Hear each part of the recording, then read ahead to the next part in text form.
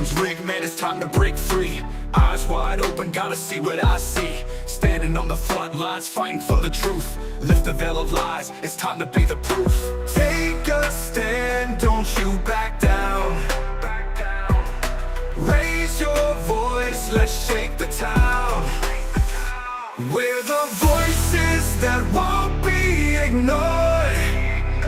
Breaking chains, yeah, we're ready for war. With the power of the people, we'll make them see a world of justice, united and free. United and free.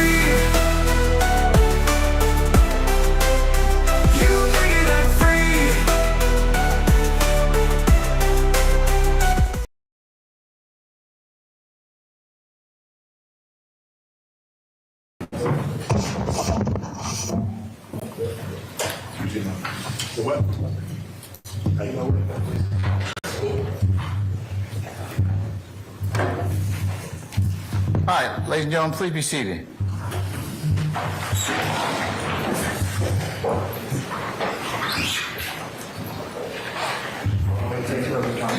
All right, thank you, Sergeant Ingram. All right, members of the jury, good morning. All right, y'all sound good. You ready to get started? Okay, all right, without further delay, Mr. Steele, you ready to make your opening statement, sir? Yes, sir. All right, then go ahead.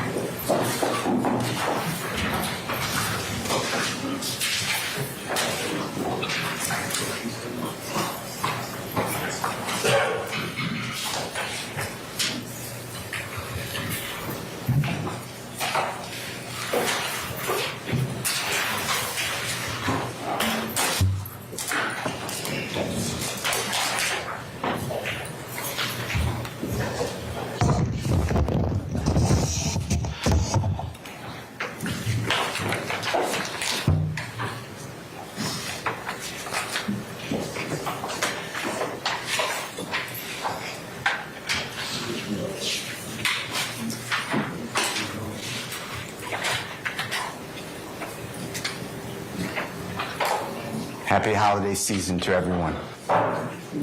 Thank you. Jeffrey Williams was born into an environment, a community, a society that was filled with depression, despair, hopelessness, and helplessness. He was born and raised in the Jonesboro South housing projects. That's here in Southeast Atlanta.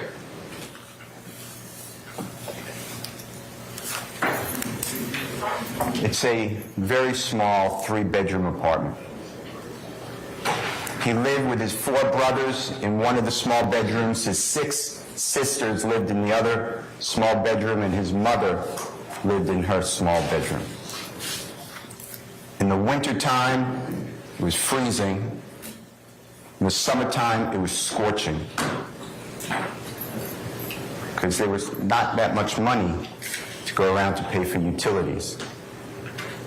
The refrigerator and the cabinets hardly ever had any healthy food, and sometimes no food at all. In order to have the appearance of being able to wear different clothing, Jeffrey would share clothing with his brothers and sisters, neighbors, and friends in the community. And although the clothing was oftentimes dirty, at least it gave the appearance that he can have a different look from the day before. When Jeffrey would exit into the community, most homes' windows were boarded up. There were burglar bars on every entrance. litter. It was not uncommon to find shell casings and human blood remains from the shootings that occurred.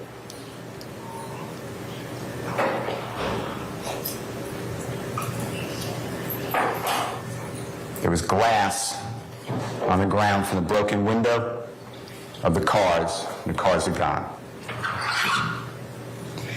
In this environment of severe poverty, severe crime,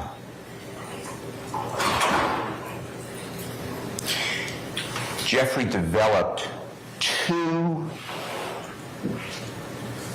deep, embedded beliefs about our criminal justice system.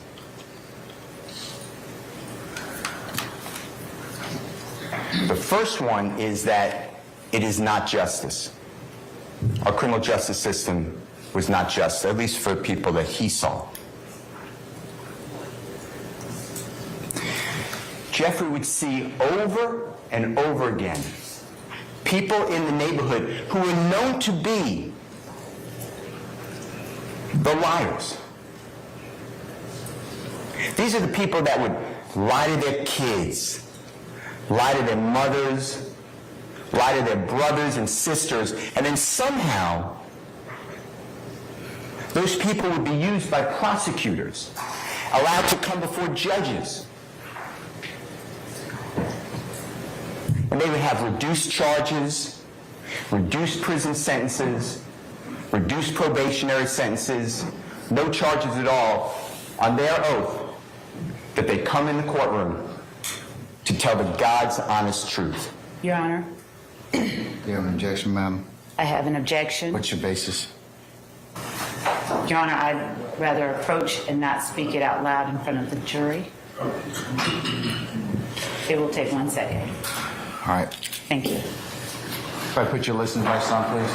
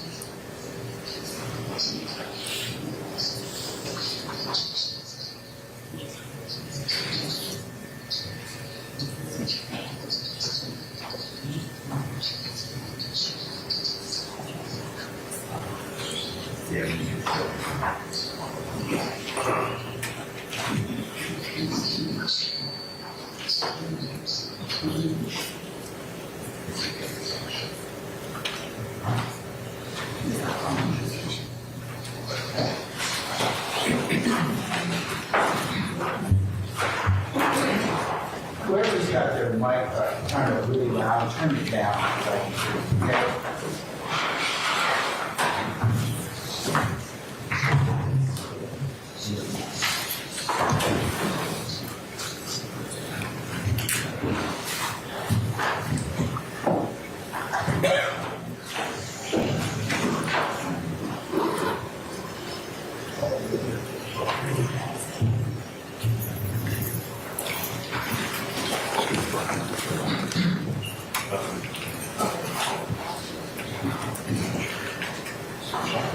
hard to see. Go ahead.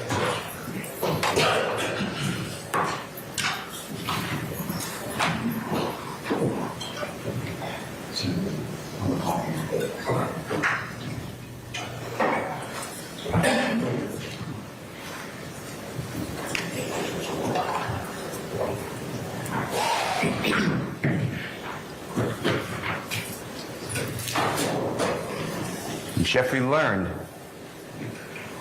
that these liars, these snitches, these rats, they would come into the courtroom, take a witness stand to tell the God's honest truth. They were still the same liars. And they would testify against people accused of crimes.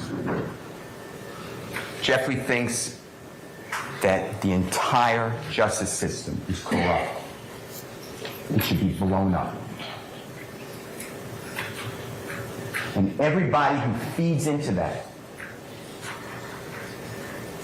are awful people, stealing lives away from others. The next abiding belief that Jeffrey had growing up is his despise for the police.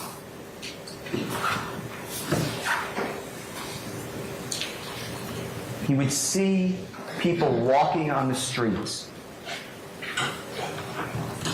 This could be an adult, teenager, a child. Wearing their backpacks, holding a football, bouncing a basketball, and the police just swarm in. They're aggressive. They search the backpack.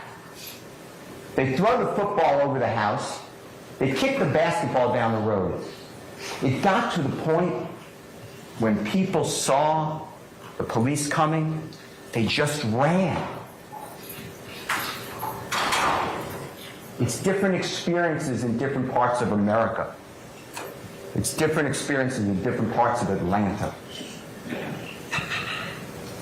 Jeffrey would be driving with his sister, youngest sister Dora. They're about a year apart. Dora is younger than Jeffrey. She's the youngest of 11 children of Jeffrey's mother. Jeffrey's the second youngest. He's the youngest young man. Those two, Dora and Jeffrey, have the same father. None of the other 11 children of Jeffrey's mother share the same father. And Dora and Jeffrey would be driven, get pizza, by their dad, and constantly. The car would be stopped for a window tint violation, a failure to maintain a lane, failure to use a turn signal, illegal left turn.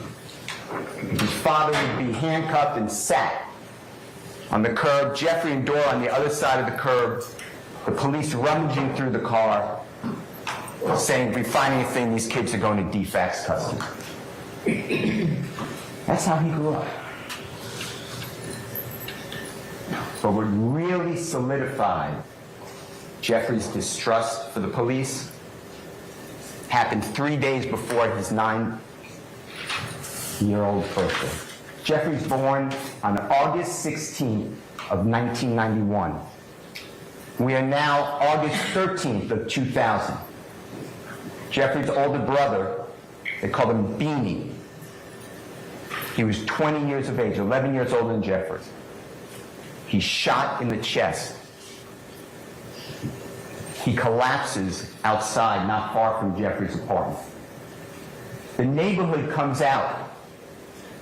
Jeffrey and his family come out. They're praying over Beanie. It's going to be okay. There's help on the way. 911 was called. And what seemed forever, when the police finally did arrive, they didn't go immediately to Beanie.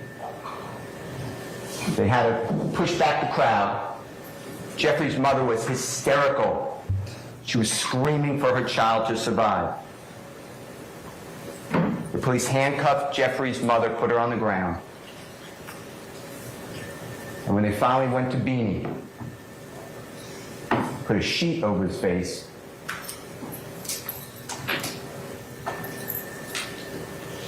He was dead to the police, even though his chest was still going up and down. He's still breathing.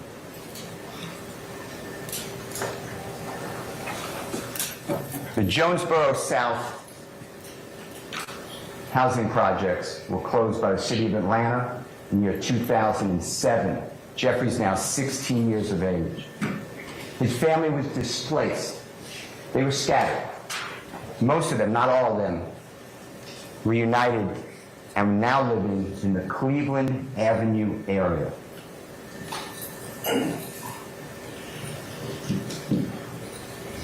Jeffrey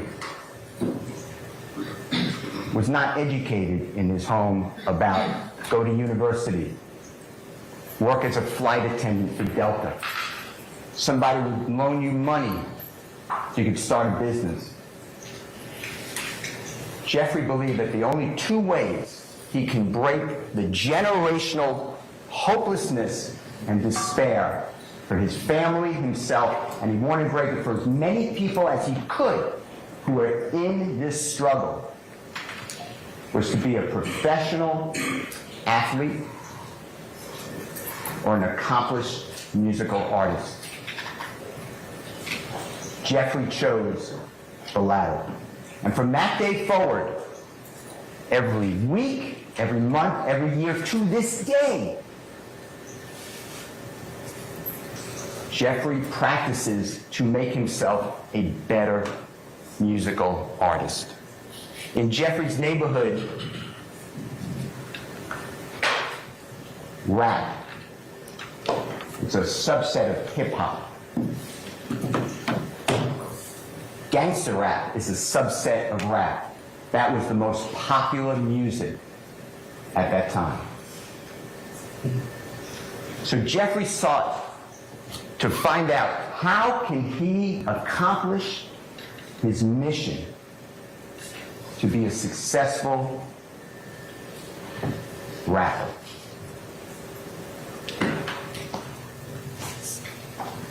So he had the internet. They were poor, but they had phones with the internet. So he would Google and look up and get on social media every accomplished rap artist and see what made them special. And Jeffrey would listen to beat after beat after beat. These are billions of musical chords that he listened to. And he tried and he forced himself to be able to speak fast within the beat and rhyme words. Jeffrey can't sit there and write out the words. He doesn't spell well. But he can listen and learn and look up what words mean, or just make up words to put them into the beat. And Jeffrey studied two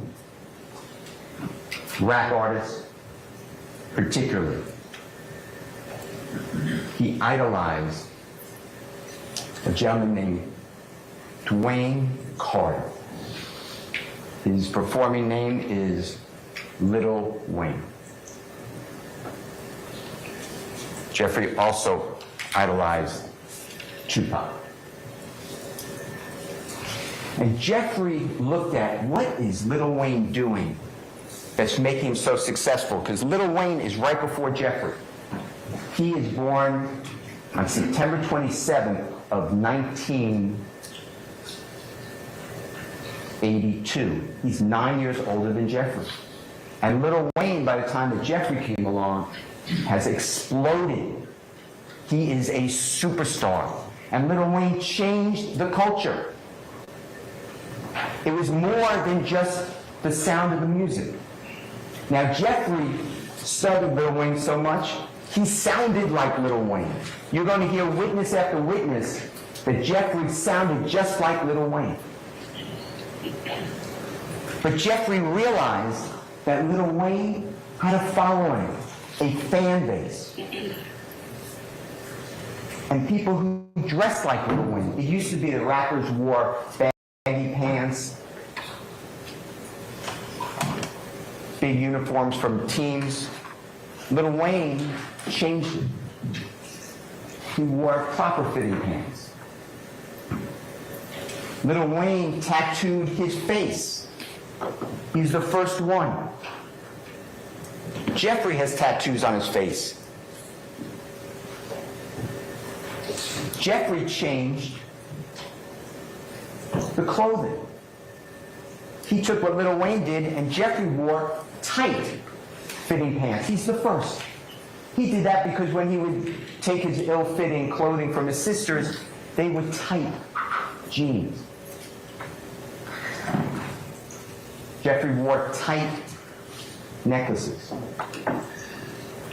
He wore dresses. He realized in order to become successful and to accomplish his mission of breaking those bonds,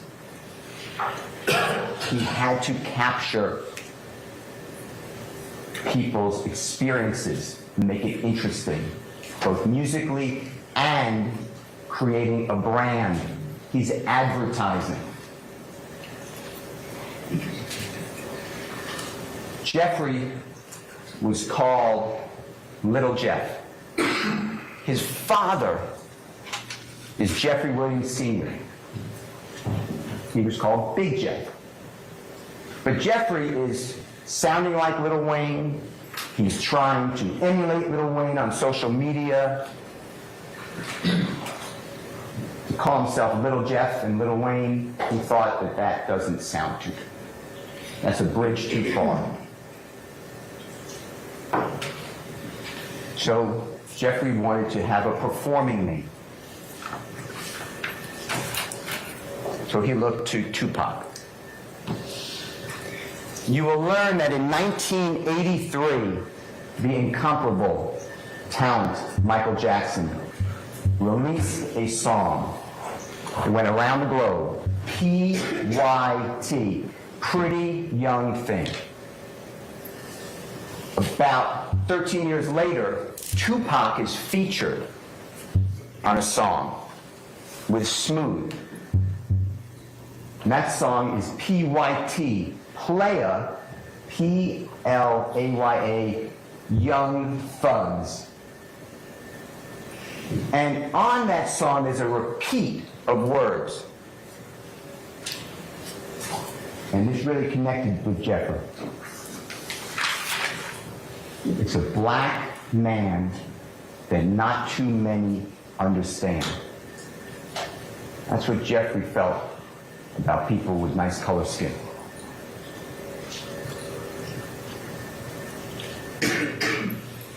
Jeffrey had interest in women, but he never considered himself a player. A player to Jeffrey was somebody who had the girls kind of coming at them at all times. Jeffrey wasn't like that. Jeffrey was shy. He was really tall and really skinny. He was malnourished. His teeth were rotten. There was no money to go to a dentist. And all the sugar from the candy that he ate to keep substance in his body rotted his teeth. So Jeffrey would speak by covering his teeth with his lips, or often speak like this with his hand or his arm over his teeth, because he had low self-esteem. He was made fun of and bullied growing up. So he got rid of the player. That was not going to work for him. But he kept the young thugs. He got rid of the S. And he became a performer, young thug. And from that day forward, he insisted everybody call him Young Thug. On every type of tweet, Facebook, social media of any kind, on any records, he refers to himself as Young Thug. And that fit in to the appearance of the gangster rap. Because most people think about a thug as a criminal. But to Jeffrey, thug had a different meaning. Now, some of you read books about Tupac and what it meant to be thug life. Thug life, the hate you give little infants, F's, everyone. Meaning discrimination and racism hurts all of us. We teach that to our kids.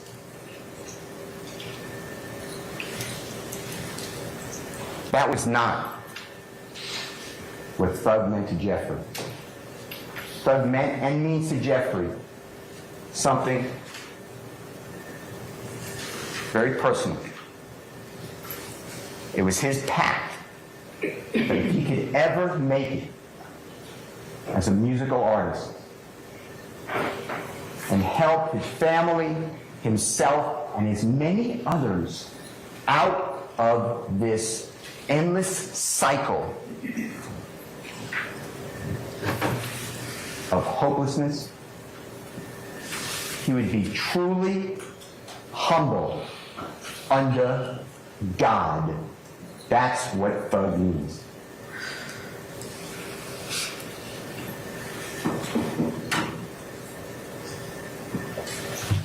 Jeffrey is talented.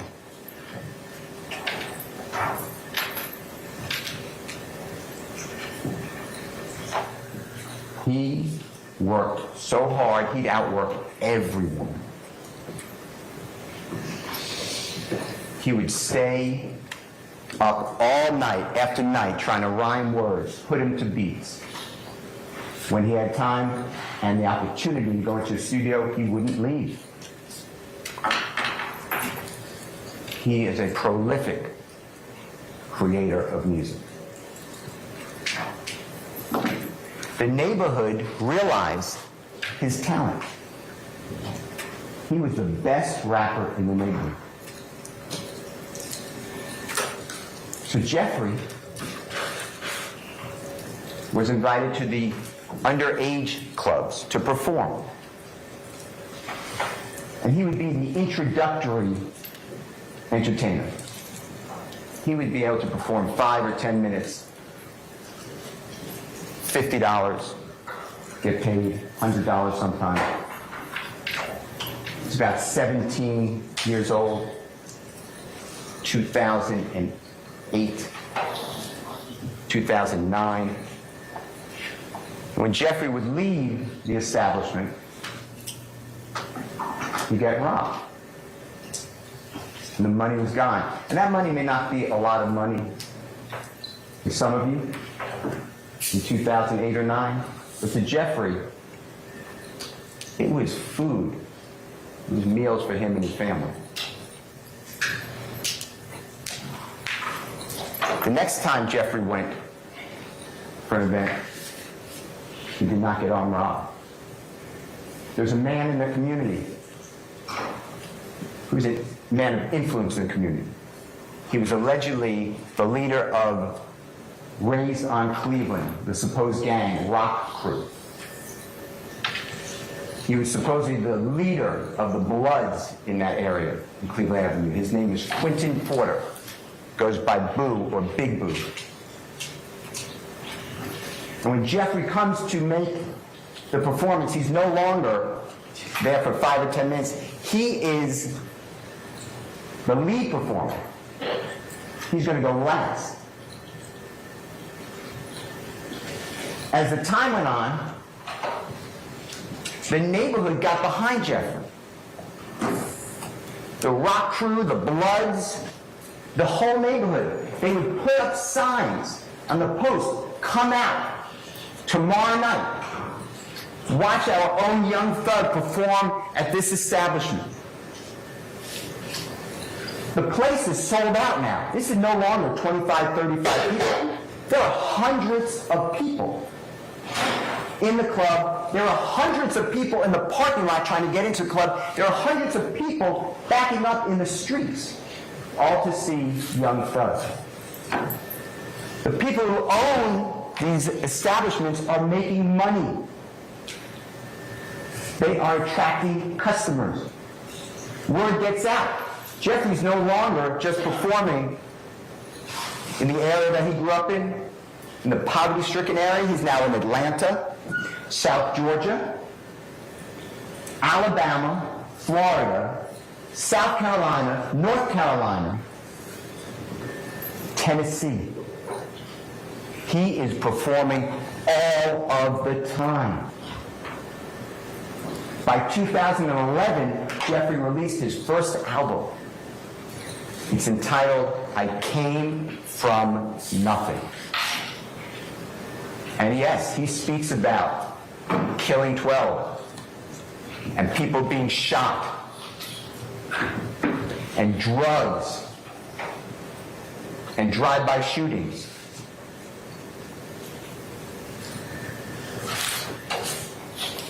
This is the environment that he grew up in. These are the people he knew. These are the stories he knew. These are the words that he rhymed. This isn't a ballad or a book. These are phrases in a song. And whatever the listener takes from it, you will learn that's what the song means. This is art. This is freedom of speech in America. As the years go on, 2013, 2014, Jeffrey's now 22, 23. It's unbelievable. He has 3 hit songs that are going around the world. Stoner, Danny Glover, and Lifestyle. He is making music videos professionally. He is working with some of the biggest artists in hip-hop. It worked. It's unbelievable.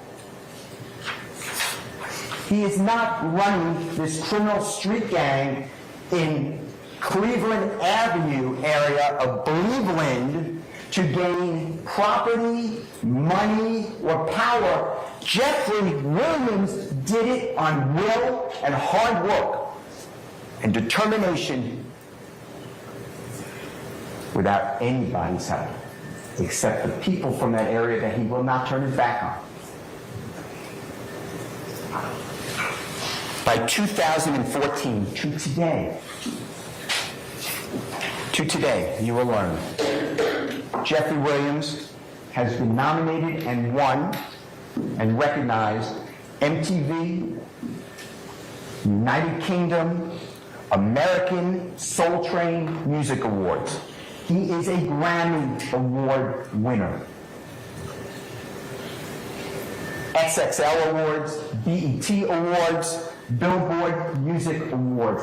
Every single year since 2014, that's what he has accomplished.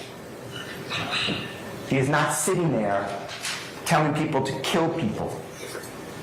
He doesn't need their money. Jeffrey's worth tens of millions of dollars.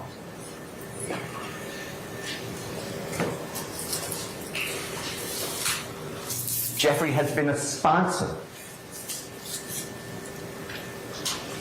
for Puma, Calvin Klein.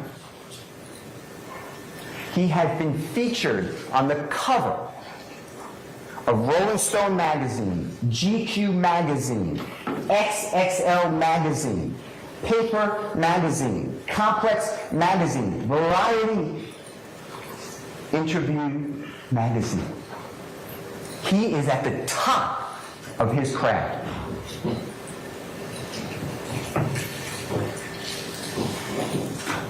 Jeffrey is so talented in music, he doesn't only do gangster rap. He does rap, gangster rap. He has hits in country music, popular music or pop music, Latin music, Afro, beats. He's been featured on NPR, Tiny Desk, He's played numerous times on Saturday Night Live, Jimmy Fallon Show. Jeffrey has performed in almost every continent on the earth. He's performed in front of more than 300,000 people that come for him. His social media feed has more than 10 million followers. He's not the creator. He's trying to pull people out of poverty. Jeffrey has performed with the likes of Rihanna, Ed Sheeran, Sir Elton John, Drake. Everybody in music. And Jeffrey didn't only stay in music. He did fashion. He's an icon in fashion. He has been to Paris, to Spain, all over Europe, at the fashion shows. He has his own clothing lines. People are walking around the earth today with Jeffrey's picture tattooed on their calves, on their shoulders. They have his lyrics on their bodies. YSL,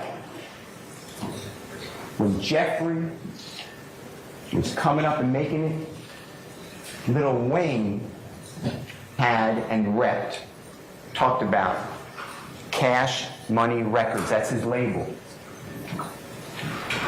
Jeffrey's friends in Cleveland Avenue, they call themselves YSL.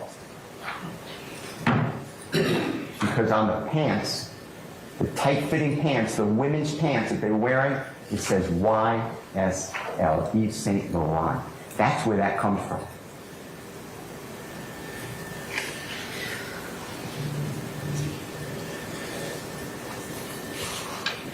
Ladies and gentlemen,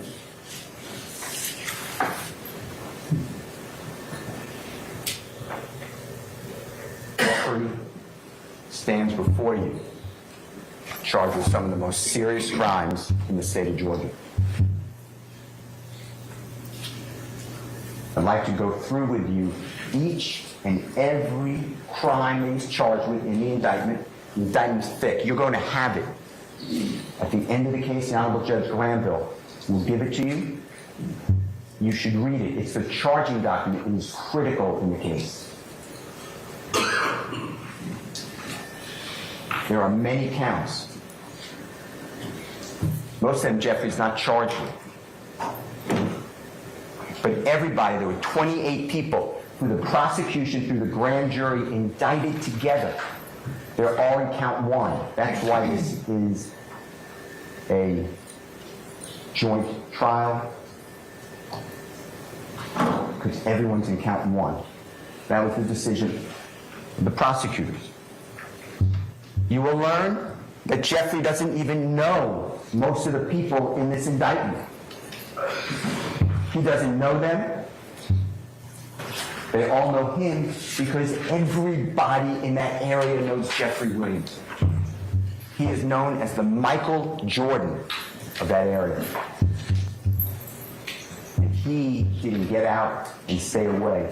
He tries to come back and give people hope because he knows what it is to be depressed, hungry, and have nothing going for you. The first count is a RICO conspiracy. And the supposed objective that the prosecution charged is that Jeffrey, along with others, had a meeting of the mind. They had an agreement. They have an agenda together.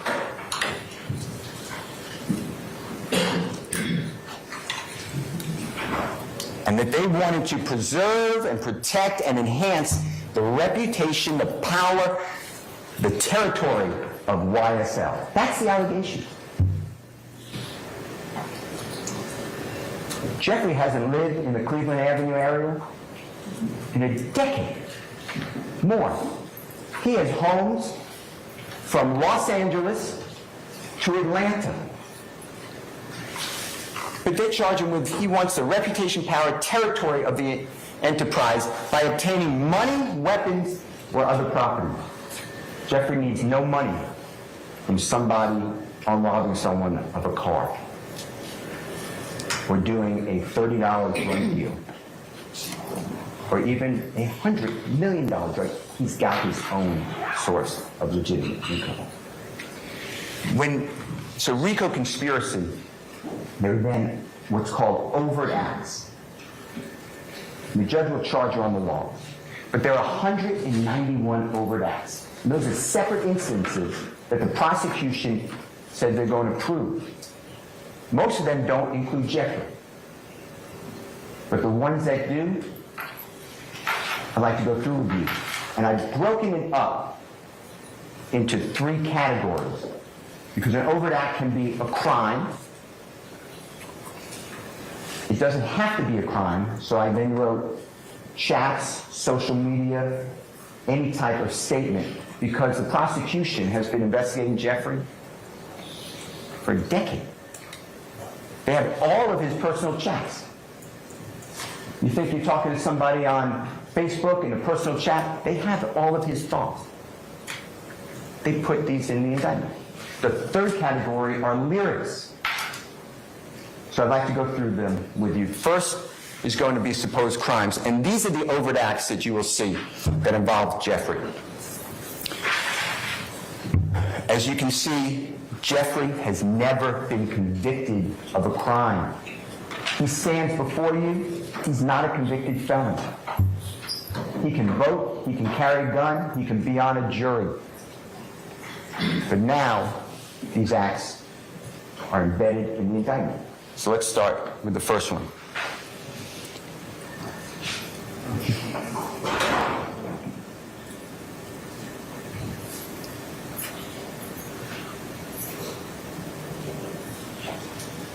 So this is September 9th of 2013. Jeffrey just turned the age of 22. And he's driving in a car, and he gets stopped, of course, for failure to maintain a lane. And the police officer comes up to the car, and Jeffrey doesn't have a license. Doesn't have a valid driver's license. So now he's under arrest. Police officer says he sees pills, Xanax pills, 7 of them, on the console. Police officer searches the car, and underneath the front passenger seat, there's no passenger, is a gun.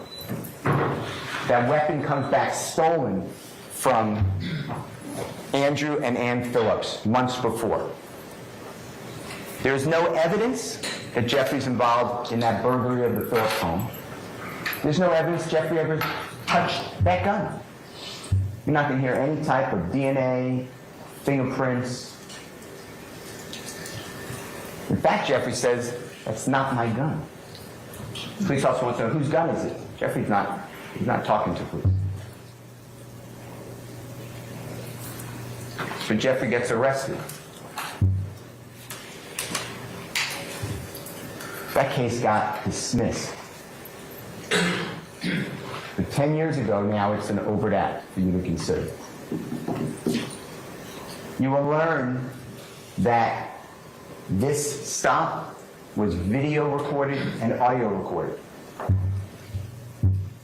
But the City of Atlanta Police Department, the District Attorney's Office of Fulton County, I demanded that. They can't find it. So you're going to rely on a report of an officer who doesn't remember this incident. That's it. That's an act in furtherance of a conspiracy.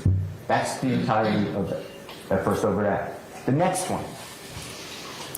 This is overt act 5 through 7. You may notice that Jeffrey's not even alleged to be in this overt act, but now you're going to hear Jeffrey's supposed involvement. This is 2 days later. It's September 11th, an infamous day in America. It's 2013. Jeffrey was arrested, if you remember, for the last overt act, September 9th, 2013. He made bond, he just got out. Walter Murphy, he grew up with Jeffrey. He's one of the people that would exchange dirty clothing with Jeffrey. You will learn that they would have no money between them.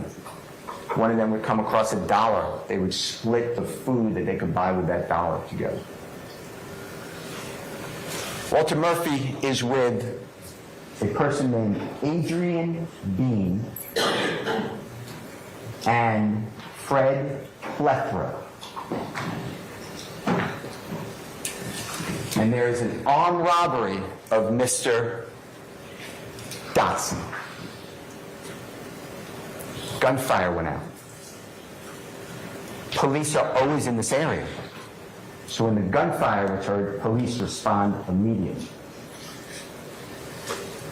Adrian Bean is driving the car.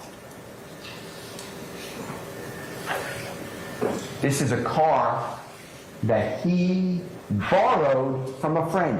This has nothing to do with Jeffrey.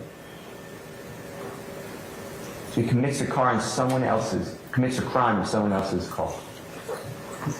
Adrian Bean almost kills a police officer, almost runs him over, driving so recklessly, high rate of speed, goes across a neighbor's lawn, over an embankment. The car is now airborne. It goes over, you'll see pictures, goes over a parked police car in a parking lot and slams into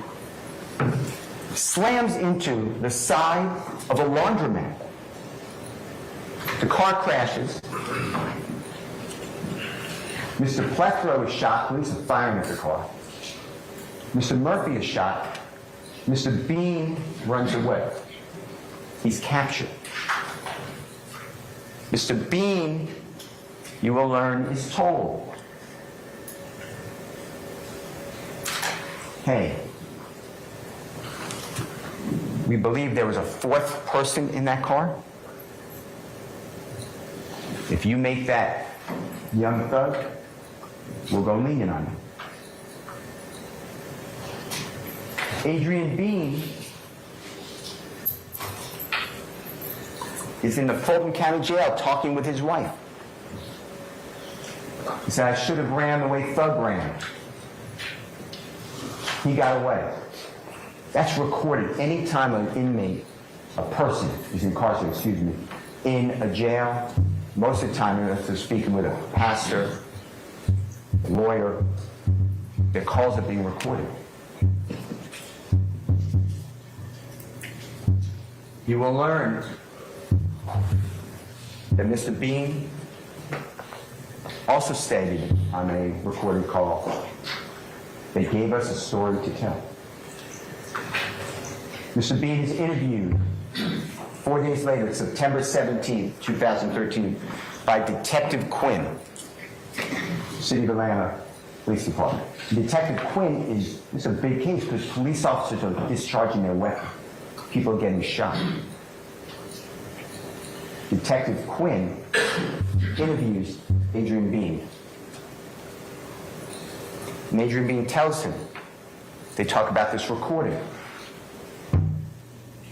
Adrian Bean tells him, I lied to my wife. Everything on those recordings are not true. Jeffrey was never arrested for this. He was never charged for this. He was never prosecuted for this. He's not even in our indictment on Overt Act 5, 6, or 7. But now, we're going to hear from Mr. Bean. That's it for the next one. Somehow that furthered this conspiracy. Jeffrey was not even charged. Next overt act is January 7th of 2015. Now, this is a larger part of our case, probably. God forbid Donovan Thomas is going to be killed 3 days later. It's going to be January 10th of 2015. And in order to understand this rental car, and there's nothing clearly wrong with renting a car, but in order to understand this rental car, and then 3 days later the killing of Donovan Thomas, you have to understand some background. So we're shortly before New Year's of 2015. And there's a man named Kenneth Copeland. He goes by Rudy. And Kenneth Copeland is not friends with Jeffrey Williams. He uses Jeffrey Williams, just like a lot of people. Because Kenneth Copeland wants to be famous and have money. So he leeches on to Jeffrey Williams about a year before that. Well, Kenneth Copeland is a criminal. He is a notorious criminal. In fact, you will learn that he was ranked one of the 10 most violent people in Georgia by the federal prosecutor here in Atlanta. That is Kenneth Copeland. Kenneth Copeland breaks into cars. He steals the property they're in. Donovan Thomas is the head of a gang called IF, Inglewood Family. Donovan Thomas and Jeffrey are friends. Jeffrey's friends with everybody. It promotes him. And Jeffrey tries to help other people at the same time.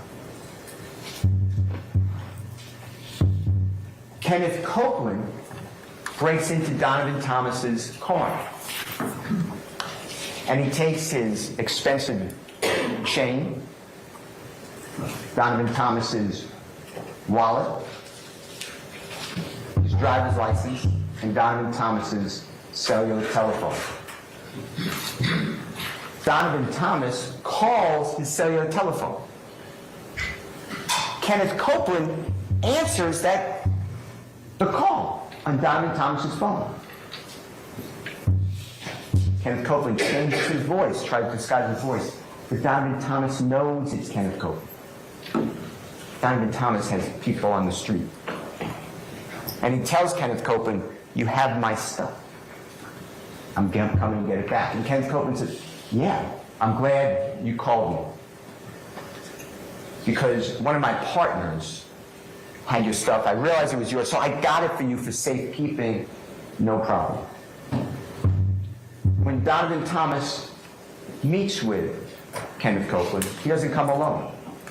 He comes with 2 other people, and they display guns. Kenneth Copeland's not alone.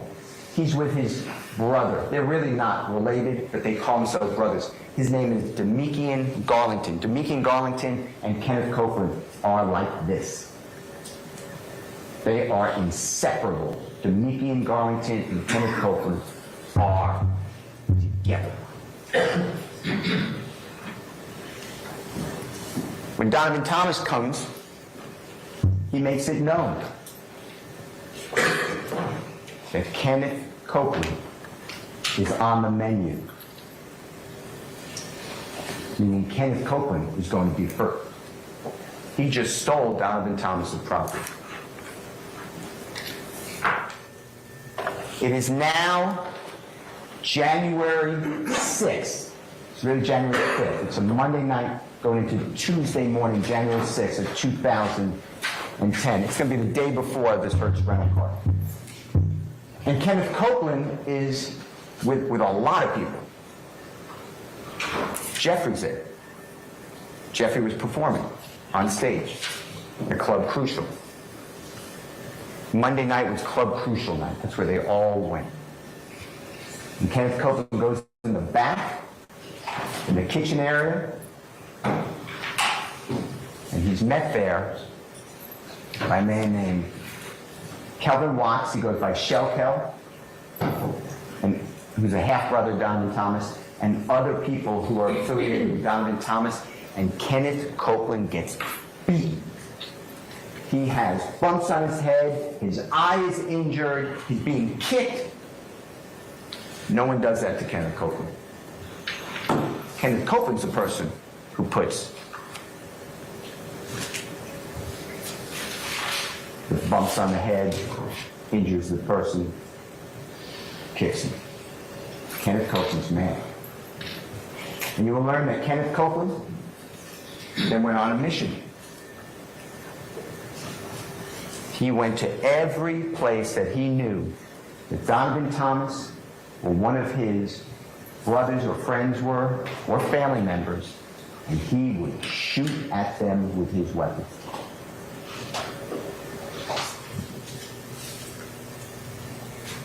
On the 7th day of January 2015, Kenneth Copeland told Jeffrey,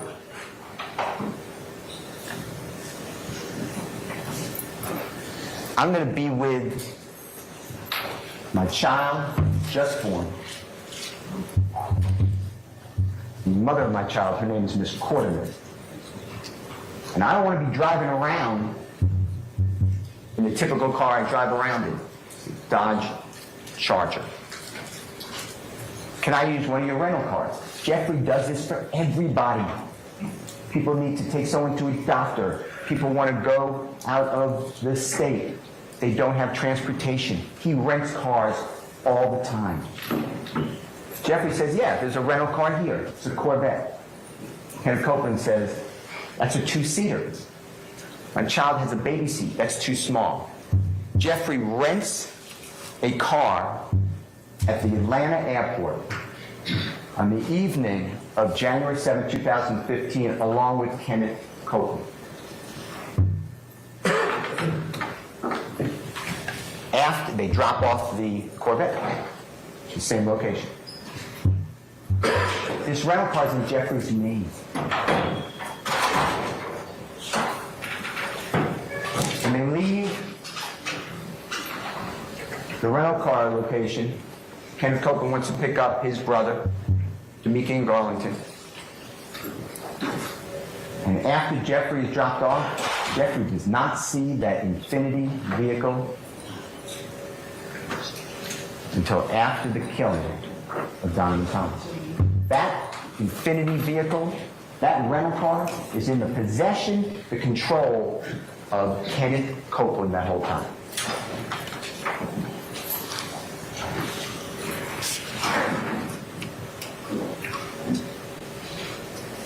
The 8th of January, Kenneth Copeland is shooting at Donovan Thomas and his friends, associates. He's using this Infiniti vehicle, he's using another vehicle. He is on a spree. It's now January 10th of 2015. There's a New England Patriot, Baltimore Raven playoff football game. It's Saturday evening. Donovan Thomas is watching the game from inside a barbershop with a lot of other people, his friends. At approximately 7:22 that evening, on Saturday, January 10th, 2015, Donovan Thomas is outside of that barbershop. His Chevrolet Tahoe is parked in that parking lot. Car drives by. You'll see a video, a surveillance video from the stores. You'll see sparks, it's gunfire. Donovan Thomas is struck fatally. The EMTs try to save him. He's taken to Grady Hospital, surgery after surgery, and he leaves us. 2 other people were shot as well, but their injuries were not fatal.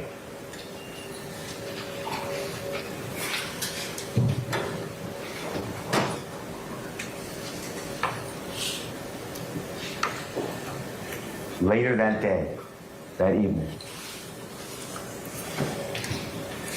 Jeffrey, you will learn, is in negotiations with his record label. They want to give Jeffrey over $800,000 up front. And the contract's worth millions to produce these records. That's what Jeffrey was working on. He was working on a music video. No one's going to say that Jeffrey was at that scene of the shooting.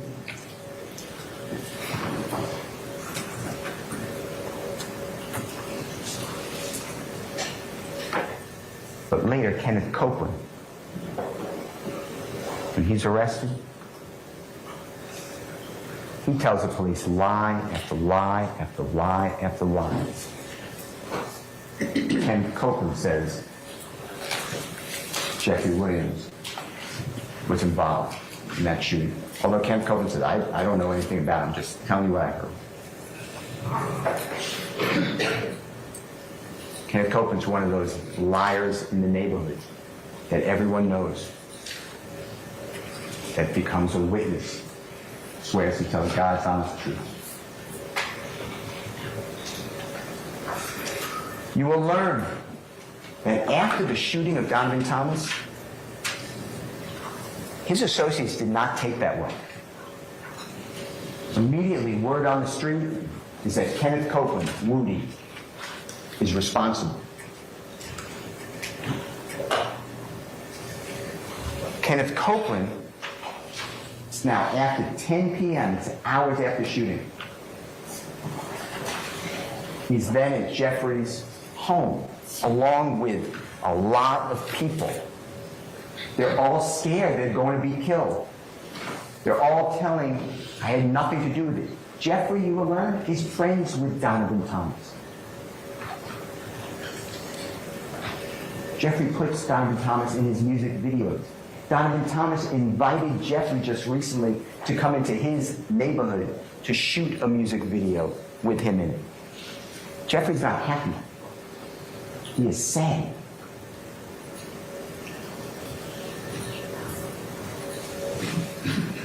Kenneth Copeland says, the police are calling Kenneth Copeland. The police are right on him. You will learn, and it's on recording, that Kenneth Copeland goes into the police station later that morning, so it's a very early morning hours, January 11th of 2015, and he's with Detective Thorpe. Detective Thorpe is recording this. And Kenneth Copeland says, yeah, I got your call. I was at Jeffrey Williams' house, Thug's house.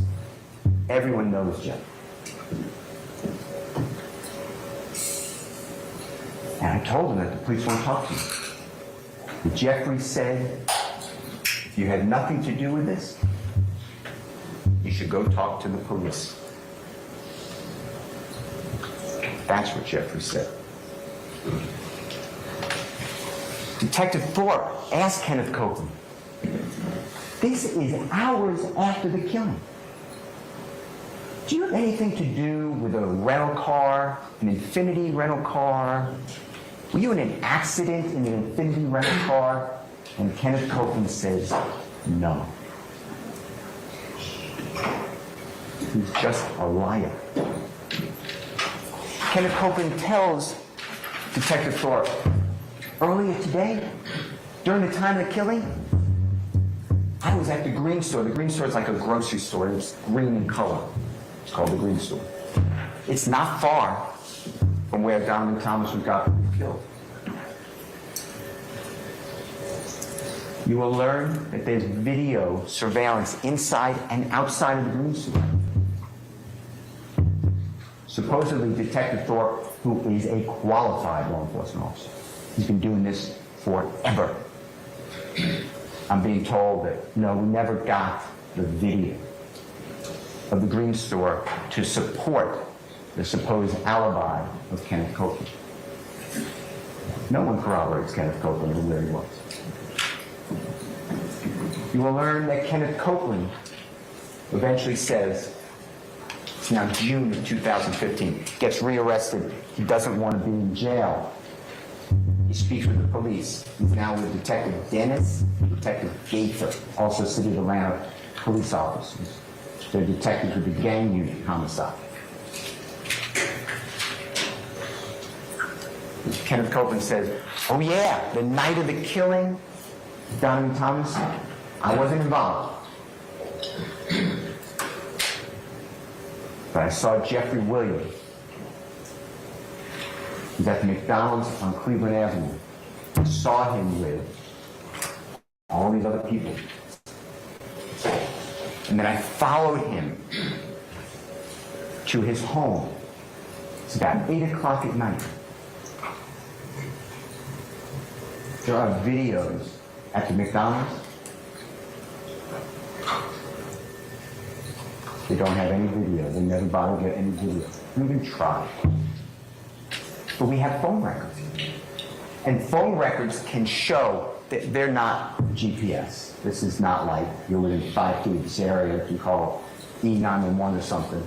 But it gives you range, maybe 1.5 miles, maybe more. And tells you which tower you're hitting off of.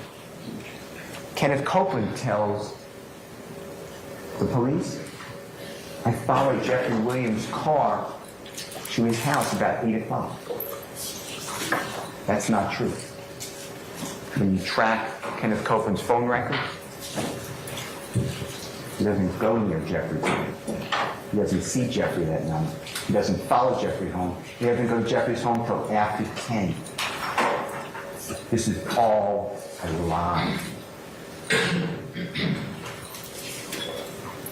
Kenneth Copeland was told by the police, we want Thug. That's how he gets the deal. Because Kenneth Copeland was also told, you're an armed career criminal. You're going to spend 25 years in federal custody for having a gun. You're going to be dying in the state of Georgia custody because we're going to charge you with gang crime after gang crime after gang crime. But you can help yourself out. On Kenneth Copeland's word, Jeffrey Williams stands here concerning that overt act. So Jeffrey Williams rents a car in his own name to use in a homicide of his friend.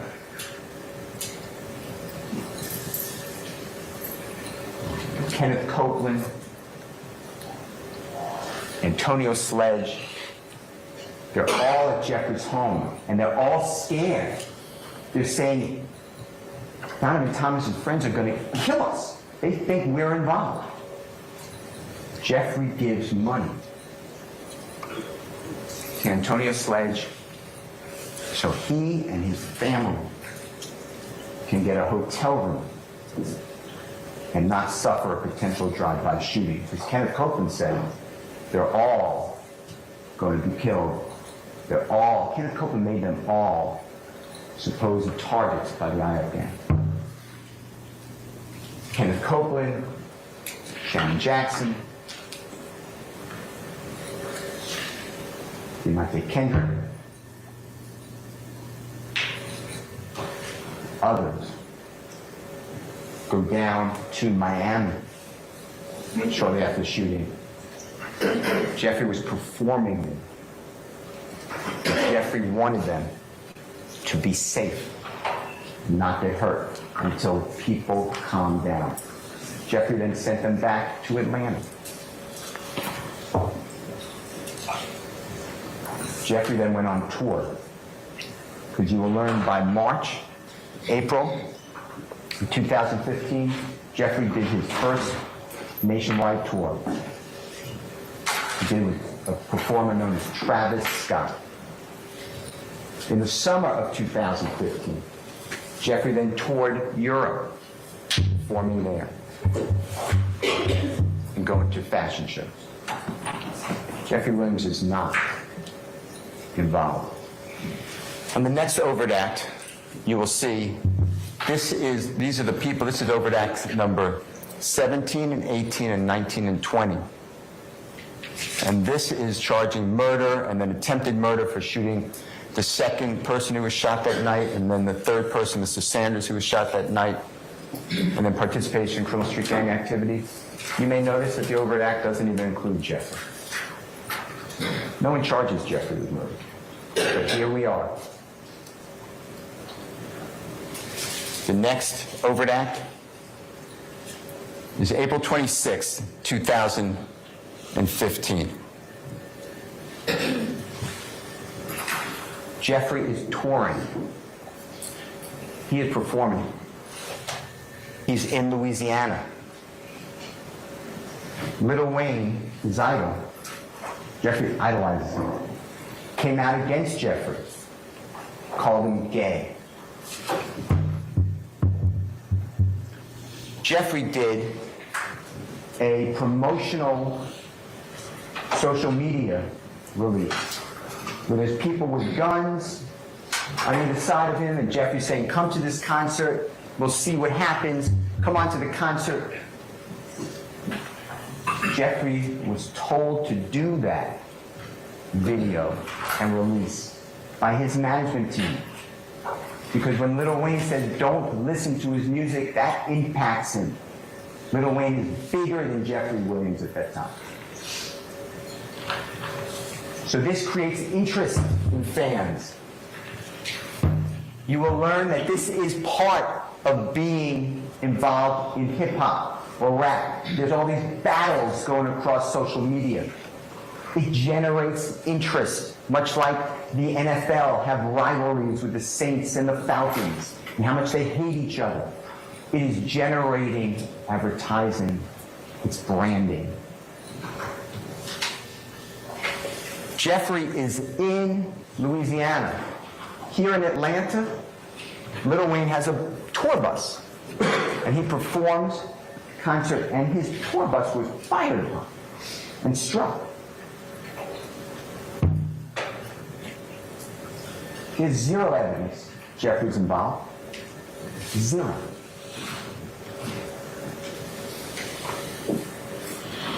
Jeffrey's not even named.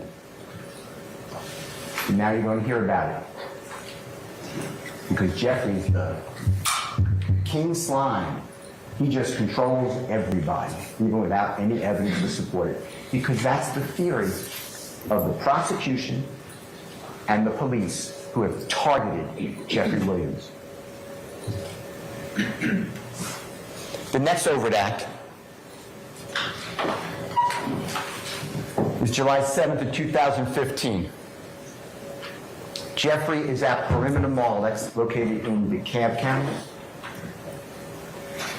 And he's in the mall and he's buying 50 to 100 sneakers, brand new sneakers. And he's going to do a video shoot. And he's going back to Cleveland Avenue where the children don't have proper footwear. He's going to give out these sneakers and allow the children to be in a video shoot. So that's why he's at the Perimeter Mall, and he's there with friends of his. And he's on a Segway scooter. It's like an electric skateboard. And the mall security comes over and tells Jeffrey and his friends, and you'll see video of this, they have to leave the mall. You can't have a Segway inside the mall. Well, Jeffrey leaves the mall. But the security officers follow him. They follow Jeffrey and his friends to Jeffrey's Jaguar. And the security won't let Jeffrey leave. Won't let his friends leave. They're standing around the Jaguar. They can't shut the door to the Jaguar. They can't pull out. And they tell Jeffrey, you're waiting here. You're going to have to be here. They tell Jeffrey's friend, we're going to get a criminal trespass warrant for you. Allegedly, someone inside the car said, I'm going to go home, get a gun, and come back and shoot you in the face. That's the allegation. The security guards Then supposedly step back, the car drives away. Nobody is shot. There's no incident. Jeffrey gets arrested on that. DeKalb County prosecutors dismissed that case. It was not even indicted.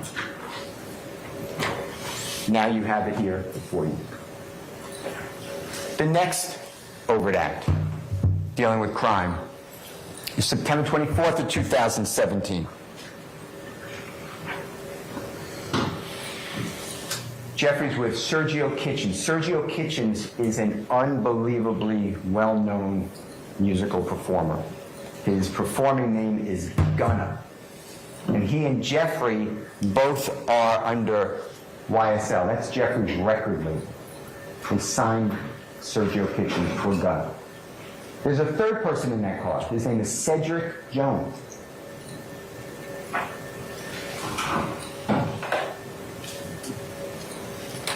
The car is going to Peachtree DeKalb Airport. Gets pulled over for a window tint violation. The officer gets Jeffrey out of the car in handcuffs, Sergio Kitchens out of the car in handcuffs, Cedric Jones out of the car in handcuffs. Police search the car. They find in the car supposed methamphetamine, supposed hydrocodone, marijuana, and a stolen firearm. Jeffrey was on his way to perform at the Jimmy Fallon show that night.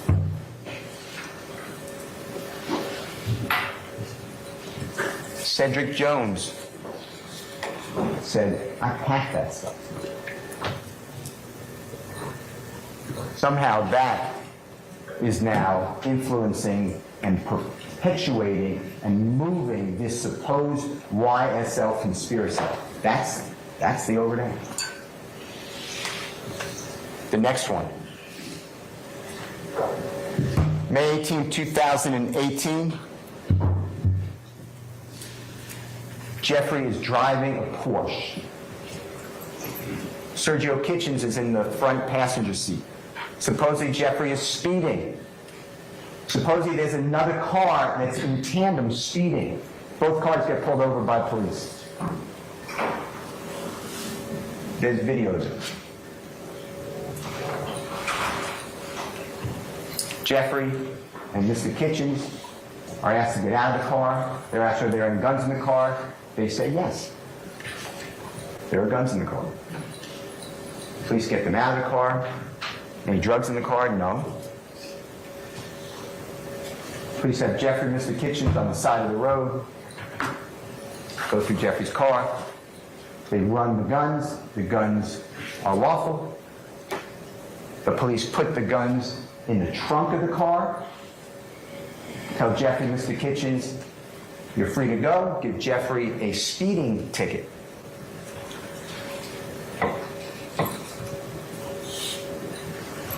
Jeffrey's driving away. He stops the police.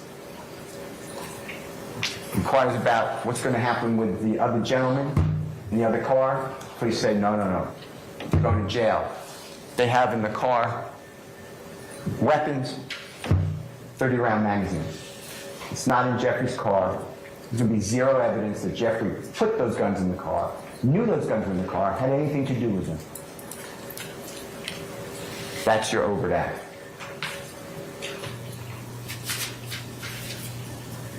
The next crime is an overt act. This is the date of Jeffrey's arrest. So it's broken up into several overt acts. So I grouped them. This is overt act 183, 184, 185, 186, 187, and 188. And what you'll see here is they're just different items. So Jeffrey's home is surrounded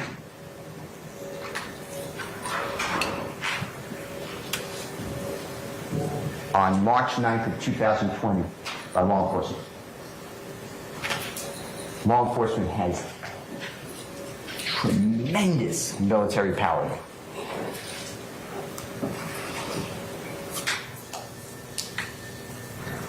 Law enforcement takes control of the scene, the area. Jeffrey and more than a dozen people are in that house. You will learn that Jeffrey doesn't live at that house often. But other people live there all the time. They take care of the house. You don't leave a house unattended. The house has a lot of Jeffrey's awards that you'll see. And in the house, law enforcement finds a small amount of cocaine. I'm talking about a small amount of cocaine. They find codeine, lots of codeine. Codeine's cough syrup. People drink it if you get high. Get very addicted. Marijuana in the house. And firearms. Other people had access to this home. Other people lived at this home. You will have no evidence that Jeffrey ever touched a firearm.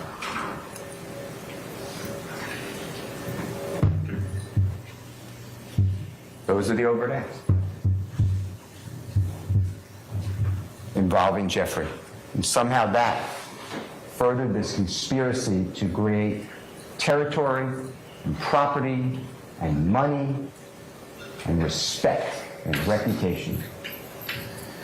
The next series of overt acts deal with videos that are released on the internet, photographs on the internet, chats. These are not released on the internet.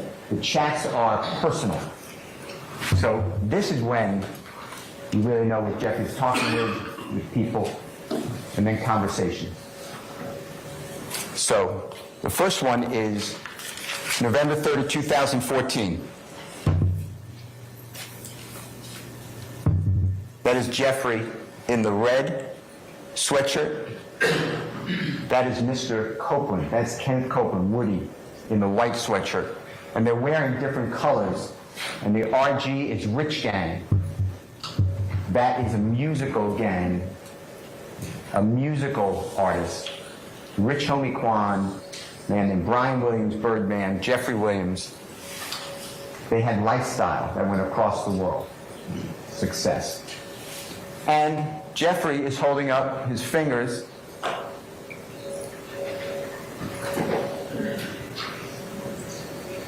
Suppose that's a YSL.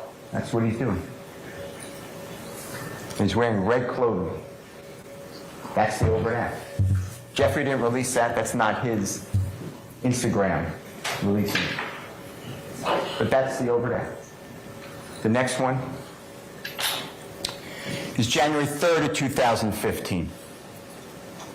That is Mr. Demekin Garlington in the red with the glasses on.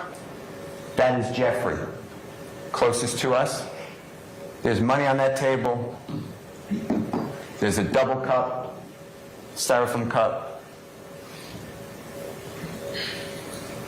And it says that Jeffrey posed for a photograph. Jeffrey's not even looking at the camera.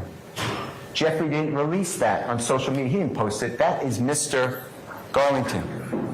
And that's Mr. Garlington's "We Ain't Going Back and Forth." Mr. Garlington and Mr. Copeland are brothers. They consider themselves one.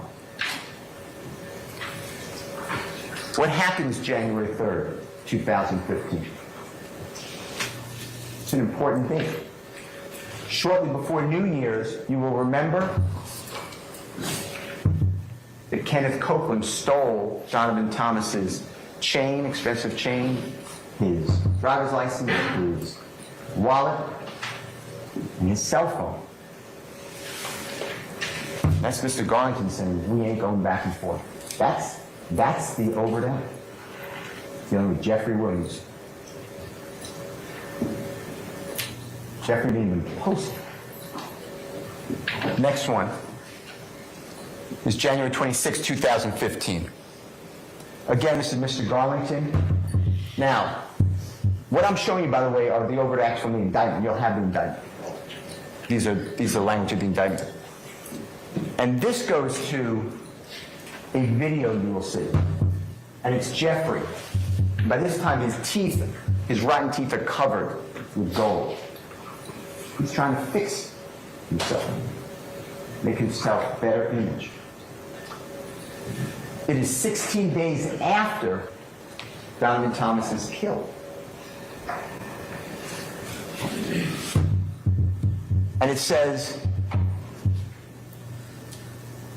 Jeffrey's saying, so an A lies to their kids, lies to their mamas, lies to their brothers and sisters, then get right in the courtroom and tell the God's honest truth. Don't get it. Y'all ends need to be effing killed, bro, from me and YSL. It's exactly what Jeffrey's been thinking all the time. The criminal justice system is out of control. But what do you learn here? First of all, Mr. Garlington released that on his Instagram, not Jeffrey. Second of all, when was the video made by Jeffrey? Was it made, as the state told you, 16 days after Donovan Thomas's killing, and therefore somehow it's relevant to this murder? You will learn that that video was in existence before Donovan Thomas was ever killed. That is a repost. That is a repost by Mr. Garlington. The prosecutors, the police, are misrepresenting the evidence. What does happen on January 26, 2015, though, is Donovan Thomas's close associate. He's also a very well-known musical performer. His name's Mr. Bennett. He goes by YFN Lucci. His mother's house. He's shot at. His mother, Mr. Bennett's mother, YFN Lucci's mother, is shot, as well as her boyfriend. That's what happens on January 26, 2015. This is released by Mr. Garlington. Because everybody wants to associate with Jeffrey. He's the only one who got out of that area. Everyone talks about him. You're going to see in the chats, they don't even know him. Hey, if I do this, how much will Jeffrey pay me? Hey, if I do this, will Jeffrey take me on tour? Hey, if I do this, will Jeffrey do this? Can I get Jeffrey's number? Can I come to his house? Will he buy me jewelry? They use Jeffrey.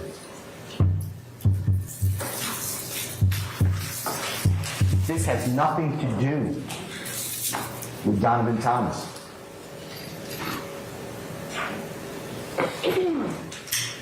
But that's what you're being told.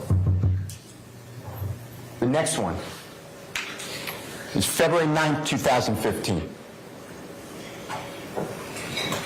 Jeffrey is in a car. You'll see the video. He's singing. He's singing. And he's making signs with his hands that the prosecuting police say are gang signs. I can make gang signs. This is America. I can speak favorably to the Bloods, to the Crips, to Donald Trump, to anybody.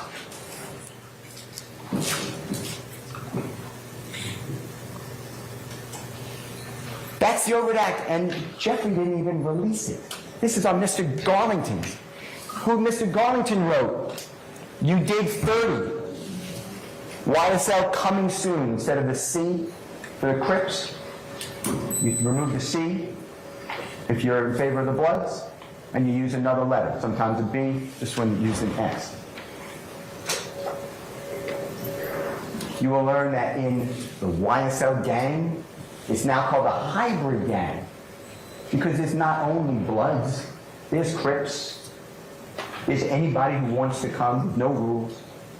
But now the experts in the Atlanta Police Department, they're the only experts, they're all the same, the Atlanta Police Department. Now it's a hybrid gang. That is the overt act. It's not written by Jeffrey, it's not released by Jeffrey, but they want you to fear music that talks about killing, drugs. It is art. If you don't like it, you don't have to listen to it. But this is America. It is art. And you will learn that rap is the most listened to music in the world. It's the #1. It is a multi-billion-dollar industry. We don't fear this, we encourage it. It generates money. It puts people to work.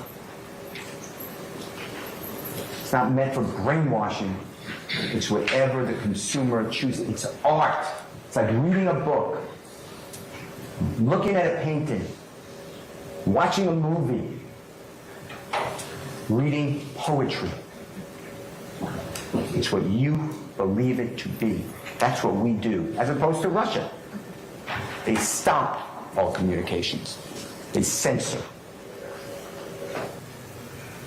The next overt act is March 20, 2015. Jeffrey is with Shannon Stillwell, Diamante Kendrick, Mr. Garlington, Mr. Arnold.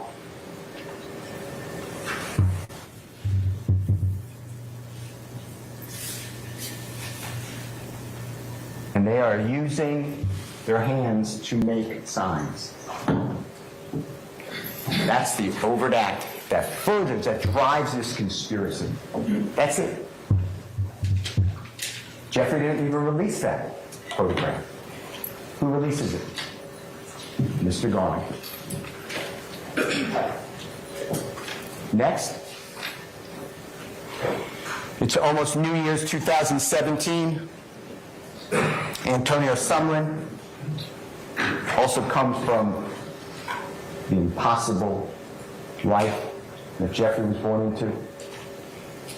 He's with Jeffrey.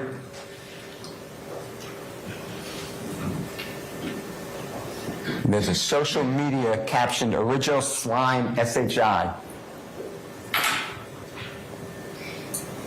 And Jeffrey's saying, "Murder Gang BIT." And holding up his fingers, his YSL, until we're dead and pale. That's the overt act. That's driving this conspiracy. The next allegation is August 8th of 2019. That is Mr. Bennett. He's a very, very, very prominent musical performer, rap, gangster rap. It's August 8, 2019. And this is Jeffrey's post. Jeffrey did post this. And he wrote, "YFN," meaning Mr. Bennett, "if I ain't like what you do for your mother and kids," and capitalized, "I would have been kill you." That's supposed to be this rival, this leader of the YSL, the King Slime, against IF Gang. And here we go. What they don't tell you, or what you will learn, is the day before, Jeffrey released an album called "So Much Fun." And YFN Lucy criticized that album on social media. That it's awful. And what you also will learn is that in 2016, years before, YFN Lucy, he's not as high as Jeffrey. He does not have as much fan base or interest. He doesn't make the money that Jeffrey does. So YFN Lucy does what all these rappers do. They attach to somebody bigger to promote themselves. Jeffrey did that too. He did it with Lil Wayne. He did it with others. In 2016, Mr. Bennett, or YFN Lucy, he released on social media that he has been having sex with Jeffrey's fiancée. So King Slime, all these years, this man saying that he sleeps with Jeffrey's fiancée goes unharmed. Nothing done. This is the post that Jeffrey says, and it's a real threat if I didn't like what you do, for your mother and your kids, I would have been killed you. It doesn't sound like too much of a threat. That's the overt act. The next one is March 12th of 2020. Mr. Huey and Mr. Williams. Now, this is not social media. These are actually conversations that the prosecution subpoenaed from Google or from Instagram or from Twitter or from Facebook. You get all of Jeffrey's statements. This is very invasive. And what happened right before this, and if you look at the date, this is right before COVID hit in 2020 in America. Sergio Kitchens has a dear friend, co-worker. He is a producer, an engineer, musical engineer. So Sergio Kitchen performs, this other person turns the music, the beats, makes it right, changes lyrics, does whatever they do. This producer or engineer's name is Chandler Durham. He goes by Turbo. And Turbo's car was stolen. And in that car are beats, lyrics that cannot be reproduced. They're the only copy. They're on in a hard drive in his car. The car is stolen. And it is alleged that Mr. Huey's friends or acquaintances or people that Mr. Huey knew took that car. Not that Mr. Huey did it, but that he knew who did do it, who has that property. And Jeffrey writes to him, if you don't take it back, you're going to die. Give back your property. You will learn that no one died. You will learn that the property was never given back. That is the real leader of this feared criminal street gang. He's ignored. That's it. That's March 12, 2020. The next one is February 4, 2021. Now this again is the personal chat. Trentavious Stevens, he grew up with Jeffrey. They exchanged clothing, dirty clothing.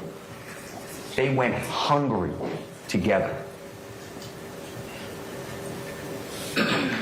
And Woonie Lee is also a up-and-coming musical artist that Jeffrey wanted to sign, but Woonie Lee went to another record label. Jeffrey supports him to encourage his career. And this is February 4th of 2021. And what the indictment did by the prosecution through the grand jury is they put this together, and this is bad. I understand when you read it. Objection to your argument. Abstain, objection. This reads YSL rule the world, kid.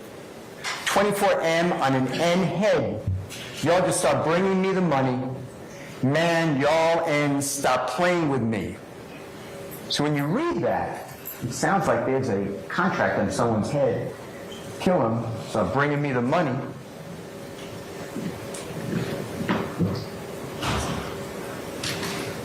Stop playing with me. That's threatening. What you will learn is what the prosecutor did was they took these checks from various days. This is over a 3-day period. This is February 4th, 2021, all the way up to February 7th of 2021. And they cut out all of the context.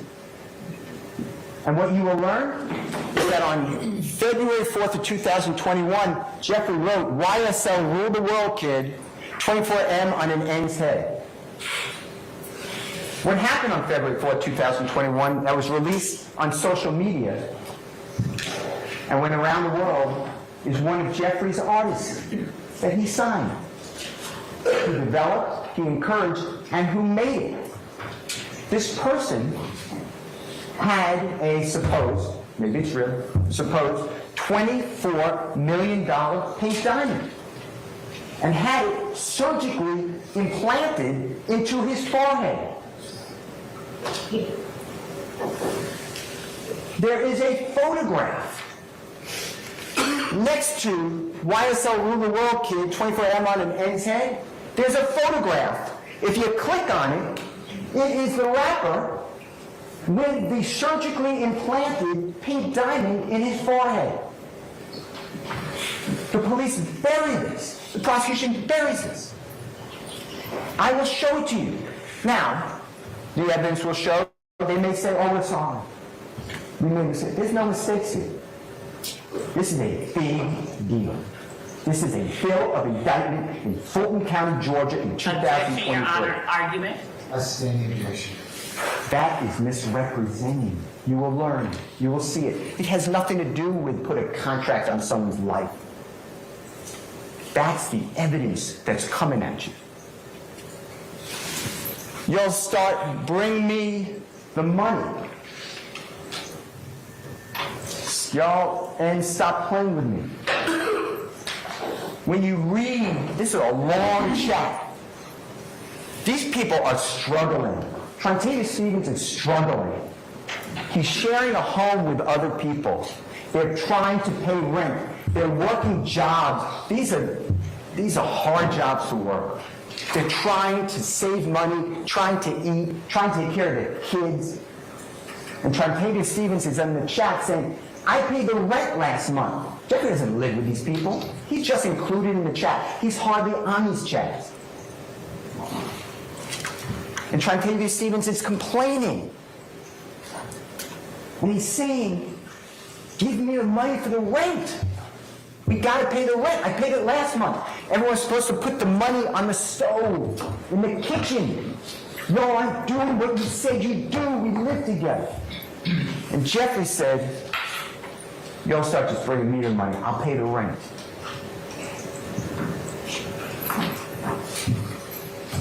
Don't stop playing. That's the overdose. That's furthering this conspiracy. That's what they did to that man. The next overt act is May 13th of 2021.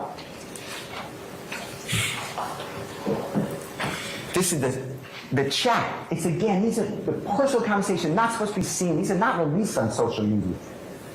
It's like a wiretap. This is supposed to be between these people. And it's Mr. Martinez Arnold, who, by the way, is a Crip. He's in YSL. Crips are blue, but that's why it's a hybrid gang. Everything moves to make it fit Jeffrey. Now it's a YSL gang that's hybrid. Martinez Arnold, Miles Farley, Quantavious Greer, that's Jeffrey's brother. Wani Lee, you just learned about him, he's an up-and-coming rapper, signed to another label. Jeffrey's promoting his career. He's not even signed to Jeffrey's label. Jeffrey's promoting him. Trontavia Stevens, you learned about him, grew up with Jeffrey. Antonio Sumlin and Jeffrey. And it's May 13, 2021. And Jeffrey wrote, y'all ain't beat him up or shot him yet. Y'all ends getting soft. Well, that sounds bad. But what you will learn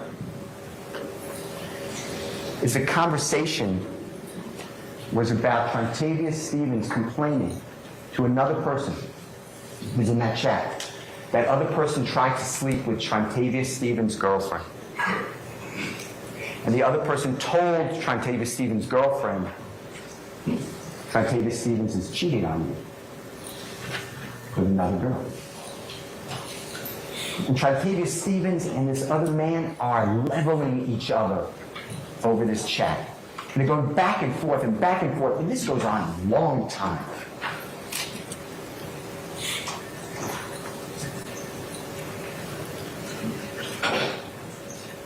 And Jeffrey,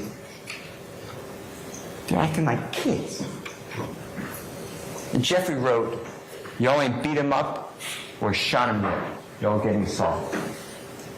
He's talking to people that he tries to help and that he's known all his life.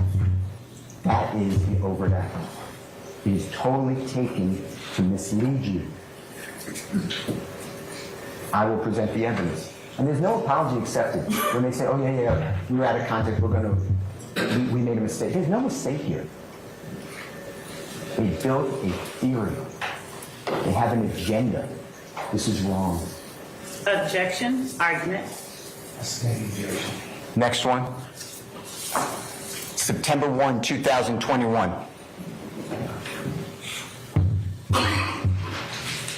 Mr. Mender is in the Fulton County Jail. When you're in the Fulton County Jail, not only are your jail calls, like a telephone call, recorded, but you can do things with loved ones where you can actually see them, like a FaceTime. Or I guess that's Zoom. But they're recorded. So it's about a 16-minute call, and then it breaks off. It just, you can't talk longer than that on the jail call. You got to call back and pay more money. And Mr. Mender is speaking with Mr. Huey. And the conversation starts with Mr. Huey driving in a car. You'll see this. And Mr. Mender is on his iPad or whatever, Mac Pro, whatever device he has. And Mr. Huey meets Jeffrey Williams at a jewelry store. Jeffrey has an image. He's very, very visible. He wants to be visible. It promotes his brand. He wears gigantic jewelry all the time.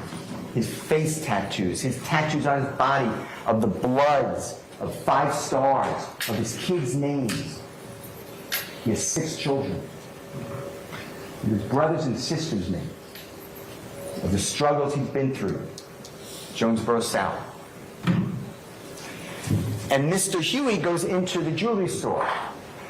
And Jeffrey walks up. So now you see Jeffrey in the viewfinder, in the video. And he sees Mr. Mender. And Mr. Mender knows that Mr. Huey's in a jewelry store, because Mr. Huey before that showed him. And Mr. Mender says to Jeffrey, hey, I need something. And Jeffrey points to Mr. Huey. He says, speak with him, and walks away. Jeffrey's on that video audio for 31 seconds. That promotes the RICO conspiracy, that Jeffrey dares to speak with a person who's in custody and treat them well. He didn't buy anything for him. Jeffrey walked away. That's the next overhead. The next one is September 4th of 2021, so a couple days later. And Jeffrey is with Mr. Huey. And Mr. Huey puts on his Instagram, it's not Jeffrey's post. Mr. Huey was in custody shortly before this. And he wrote, from lockdown to a jet, Slack is. Says Jeffrey poses for the photograph. Jeffrey's not even looking at the photographer. Jeffrey doesn't post this. That somehow promotes this conspiracy. This violent, territorial, money gathering, reputation building, fear producing conspiracy. That's the overt act. The next overt act is November 14, 2021. It's again Mr. Huey, Mr. Williams. And Mr. Huey writes, and now this again, this is a private conversation. This is not social media. And Mr. Huey wrote, you know I'm ready to handle the business and go sit down if I got to about any one of y'all on my mama. What the prosecution leaves out is the next line by Mr. Huey, where Mr. Huey writes, but I don't even know if this is true or not. And Jeffrey writes, have you spoken with Gunnar or Sergio Kitchens? And Mr. Huey responds, yes. And what they're talking about, if you remember, right before COVID of 2020, Jeffrey is telling Mr. Huey, get those people to return those beats. Those beats are not ever coming back. They're lost. That is proprietary information. That is valuable art. They're gone. Mr. Steele, I hate to interrupt you, but you might be time. How much longer do you have? An hour? We're gonna take a couple of breaks one time. 10 minutes, okay? All right, we're in recess.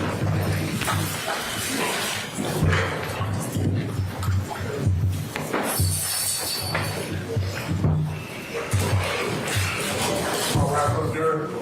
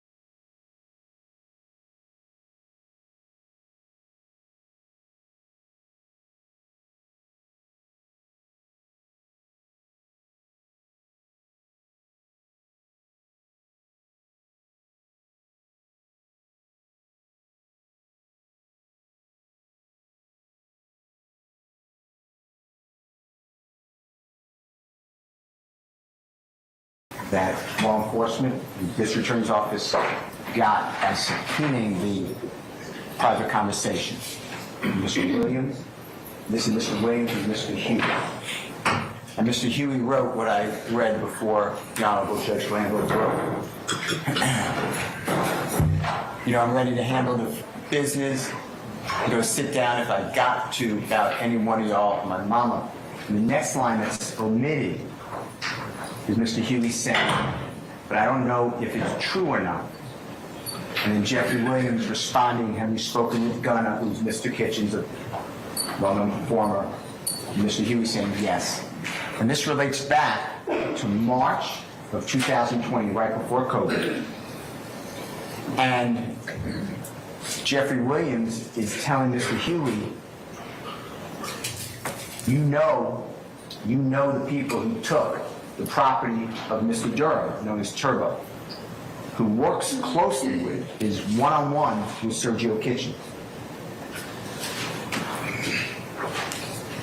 Mr. Huey is not in well graces with Sergio Kitchens. Sergio Kitchens holds a grudge against Mr. Huey at this time. And Mr. Huey is writing here before this, I need money to support my family. I want to work for the business. This is a big business that Jeffrey has. There are people who make the flight arrangements, book the buses, carry the bags, pack all the equipment, get the restaurants, the hotels, work in the studios, work on promotion. These are a lot of people that he employs. And the record label that he works with. He works with a publicly traded record label.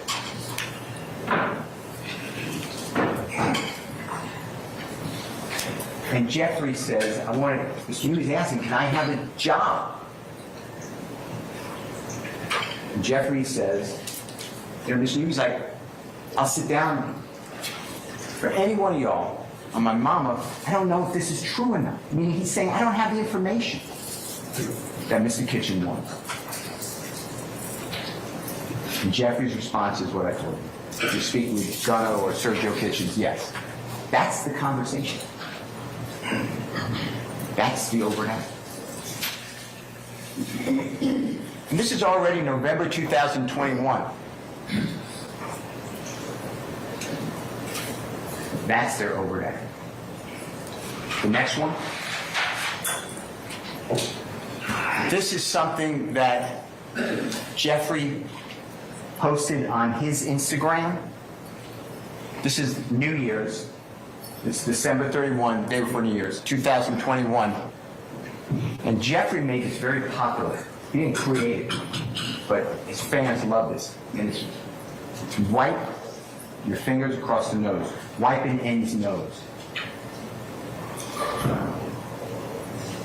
And to the prosecution, the police, the district attorney's office, that is a rally cry for violence. That's what they're going to tell you. You will learn, people do this all across the globe. You will see images of NFL football players catching a touchdown, take off their helmet, going like this. Baseball players hitting a home run in the playoff game, going like this. This is nothing of criminal activity, but it is to the district attorney's office of Fulton County. Jeffrey's also wearing across his chest, you'll see YSL. It's a very expensive pendant. And that is it. The next one is January 16, 2022, and Jeffrey releases this. It's on Jeffrey's Instagram account.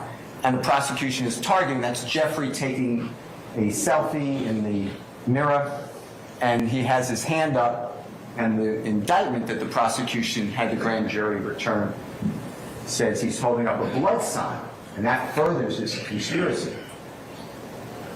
There's nothing wrong with holding up a blood sign, but that's not a blood sign. A blood sign is like this. It looks like a B. That is a P. Jeffrey's fingers are down. And what you'll learn is that Jeffrey just released with Sergio Kitchens, performer known as Gunna, a song that is wildly popular. It's around the globe. It's called Pushing P. And it's positivity. It means any circumstance you're in, if you think positively about something, you can make it through. You're pushing positivity. You're pushing P. Jeffrey is showing the P. It's not a B. But that became, from the district attorney's office in Fulton County, from the City of Atlanta Police Department, a reason that furthers this supposed conspiracy. That's the evidence that they're showing you. The next one. This is Jeffrey. It's February 12, 2022.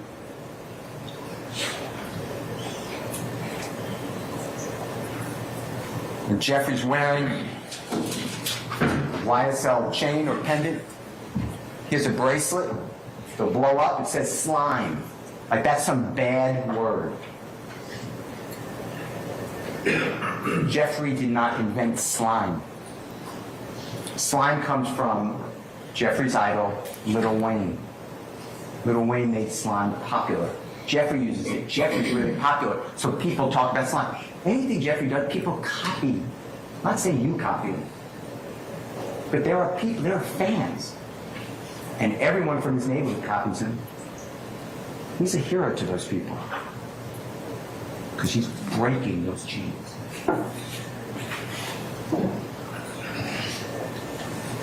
He has a tattoo.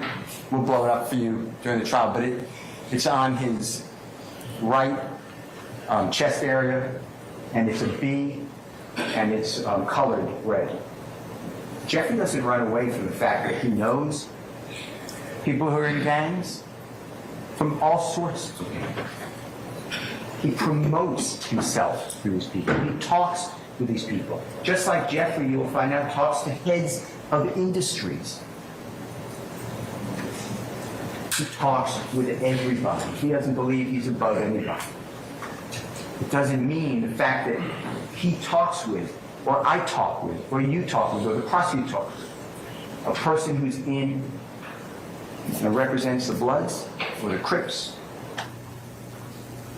or the fashion show, or the Atlanta Hawks. We don't criminalize association.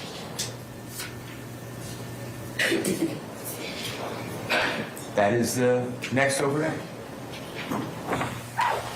This is March 9th of 2022. That is Mr. Kitchens, who we've been talking about. He's in the forefront. Mr. Williams is in the rear of that photograph.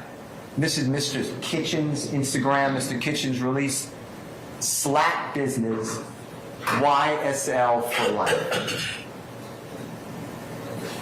Slack is a term.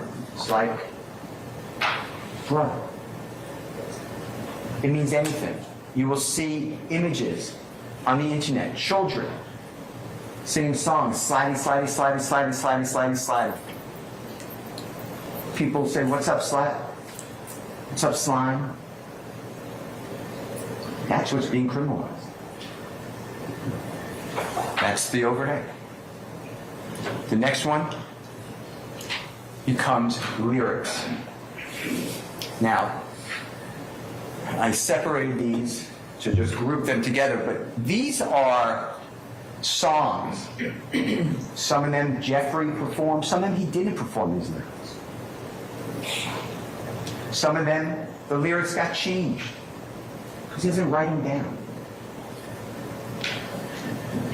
The prosecution did not have the lyric find them. They went out and they did a database. And they searched all of Jeffrey's Instagram, all of his Facebook, all of his lyrics, to try to find any mention of Bloods, the color red, drive-by shooting, Tahoe, killings, 12, drugs. They searched for it. These are not confessions. These are not admissions. This is art. You will hear from the most prominent expert in hip hop and rap. He will tell you that these words, the lyrics, they're common. These are not unique and say, oh, that's the Donovan Thomas killing that Tahoe. Jeffrey sings about cars all the time. He names all different cars. They just pulled out the Tahoe. Drive-by shootings. These are common themes. This is, you will learn, studio gangsters. They're in the studio. They are creating music for us to listen to. If you go to the first one, that's April 20th, 2014. It's a song released on social media, a song called Ooh. Red just like Elmo, but I never effing give go. YSL won't fold, pick his A off the balcony. There's no evidence anyone got picked off the balcony. YSL, wife at ends, nose, which I showed you. I'm an F for the cash. Then she's getting robbed by Tick. Tick is another name for Trontavious C. He will tell you he had a rough life. He's been in custody. In a Bentley on Wesley, getting trailed by sniper, there'd be no evidence of that. All I ever wanted was the money. Put your hands in the air if you dare. And the MF to step over here. F&N, that's a type of gun. Put him in the wheelchair. These are lyrics that rhyme. Those are taken out of context in that song. But they're lyrics. If we're going to criminalize lyrics, you will learn. We all should watch what we say.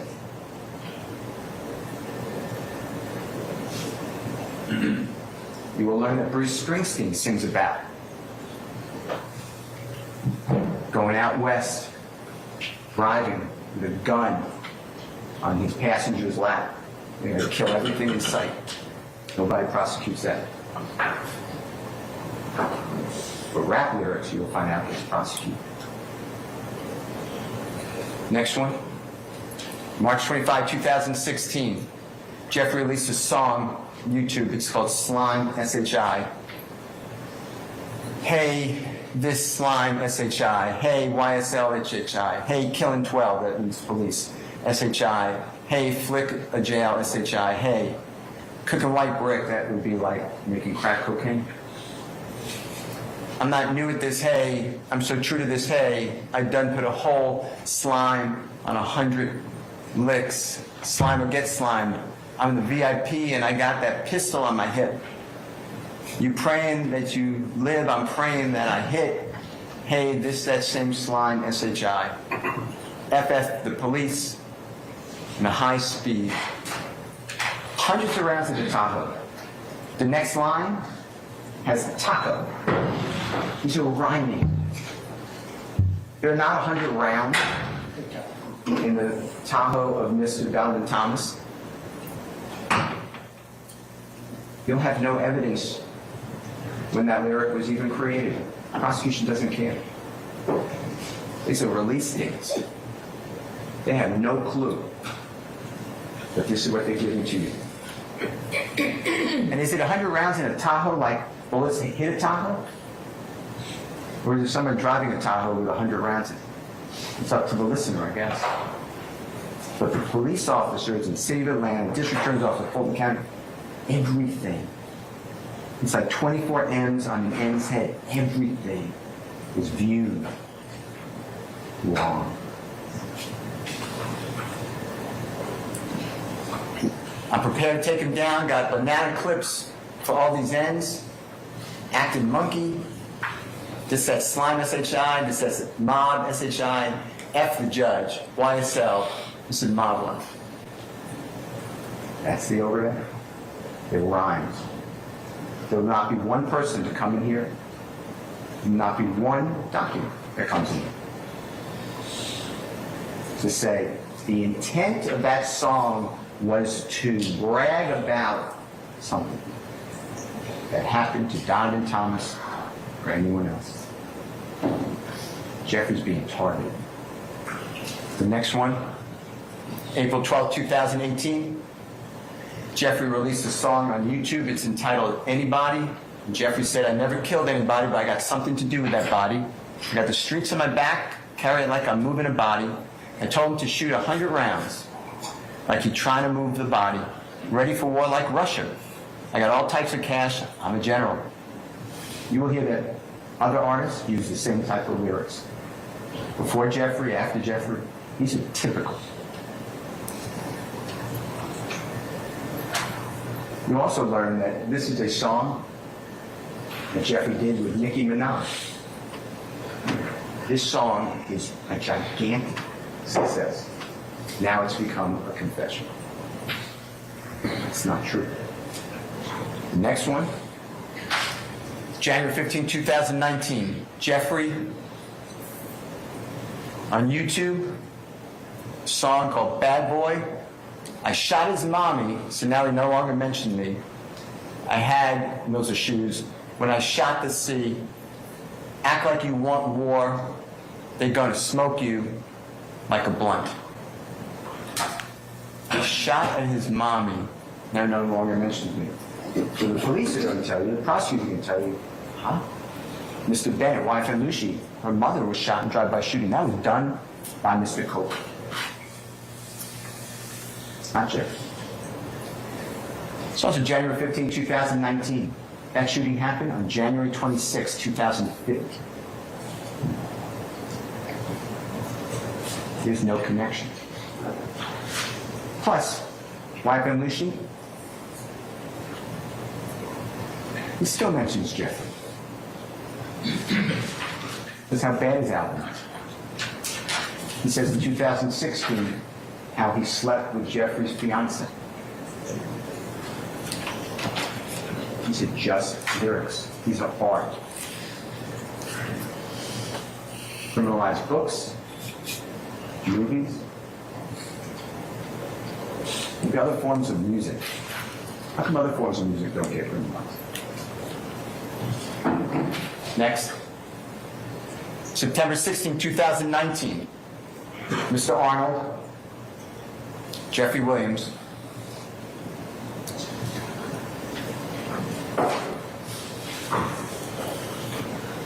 it's called Just How It Is. Jeffrey supposedly saying, I escaped every one of the licks because I was supposed to be rich. I don't care nothing about no cop. I'm telling you just how it is. Hit him with a Mac now, his whole body's scab. I done for the crew, I done did the robbing, I done did the jacking, now I'm full-time rapping. Last end tried me, almost got popped at Lennox. Ask the cops, ask the detectives. They all know the business. Ask the cops, ask the detectives. All the jurisdictions. Gave a lawyer close to $2 million. He handles all the killings. We don't speak about S on wax. It's all mob business. We know to kill the biggest cats of all the kittens. And that has to be Donovan Thomas, right? It just has to be Donovan Thomas. There's no evidence that that's true. That's what you're told. $2 million for the lawyer to handle all the killings. The authorities got all of Jeffrey's finances. How much money Jeffrey paid to lawyers? For other people? Hardly any. You'll see a chat that Jeffrey's asked to pay $2,500 to someone's lawyer.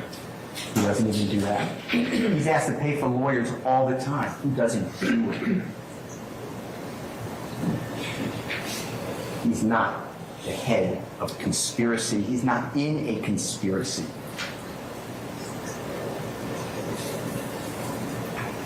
They are lyrics. The next one. It's December 18, 2020. This is Mr. Kendrick, Mr. Kitchens, and Jeffrey. And they released a music video, Take It to Trial. This is a very popular song. This song was based on another song called Take It to Trial. they changed the lyrics. So that was the inspiration. Take this MF trial. I rep for my life for real. For slimes you know I kill. Trial. I done beat it twice. State. I'm undefeated like feds. Came and snatched me. I don't know. No point in asking. I was on Believeland. That would be like Cleveland, except the C was dropped for the B. Stuck like a magnet. BITASS. And I shot at your mommy. Need to stand down. I up my stamina. Take it to trial. Get an appeal. Take it to trial. Yeah. You're gonna whack them. Pay for the casket. It's just if we whack them. My young ends pulling up Bentleys, Aston Martins. Those Teslas strapped with an FM, choppers, carbons. YSL, slimy and shady. Watch me whack that B, pop 'em like a cyst, Glock with the assist. And that is your confession.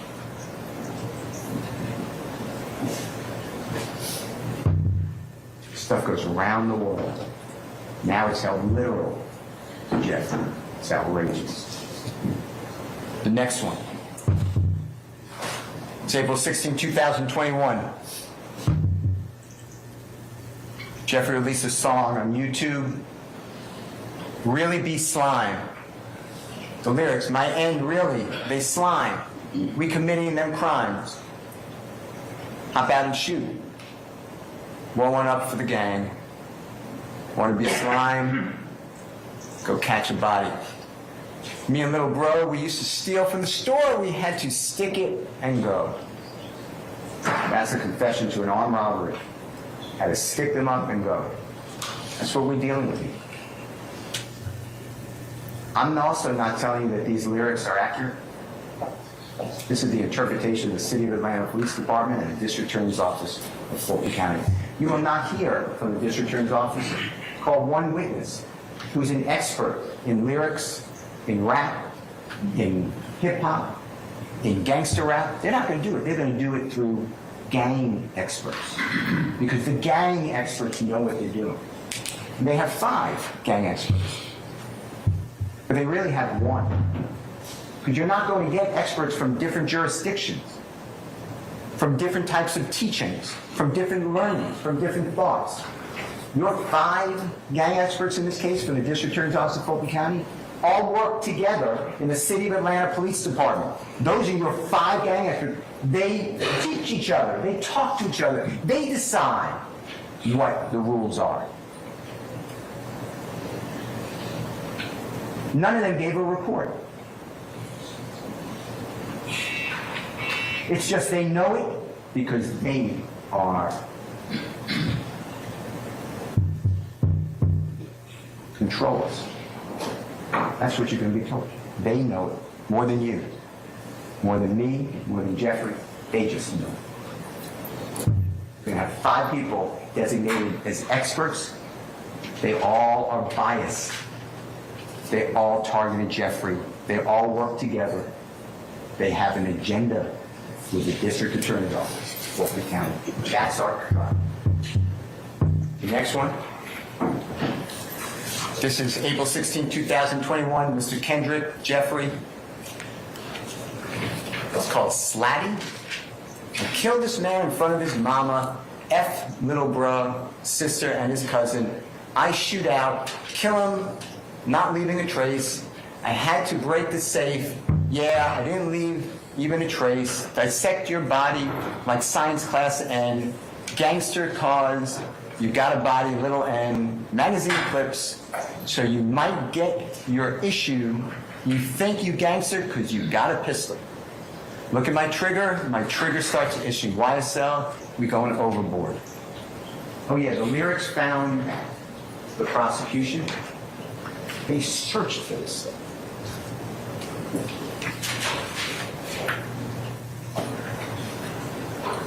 There is no safe in this case. These are simply art. Next one. April 16, 2021, Mr. Arnold, Mr. Kitchens, Jeffrey did appear in a video titled Ski. I F with slats, we come to eat rats. I came with some effing piranhas. I told an FM on me called Nietzsche Nietzsche. It's Glock, he keep rolling, Duke rolling 60s. He locked in C's. Duke is the name that Mr. Martinez Arnold used. It goes by Duke. Rolling 60s is Crips. That's the C. Some of these words are not really the lyrics, but you can decide for yourself. You'll hear the songs. You decide what the lyrics are. It's a wildly popular song. It's now become criminalized. The words in America are criminalized in Georgia. Next one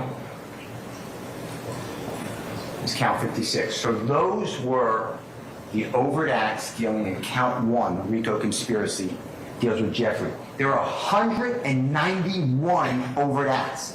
Most of them don't deal with Jeffrey. But the prosecution has indicted it through the grand jury to say Jeffrey's in this conspiracy. So the acts of a Christian Eppinger somehow roll onto Jeffrey. Jeffrey's not in a conspiracy, you will find out. That is everything pertaining to Jeffrey and count 1. Then we have to skip. So you're going to have that count 2. Count 2 is the murder of Mr. Donald Thomas. Jeffrey's not indicted for murder. And you keep going down until you hit count 56. And you're going to go through 56, 57, 58, 59, 60, 61, 62. Those pertain to Jeffrey. So that's what, these are individual counts. It's not, these are just separated out. They're all in the overt acts, but now they are separated out into crimes. So 56 is from the 12th day of May of 2018 to the 8th day of May 2022. The dates are there because the indictment was returned the next day, May 9th of 2022. That's why it ends on May 8th, 2022. And it goes back the 4 years because that's something called a statute of limitations. The Honorable Court will charge you on that. But that's why you have a date range. And it says that Jeffrey, he occupies the position of an organizer, a supervisor, a management, a leader in YSL criminal street gang, and did engage directly or indirectly. Either conspired with the following criminal street gang activity: murder, aggravated assault with deadly weapon, armed robbery, hijacking motor vehicle, sale of marijuana, possession of marijuana with intent to distribute, theft by receiving a firearm, possession of a weapon by a convicted felon. Jeffrey's not a convicted felon. They're saying that, well, Jeffrey is in bed with these other people, and therefore their acts are attributable to Jeffrey. Jeffrey doesn't even know most of these people. That is charging Jeffrey with participation in criminal street gang activity. Criminal street gang activity, you will learn, it is not enough to be in a gang. That's not illegal. It's not enough to associate with a gang. That's not illegal. It's not illegal to have a blood tattoo on you. Wear red. It's not a crime to promote a criminal street gang. What makes it a crime is if you're doing all those things and you're wearing the colors and you are promoting the gang and then you do a crime to further that gang's activity, the agenda of the gang. That's the crime. Otherwise, we couldn't associate with someone who's part of the Ku Klux Klan, not that anyone would want to, or the Aryan Nation, or any other despicable organization. America would wipe them all out. That's what Jeffrey's charged with. That's count 56. Count 57 also charges Jeffrey with participation in criminal street gang activity. This is along with Mr. Arnold and Mr. Kendrick. And this on May 9th of 2022. May 9th, I may have misstated earlier, May 9th, I don't think I did, but maybe. May 9th, 2022 is the day of Jeffrey's arrest. When law enforcement surrounded his home, there were more than a dozen people there. And what the prosecution did now is say that this is criminal street gang activity. This furthered the gang YSL because in Jeffrey's home, where other people had access to, there's marijuana with intent to distribute. Jeffrey doesn't have to sell any drugs to make money. Possession of codeine with intent to distribute. Possession of cocaine, it's a very small amount. Possession of firearms. And it's alleged in count 58, 59, 60, and 61 of the indictment, which we'll get to right now. That somehow promoted the gang. That was in furtherance of the gang. Being in a house where other people have access to it with these drugs now furthered the gang. That's the allegation. That's it. Next count. In 58, Mr. Arnold, Mr. Kendrick, and Jeffrey, they possessed marijuana with intent to distribute the day of Jeffrey's arrest. Marijuana is found in Jeffrey's home. There's marijuana, and it's bagged up. It was bought at a dispenser, excuse me. It said Brooklyn, New York on it. That's found in Jeffrey's home. Now Jeffrey, there's all these other people have access to it. There's no drug test that Jeffrey's using marijuana. His hands, his clothing don't have marijuana on it, and nobody's going to tell you. But now he is charged, out of all the people, with Mr. Kendricks and Mr. Arnold with possession with intent to distribute marijuana. That's count 50. That's the day of his arrest. Next one. It's count 59. Mr. Arnold again, Mr. Kendrick again, and Jeffrey. It's the same thing. It's the day of his arrest. It's May 9, 2022, and found in the home is codeine. There's a lot of codeine in the home. Buckets full. There's all these separate glasses, bottles of codeine. Jeffrey didn't possess it with intent to distribute. It's in the home. That's it. That's it. The next one is 60. Mr. Arnold, Mr. Kendrick, and Jeffrey possessed cocaine. It's the same day of the arrest. This is a small amount of cocaine. I'm not pro-cocaine, but this is a small amount of cocaine. Now he's charged with it. Out of all the people in the house, they just picked these.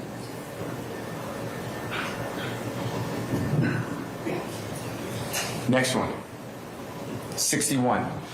Mr. Arnold, Mr. Kendrick, and Jeffrey, possession of a firearm during the commission of the felony. It's the same date of his arrest when the police took over the home and searched it. And it says that Jeffrey did have on his person, or he conspired with others, party to crime with others, a Glock 30S firearm, a Glock 357 firearm, F&M firearm, Glock 919 firearm, Smith & Wesson M&P firearm, Glock 45 firearm, which has a converter. While involving the felony of marijuana, possession of marijuana with intent to distribute, possession of codeine with intent to distribute, and possession of cocaine, they're saying that the gun and the drugs are in close proximity to each other. And therefore, having a gun, which is not illegal for Jeffrey, except for the machine gun, converted gun. But if it's near drugs, then guns and drugs should not be together under the law.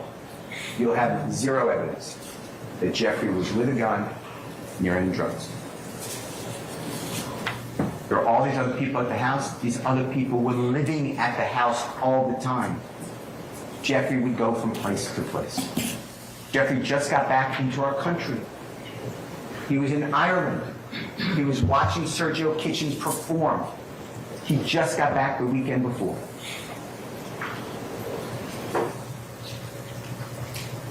The next count is count 62. Mr. Arnold, Mr. Kendrick, and Jeffrey were in possession of a machine gun, Glock 45 firearm with a converter switch, extended magazine. During the commission or attempted commission of participation in criminal street gang activity, possession of marijuana with intent to distribute, possession of cocaine with intent to distribute, possession of cocaine, as alleged in count 57, 58, 59, and 60. You will hear zero evidence that Jeffrey ever touched a gun with a converter. You will hear zero evidence. This is a knowledge. You have to know. We don't trick people. You have to know that the gun is transferred into an illegal machine gun. You'll hear zero evidence that Jeffrey had anything to do with that gun. The purchase of it, the possession of it, even knew it was in the house. Knew that it was a machine gun. That's the count.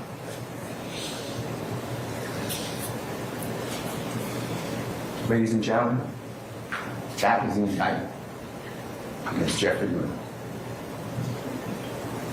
That was everything.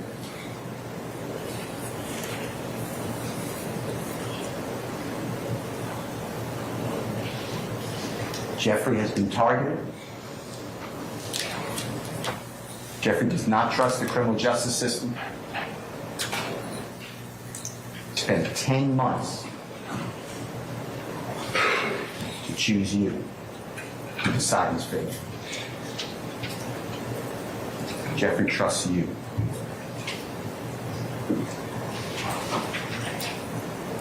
There's a wiretap in this case. There's actually two. Antonio Sumlin's phone, a wiretap. Wiretap just means that it's called wiretap because we used to have phones with wires, and the law enforcement would get into the phone system, the AT&T system, and be able to connect to the wire for that phone. And they can listen to all incoming and outgoing calls. Today, you don't, our phones are cellular, but it's the same exact thought. And law enforcement, with the court's permission, or without the court's permission, that's illegal, can get into a cell phone on the frequency so they can capture your Google searches, your text messages, your phone calls, everything you do with that phone, your GPS. And Mr. Garlington's phone was wiretapped. Mr. Sumlin's phone was wiretapped. And you will learn that these people who are so embedded with Jeffrey in crime, Jeffrey's the king slime, the leader of this organization. You know how many conversations in any way they have with Jeffrey? 0. He is not on a wiretap. 0. But others speak about Jeffrey. Hey, we did this for King Slime. He should pay for our lawyers. Jeffrey doesn't pay for anybody's lawyers. Hey, how much will King Slime, the biggest, pay us to kill YFM Lucci, Mr. Bennett, who's in the Fulton County Jail and we have access to him? How much will he pay? Jeffrey pays nothing. He doesn't encourage it. He's not even on there. But everyone talks about, oh yeah, he's going to pay big. That's a big one. He really wants it done. Those people don't even know Jeffrey.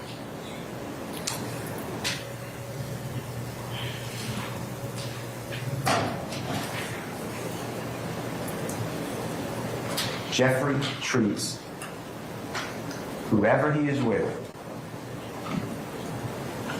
the same. Whether he's with some giant president of a company, or he's with somebody from Cleveland Avenue who's been in and out of prison, a gang member. He knows where he came from. He came from nothing. Now he stands before you. We trust you. Jeffrey's not guilty.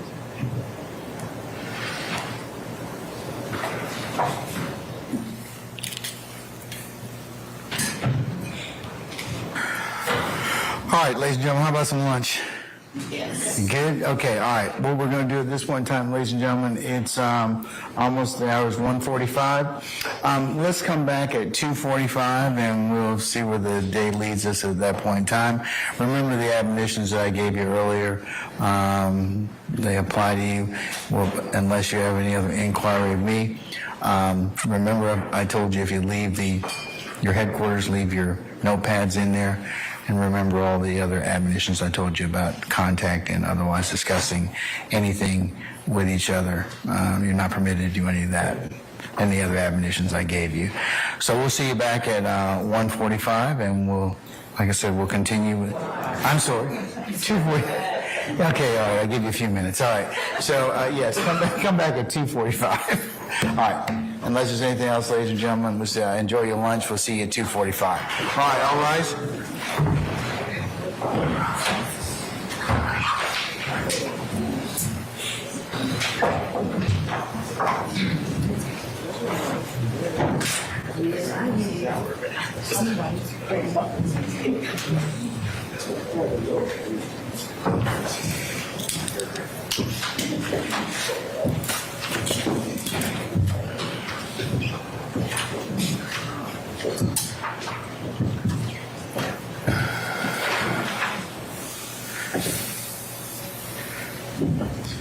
All right, ladies and gentlemen, please be seated. All right, unless there's any other inquiry of me, I'll see you all back at 2:45, okay? All right, we're in recess. Your Honor, before the court leaves, I just wanted to make certain that I have an opportunity to address the matter that we addressed at the bench during the state's objection. I can wait until after lunch or whatever time the court designates. It was already taken up and recorded at the bench, so. That part, not the objection, Your Honor. It was a motion in limine that the state wanted to make that goes along with that. I can wait until whatever time the court designates. Let's just do it now. What is it? Okay. Your Honor, I wanted to move the court in limine to preclude any attempt to admit self-serving hearsay if it does not come from Mr. Williams himself. Anything that Mr. Steele has represented to the jury that Mr. Williams thought or felt. Mr. Steele announced at the bench that he expected that information would be coming in through evidence. And so if there is no such evidence at the proper time, the state may move for a mistrial. I don't I don't know think. what'll be done at that time. Here's the thing. If he doesn't prove what he says and he has already promised that, there are ways to deal with that, so I'll leave that within your wise discretion and lawful means. Mr. Steele, anything else, sir, in terms of that particular conversation? No. All right. All right. So with that, unless there's anything else, we'll go ahead and recess until 2:45, all right? Thank you. Okay, we're in recess.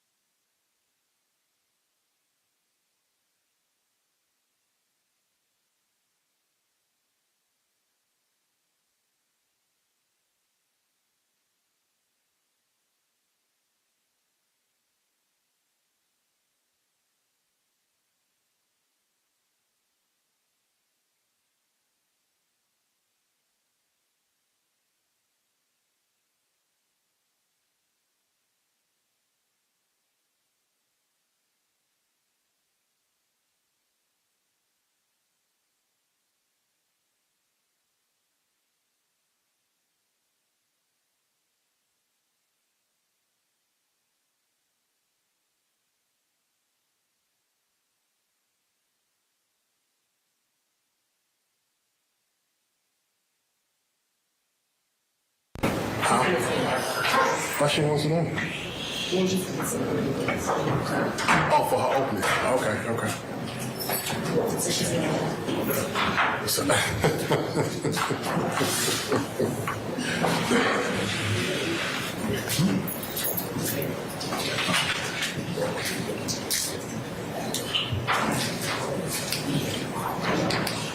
Radio check. I can't hear you. He said repeat all again after. So what, Judge? He said repeat all again after.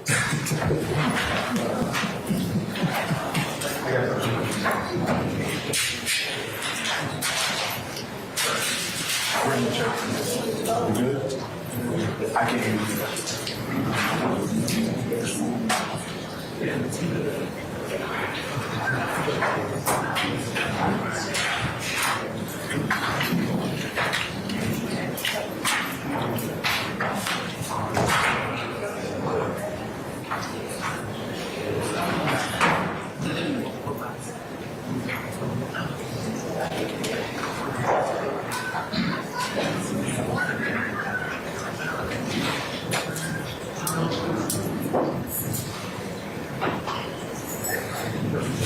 If you can hear me, hold on just a second, Dave.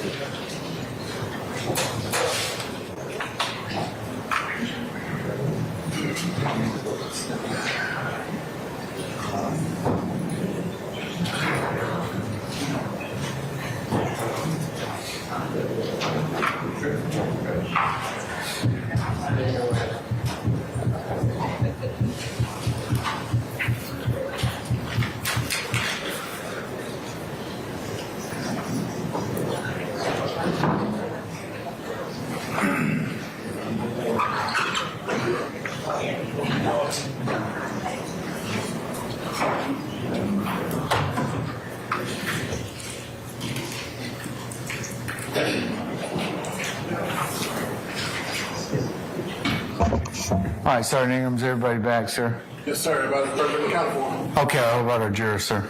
for. Everybody's present and accounted for. Okay, all right. Council, if we could take our seat, we'll go ahead and call for our jurors, please.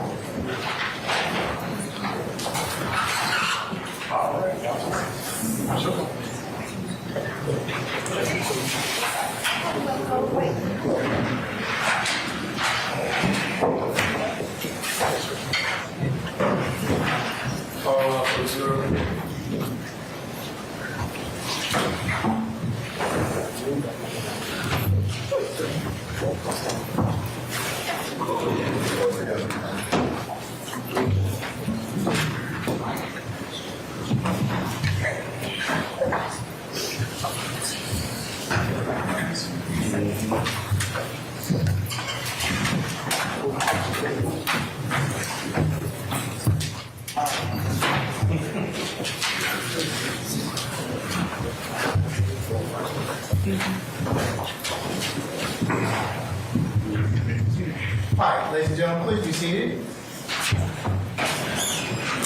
All right, members of the jury, you good?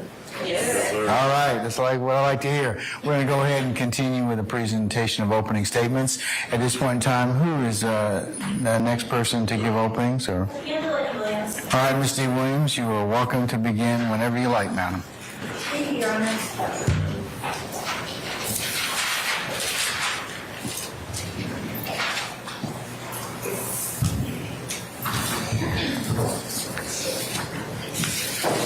Hope everybody had a good lunch.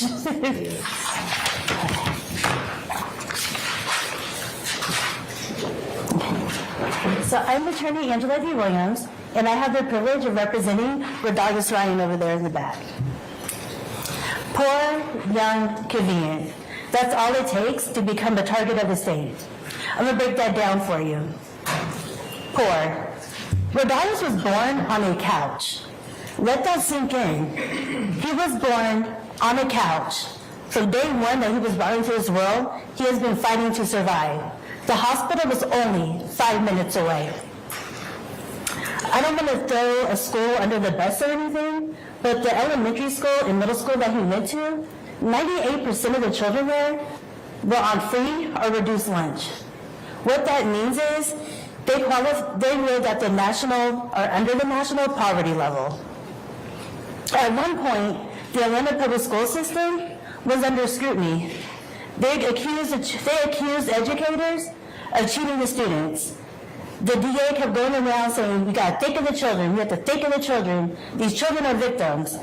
The only time the state cares about poor people is when they can exploit them. For the RICO trial for APS, they got a conviction of educators. And they didn't give any of those students any... Our cases. I'll sustain the objection. Okay. Go ahead. And in this case, they're trying to get a teenager for RICO. Young. Growing up on Cleveland Avenue is a very dangerous, destitute place. Rodalius learned early that he needed to adapt. And he did what most teenagers and preteens do. They mimic. I remember when I was younger, growing up on social media, I used to hold up the C symbol all the time because I used to love this group called Cold Rain. It was my favorite group. I used to hashtag everything, cold rain, cold rain, cold rain. After every post, it would be cold rain. It would be rain emojis.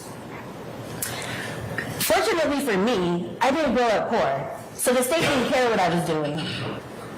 Unlike Rodalius, if I had grown up on Cleveland Avenue with all these rain emojis and C, I would have been accused of being a crook. I would have been a gang member. I sustain, Mr. They would have said that I was... I'll overrule that. You can go ahead and continue, madam. Thank you. They would have said my rainy emoji fit some murder that happened. Convenient. Rodalius is here because when he was 15 years old, the state told this incredible tale of murder, and when you're young and you don't have the means, it's hard to refute those claims. From the age of 15, Rodalius has been in 3 different prison systems. He's been to juvenile detention because they were holding him for the murder. He went to Fulton County waiting for the murder, and once he finally turned 18, they sent him to the Department of Correction. And I don't know about you, but a lot of people in here haven't been to prison. But if you've ever gone to prison, you would know it's overcrowded, it's underfunded, it's violent, and you have predators everywhere. And unlike maybe college or a new job, you don't get an orientation when you first go to prison to figure out how you need to do anything. Rodalius had to do what he's had to do since day one, survive in prison. And if you look at Rodalius, you can see he's maybe 100 pounds soaking wet. So he posts things. He posts things on Instagram. And I wouldn't even call them Instagram posts. I would call it a survival post. He has to boast. He has to be boastful. He has to show people, this is what I have. Because he has to protect himself. It's prison. So you put poor, young, and convenient together, and what do you have? You have the perfect scapegoat for the state. This indictment has 28 co-defendants. And the prosecutors keep saying, we're trying to clean up the streets of Atlanta. We're cleaning up Fulton County. We're trying to drive crime down. You just heard me say Rodalius is in prison. The jurors got it wrong in that murder case, and they convicted him. He's going to be there for life. They're not cleaning up the streets of Atlanta. They're cleaning up the prisons. And I promise you, the people in the prison, the wardens, they know how to handle their inmates. They don't need the DA's help. They have it. I sustain the objection. Out of 65 counts in this indictment that you guys had to listen to, Rodalius is only in 1 count. He's only in RICO, that's it. Out of 190 overt acts, Rodalius has 8 of those acts. 3 of them are for the murder that I've already told you about. 5 of them are survivor posts. He has to do these posts so he can survive prison. So why are me and Rodalius here? Because the state was to put on a show. Rodalius is in less than 1% of this whole indictment.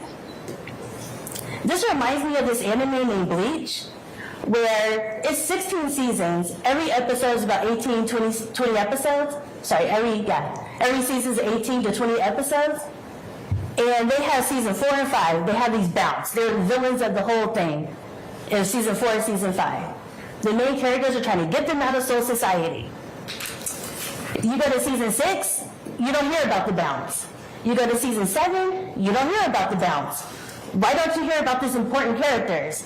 Because they're filler characters. It's a filler season. Me and Redalius, we're fillers. We're not integral to the story. They just dragged him out of prison to jail to make this bigger than it has to be. We're basically distractions. So, as a juror, what can you do to tell the state, we're not going to be distracted? We don't need to listen to filler. You come back at the end of this with a not guilty for Redalius Ryan. You tell them we do not want to waste our time on fillers. We just want to get to substance. So I guess, sit back, enjoy the show, get some popcorn, because this is not justice, this is a circus. Thank you.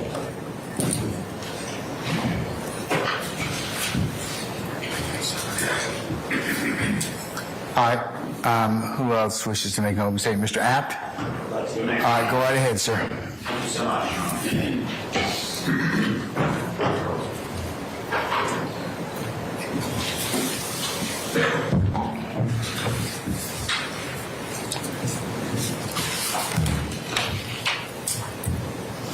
It is more important that innocence be protected than it is that guilt be punished.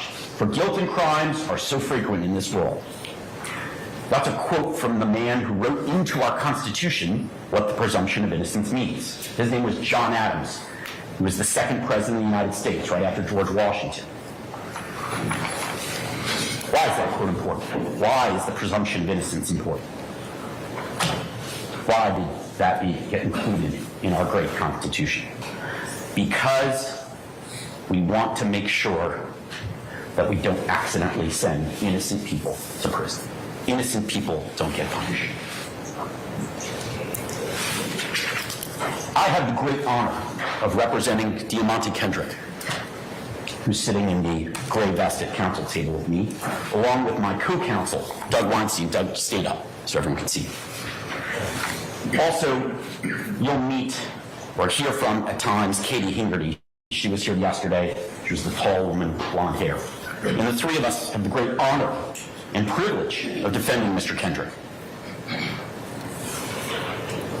I've been practicing law here in Atlanta for almost 30 years, exclusively representing innocent people like Mr. Kendrick. He is not guilty. He is not guilty of every accusation and every count in the indictment that the state alleges. Let me say it a third time, just so you're clear. He is not guilty of every single charge against him.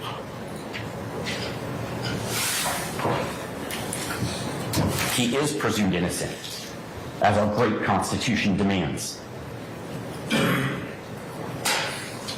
And we won't have to prove anything to you, as the judge told you. The burden will always lie on the state, and boy, is it a high burden, beyond reasonable doubt. Now, it's not a mathematical certainty. The judge, Judge Granville, who's a great judge, by the way, and very smart, and knows the law really well, will instruct you as to all the law. None of the lawyers will. But that beyond a reasonable doubt standard is a tough standard for them to meet. And the evidence in this case against my client is so very weak. The state's not going to be able to come anywhere near the standard required.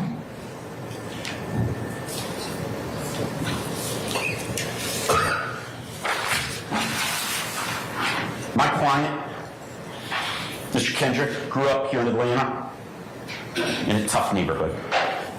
He did not come from money. He was poor, hungry, deprived, socioeconomically disadvantaged. But he had a loving mother, a mother who's been with him the entire time of this case and will be every day. And she made sure that he had the best upbringing that he could. You heard Mr. Steele earlier talk about the disadvantage of how Mr. Williams was brought up, and my client had a similar upbringing. It was tough. Food, clothing were sparse. But he dreamt of a better life for himself and for his family. And through hard work, through creativity, maybe a little luck and fortitude, he became a very successful musical artist, a rapper. Now, despite Mr. Kendrick's mom's best efforts, he did get into some trouble, and we acknowledge that. We don't hide from it. We don't skirt it. Mr. Kendrick, you'll find out, went to prison between 2015 and 2020. So, the state is actually limited because during those years, he's locked up. He can't possibly be committing any crimes they've alleged. You'll also hear that he pled guilty to a crime right here in Fulton County in 2017 while he was locked up. And he admits that wrongdoing. He owns it. He paid his debt to society.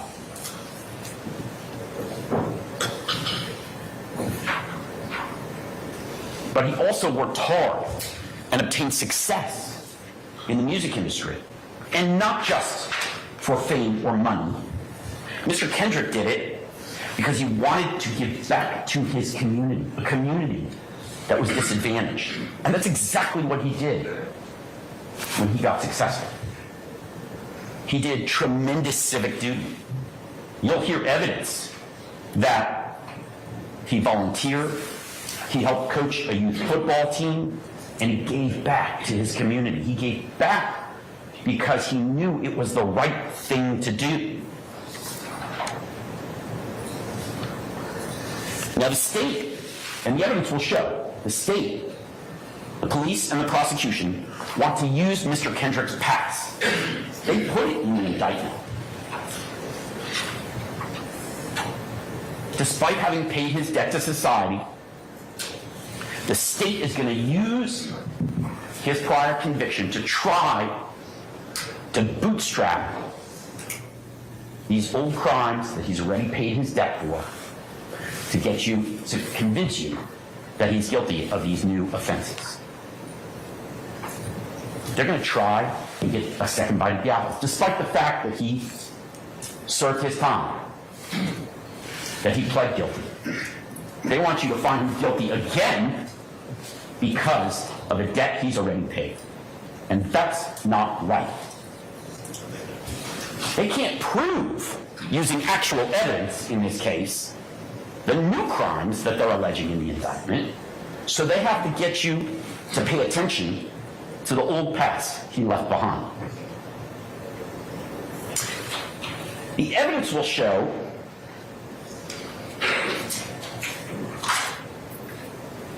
that he is not guilty of the charges in the indictment,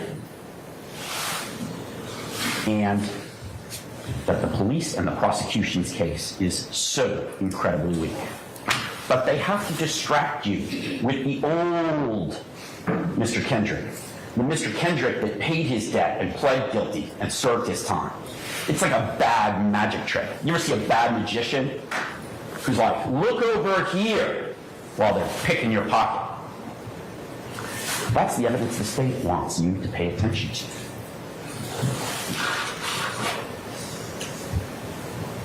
I've been involved in a lot of RICO and murder cases in my career, in almost 30 years of doing this job. But the judge told you, and the prosecution told you, this case is unique, different. Why? It's going to take months. There are going to be hundreds of witnesses. It is massive. It's definitely the biggest case that any of us have ever been in. Maybe the biggest case in the history of the state of Georgia. Why is that? Lots of murder cases, gang cases, RICO cases take 1, 2, maybe 3 weeks to try at most. Why is this case going to take months? I'll tell you why. Because the evidence will show the government has got to drag in hundreds of witnesses to dance around the weak actual case that they have. They've got to bring in 5 experts to tell you what a gang is. They've got to bring in an expert to tell you what an Infinity is, an Infinity automobile. They've got to bring in dozens and dozens of witnesses that are not going to say, Mr. Kendrick committed a murder. Mr. Kendrick possessed or sold drugs. Mr. Kendrick possessed illegal firearms. They're going to tell you everything under the sun that dances around the facts and hope that after hundreds and hundreds of witnesses, you're either so confused or so worn down that you'll believe the state's theory. If the case were direct and the evidence were true, it wouldn't take long to try, because they bring to court someone to say, I saw Mr. Kendrick kill Donovan Thomas. They don't have that. And we're going to talk about what else they don't have, but they don't have enough evidence to prove my client guilty of any of these charges. And so to put lipstick on a pig, they've got to try and bury you with hundreds of witnesses that won't tell you that my client's guilty beyond a reasonable doubt. Why not bring in someone to say, Mr. Kendrick's fingerprints were on a firearm. Mr. Kendrick's fingerprints were on a bag of drugs. Mr. Kendrick's fingerprints were in the Infiniti that was used to kill Donovan Thomas. Mr. Kendrick's DNA was present at the scene of the crime. Why not bring in one witness out of the hundreds that you're going to hear from that will just say, I saw Mr. Kendrick do it? Why not? Because it doesn't exist. And our Constitution and our set of laws and our democracy demand more. They demand that high standard. You may not like Mr. Kendrick or any of these other defendants, but we are not here for a popularity contest. We are here to decide something so much more important. And the state doesn't have the evidence to do it.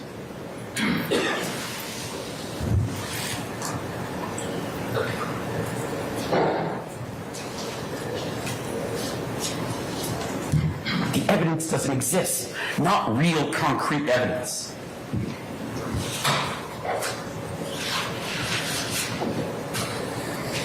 The evidence will show that the state is trying to find Mr. Kendrick guilty by association. That's what they want you to believe. Because they want you to find him guilty because who his friends are. The evidence will show that he had friends, that he knew people, that he associated with people. I thought in America we had freedom of speech, freedom of association in the First Amendment. But the state wants to present evidence to show you that those freedoms are not true, that the Constitution does not matter. They want to present evidence that Mr. Kendrick is guilty by who he hangs out with, the color of the clothes that he wears, the symbols he makes with his hands, and the beautiful lyrics that he writes and sings. Those aren't actual crimes, that's just free speech. And that is what is on trial here, the First Amendment of the Constitution. They want you to look at evidence and say, these people are guilty because they exercise their right to free speech in America. That's not just wrong, it's un-American. Now, the evidence will show you in 2020 that when my client did get out of prison, due to his hard work, his talent, he became a famous rap star. Almost like buying lottery tickets. You know, the chances of a young person going in the music industry and making it are very, very small. But that made him successful. He used his brain, his creativity, and his really hard work to make his family and his mother proud. And the government wants to punish him for that success. They told you in their opening argument to find him guilty because of overt acts. And they had the gall to tell you that those acts didn't even need to be crimes. Judge, that's what the evidence will show. That's what the state says the evidence will show. Overrule the objection. They told you that those overacts don't even have to be crimes, but you should, as a result, find him guilty of criminal RICO. This isn't a civil trial, this is a criminal trial. And they told you he doesn't even need to commit a crime, but you should find him guilty of a crime. Does that make sense to you? Does 1 + 1 equal 3? Objection, misstatement, argument. I stand in objections to that. Ladies and gentlemen, disregard counsel's last remark. What are the charges against? Thank you. What are the charges against Mr. Kendrick?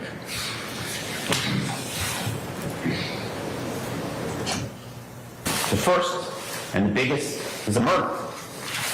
We've heard a lot about the murder of Donovan Thomas already. Now, Donovan Thomas died, and it's tragic, and murder is wrong. The state had the nerve to show you an autopsy photo in opening argument, not because they needed to prove that Donovan Thomas died, but to exaggerate and scare. Objection, argument, not what the evidence will show. The evidence will clearly Sustain the objection. The evidence will clearly show that Donovan Thomas died. We concede that, and it's a tragic occurrence. And my client and his family grieve for the family of Mr. Thomas. We don't think it was acceptable.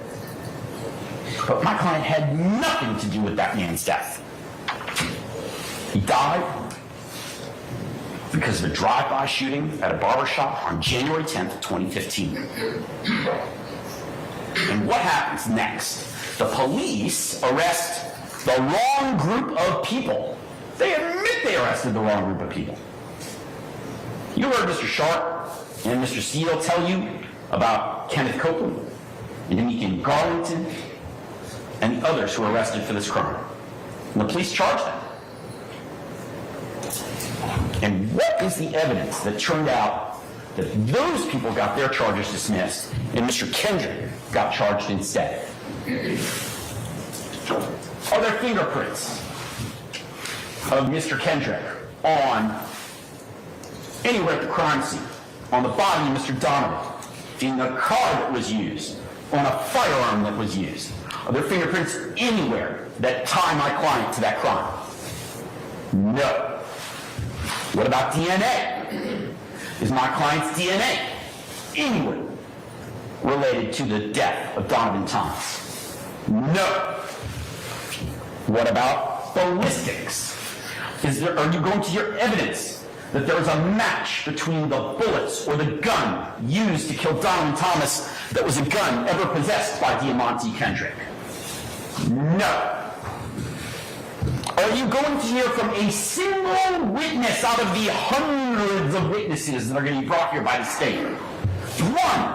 I beg you for one witness to come to court and stand right here on this witness stand and say to you, I saw Diamante Kendrick kill Donovan Thomas. Will that occur? And the answer is resoundingly no, because my client is not guilty, ladies and gentlemen.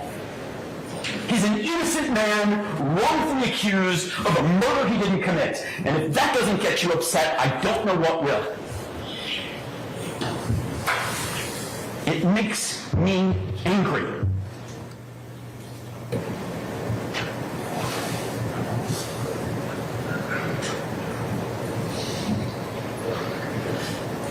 Not one witness.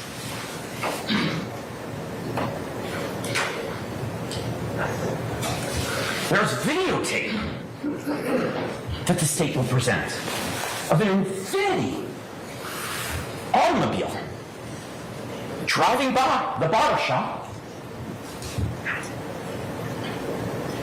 and being used to kill Donovan Thomas. Are you going to hear witnesses that say my client owned the Infiniti, rented the Infiniti, leased the Infiniti, was the rightful driver of the Infiniti? Nope. Will you hear or see evidence to the contrary? Oh, yes, you will. Shortly before Donovan Thomas dies, the state has another video of my client getting into, are you ready?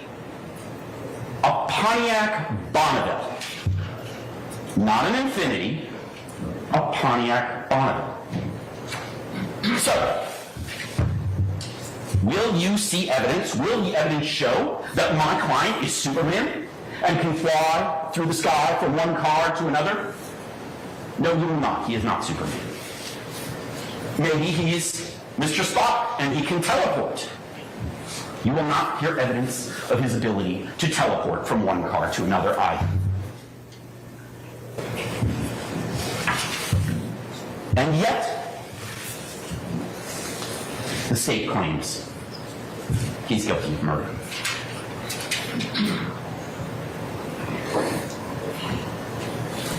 Now remember, you heard previously about a man named Nicholas Robinson, whose real name is Spencer Wright. He came in and told the police, and they made arrests of Mr. Copeland, Mr. Garlington, and others. The state's key witnesses. But you've also heard evidence that Mr. Copeland is a terrible liar and a terrible person himself, a gang member, not to be trusted and not to be believed. But that's the state's key witness who says, oh yeah, it wasn't me, it was Mr. Kendrick and others. Why do we know he's lying? Not just because his lips are moving, but because he was one of the people who was originally charged with the murder. How naive does the state have to think you are to not understand that the incentive for Mr. Copeland to lie is as simple as, I'm charged with the murder. If I say someone else did it, then I don't get charged with the murder.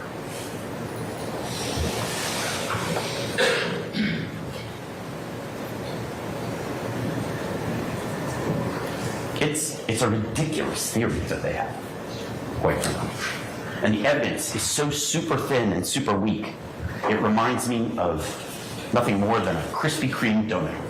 Thin air.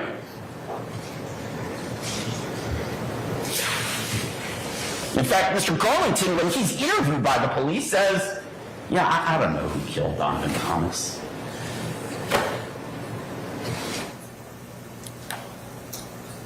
They have no way to corroborate it. They have no actual evidence. The state wants you to buy into this theory of murder, and our Constitution demands you don't.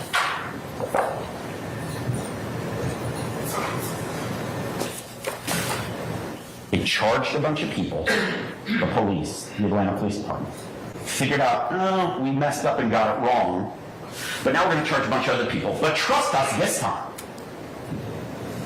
Does that imbue trust to you? Is that evidence that you'll hear about that seems trustworthy? No, it is not. That evidence is completely untrustworthy and unbelievable and unreliable. It's a bad magic trick. No fingerprints, no DNA, no witnesses, no ballistics, and videotape that actually exonerates him and proves that he's not guilty. Krispy Kreme donut hole. What's the next charge against my client? Well, there's a bunch of them involving guns. And 3, to be exact. One is that he's charged with possession of firearm during the commission of a felony. If you're committing some other felony and you're using a gun, you get charged as an extra charge. The second is possession of a machine gun. Ms. Love described to you, Mr. Steele described to you, what a fully automatic weapon is. Pull the trigger once, all the bullets fly out. That's illegal. And the third is possession of firearm by a convicted felon. Yes, Mr. Kendrick's a convicted felon. So he's not allowed to possess a gun. And he knows that. And again, the indictment. We've talked a lot about the indictment. You're going to get it. It's a document. It's a long document. But the indictment charges my client with those 3 firearm charges, all stemming from one date, March 9th of 2022, the date that Mr. Kendrick is arrested. So what happens on March 9th of 2022? He's at a house owned by Jeffrey Williams, his friend and colleague, who he's made beautiful music with, wonderful music that's entertained millions of people. And at that house, and there's dozens and dozens of people at this house on the night of March 9th of 2022. It's not like there's 2 or 3 people there. Dozens. And there are guns in the house. So, how do we get to firearms being in the house to Mr. Kendrick possessing firearms? We don't. We don't. There's not going to be a single piece of evidence showing that Mr. Kendrick's fingerprints are on any of the guns. There's not going to be a single piece of evidence showing his DNA is on the guns, and quite frankly, you'll learn, and the evidence will show, there's something called touch DNA. What is that? You're going to learn that if I touch this table, and my hand is here for a couple seconds, I don't just leave my fingerprints behind, I actually leave some of my DNA behind. And that can be tested, forensically tested by the police and by the GBI lab and the state of Georgia. So there's no fingerprints on the guns that belong to Demonte Kendrick. There's no DNA. There's not a single person at the party or a single witness who says Demonte Kendrick had any of these guns.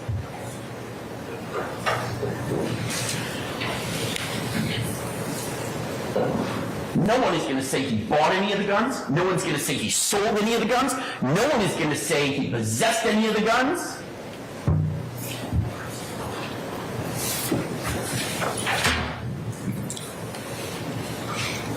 But they're going to want to do a dirty magic trick and show you his past. He pled guilty to a gun offense years ago. And so he must have been possessing the guns. That's their theory. Assume and speculate to find him guilty. That's not what we do in this country. That's not what we do in a democracy. That's not what we do with our Constitution. And that's not what we do when someone's presumed innocent and has to be proven guilty beyond a reasonable doubt. One witness, please, that says Demonte Kendrick was holding a firearm that night. Demonte Kendrick bought one of the guns. Demonte Kendrick used one of the guns. No one. No one's going to testify to that. And why is that? Because he didn't have any of those guns. He was at a house where there were guns. That doesn't mean he was in possession of illegal firearms. You could go to a party where there are 50 people, somebody has guns, you don't know about it, maybe you do, but it doesn't mean you're possessing the guns. That's what the evidence is going to show. He was there.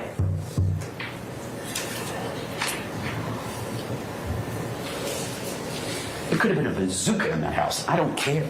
Mr. Kendrick wasn't in possession of any firearms, illegal, machine gun, or otherwise. He didn't control a gun, he didn't use a gun, he didn't buy a gun, he didn't sell a gun, he didn't hold a gun. Not one witness. And there are dozens of people that they could call to say, oh yeah, I saw Mr. Kendrick hold a gun, but not one. And there could be hundreds of witnesses. I want to bury you with witnesses so that you'll forget about the presumption of innocence and what real evidence is required. Zero, not zilch, donut hole, reasonable doubt. What will they show you? What will the evidence show that night on March 9th? Well, they'll show that Mr. Kendrick was afraid. He's a black man in America, and there's a team of people swarming a house with firearms. He's not sure if the police or not. But in 2022, after COVID, BLM riots, people like George Floyd died, he had a reasonable and healthy fear, fight or flight. Mr. Kendrick doesn't want to fight. He doesn't want to fight the police, and he doesn't want to fight people who aren't the police if they're armed. But he knew that there were people swarming the house with guns, and it turned out they were the police. So what did he do? He ran. He did the absolute smart thing to save his life. He was afraid and he ran. And the police caught up with him shortly thereafter. Now, he's not charged with fleeing the house. He ran because he was afraid, and that's a reasonable thing to do for him, given how he grew up, where he grew up, and the state we live in.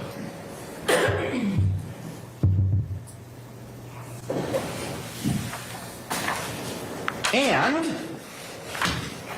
when the police caught up with him, just shortly thereafter, did they find him holding an FN, the type of gun Ms. Love described? Did they find him holding a strap machine gun? Did they find him holding a Glock?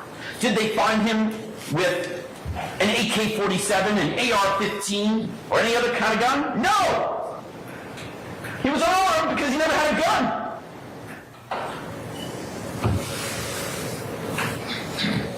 There's not a scintilla of evidence that you should believe that Mr. Kendrick is guilty of any of those 3 firearm charges. Not a scintilla. Hundreds of witnesses. I asked for one to come to court and say, Mr. Kendrick was holding a gun then.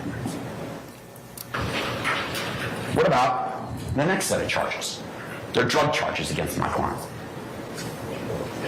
But all the drug charges against him, possession of cocaine, possession of codeine, all the drug charges alleged against Mr. Kendrick are again from March 9th of that year. From the date he was arrested, the party at Mr. Williams' house. And apparently the police find drugs in the house, where there are dozens and dozens of people. So again, I ask you, listen to the evidence. What will the evidence show? Will the evidence show my client's fingerprints on a bag of drugs? No. Will the evidence show my client's DNA on a bag of drugs? No. Will a witness come to court and tell you he was using drugs that night at the house? No. Is there videotape of my client snorting a line of cocaine? No. Is there going to be a witness who tells you that my client sold him drugs? No. Is there a witness that's going to tell you that my client bought drugs? No. Is there going to be any evidence that my client possessed, used, bought, sold, controlled drugs on the night in question? Absolutely not. There were drugs at the house, my client was at the house, there are dozens of people at the house. 1 + 1 does not equal 3. It's another Krispy Kreme donut hole for the prosecution. 0, nada, zilch.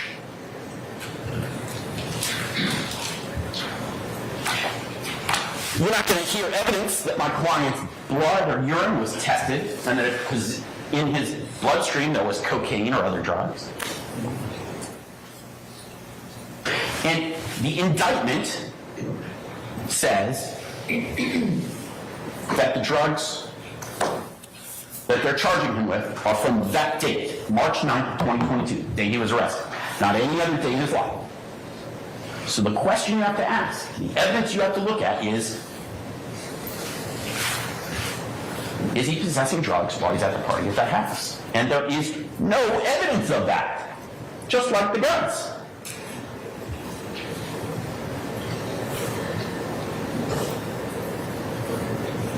The next charge against my client is gang activity. And the gang activity they allege, very specifically in the indictment, it's not just any gang activity, it's gang activity related to the possession with the intent to distribute illegal drugs from March 9th of 2022. And again, where is the evidence? Not one witness. They also allege that he committed gang activity based on the guns.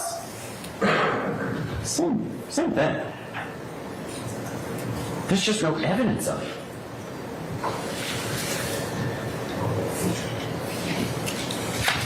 It is not illegal to be part of a group in America. Freedom of association. Otherwise, the Atlanta Falcons would be an illegal street game because they wear red and black and they have certain symbols they wear. And the Braves. Certainly the Braves, because they lost in the playoffs. Maybe the state of Long would indict them. It's not illegal for my client to want to wear the color green and do fancy symbols with his hands, but they're going to bring dozens of witnesses in to talk about that.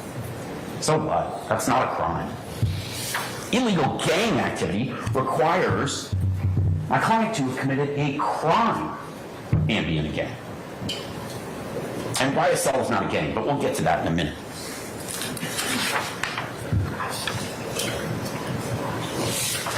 They want to attack free speech and freedom of association. They're guaranteed to us in the Constitution, and if they want to do that, then they should go out and arrest the Falcons and the Braves too.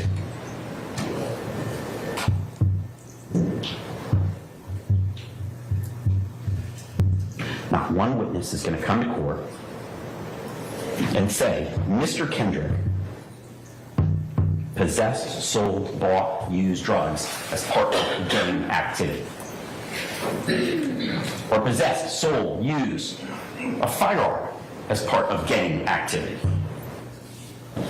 I want you to tally, keep count, take notes. How many witnesses the state brings in this case? Hundreds. And I want you to remember this conversation I'm having. This one-sided conversation I'm having with you all. About how many witnesses say, my client possessed a firearm because he was a YSL gang member. My client possessed drugs because he was a YSL gang member. What is YSL? It's a successful, massively, worldwide, internationally successful record label. And my client was a part of that record label and a successful rapper. And blessed with the ability to make that music. And last I checked, those lyrics, which the state is going to try and use, are just part of free speech.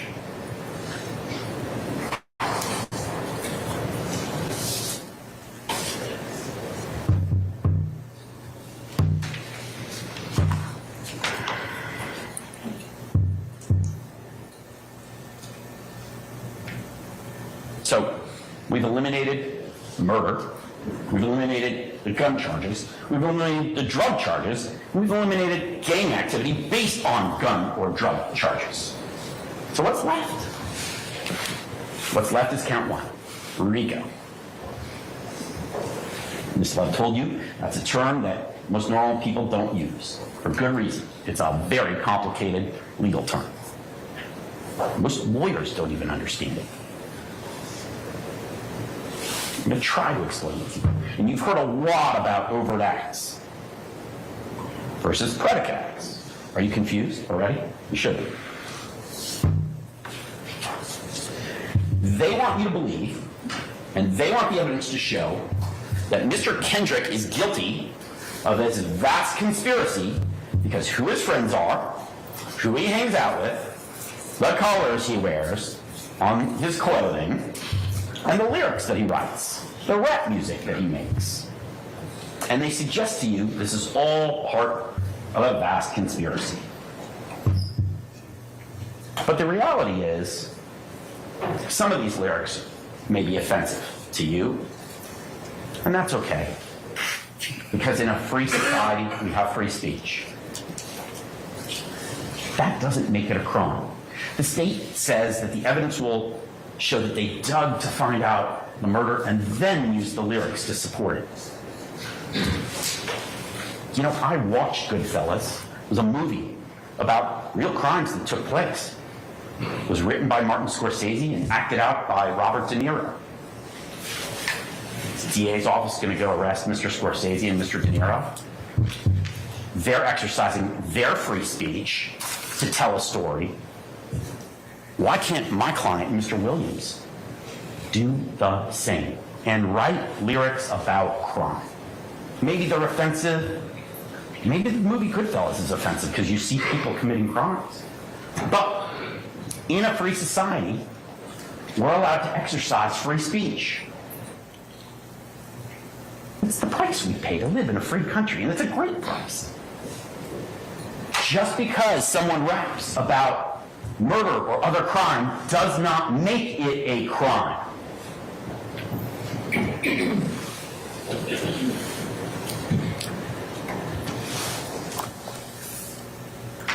Why do they rap about that stuff? Because it sells records and it allows them to creatively express their feelings about how they grew up and where they grew up.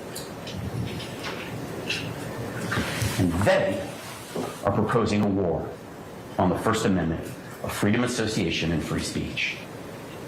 They don't like those lyrics. They want to send a message to all those inner city kids in Atlanta who dream about getting out of the ghetto and becoming successful musicians. And their message is, you rap lyrics about crime, we're gonna indict you and charge you and brand you a criminal. That's un-American. That's wrong. The evidence will show that the state of Georgia and the city of Atlanta have been blessed in the last 20 years by the entertainment industry. And not just rap music, TV and film, and all kinds of entertainment. And some of it's fictional. And that's okay. It's okay to rap about crime or life or your experiences, even if it's not true, even if it didn't really happen. That's just free speech, ladies and gentlemen. That's not evidence of a crime. That's protected in our Constitution. It's a protected part of living in a free society.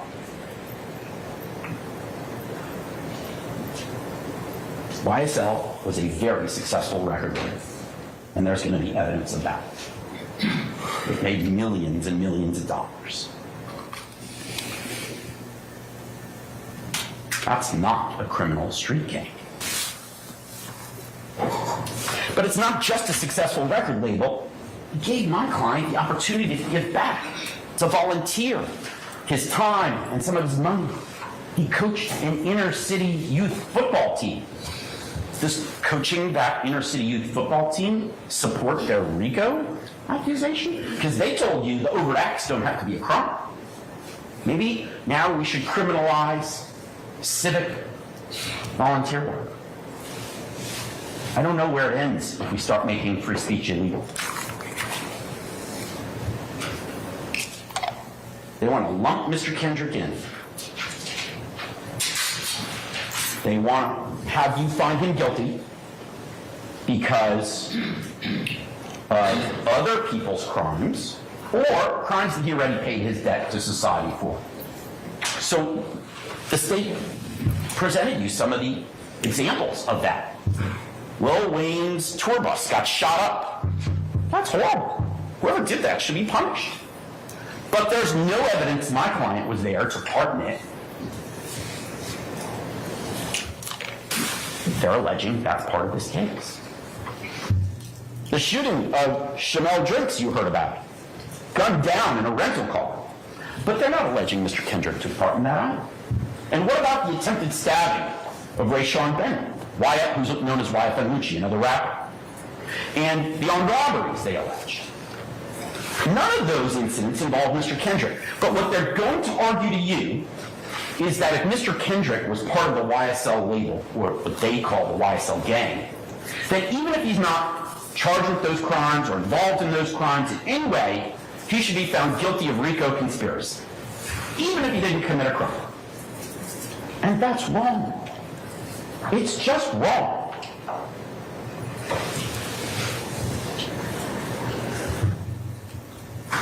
That's why they have to go to such great lengths and bring hundreds of witnesses in to establish other crimes, other acts, other incidents that my client had nothing to do with.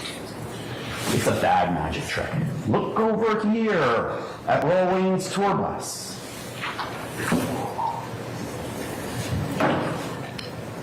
If they actually had evidence of my client committing the crime, we'd be here for a week, not months.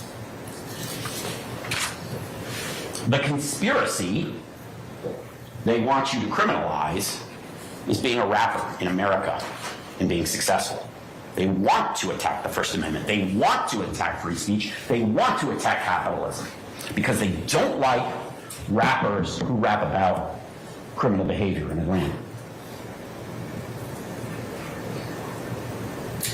And they're telling you that this is a pattern of activity a trend to attempt to control and exert influence. But really what they're showing you is, if we don't like your speech, then some free speech is wrong and illegal. And you should find my client guilty as a result.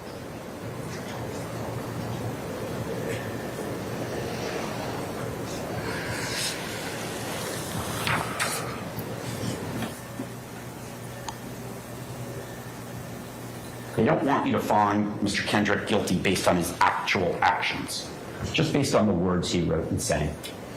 They don't want you to find Mr. Kendrick guilty of his actual actions because they don't have the evidence of it. They don't have the evidence of a murder or illegal guns or illegal drugs. They don't actually have that. So instead, they've got to play their bad magic trick.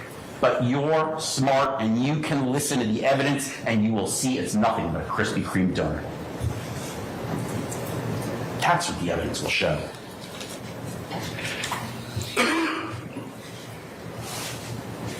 You heard about wiretaps. It's basically the police listening in on people's phone conversations. And that's fine. They get a judge to approve it, they're allowed to do that. And there's hundreds and hundreds of hours of wiretaps.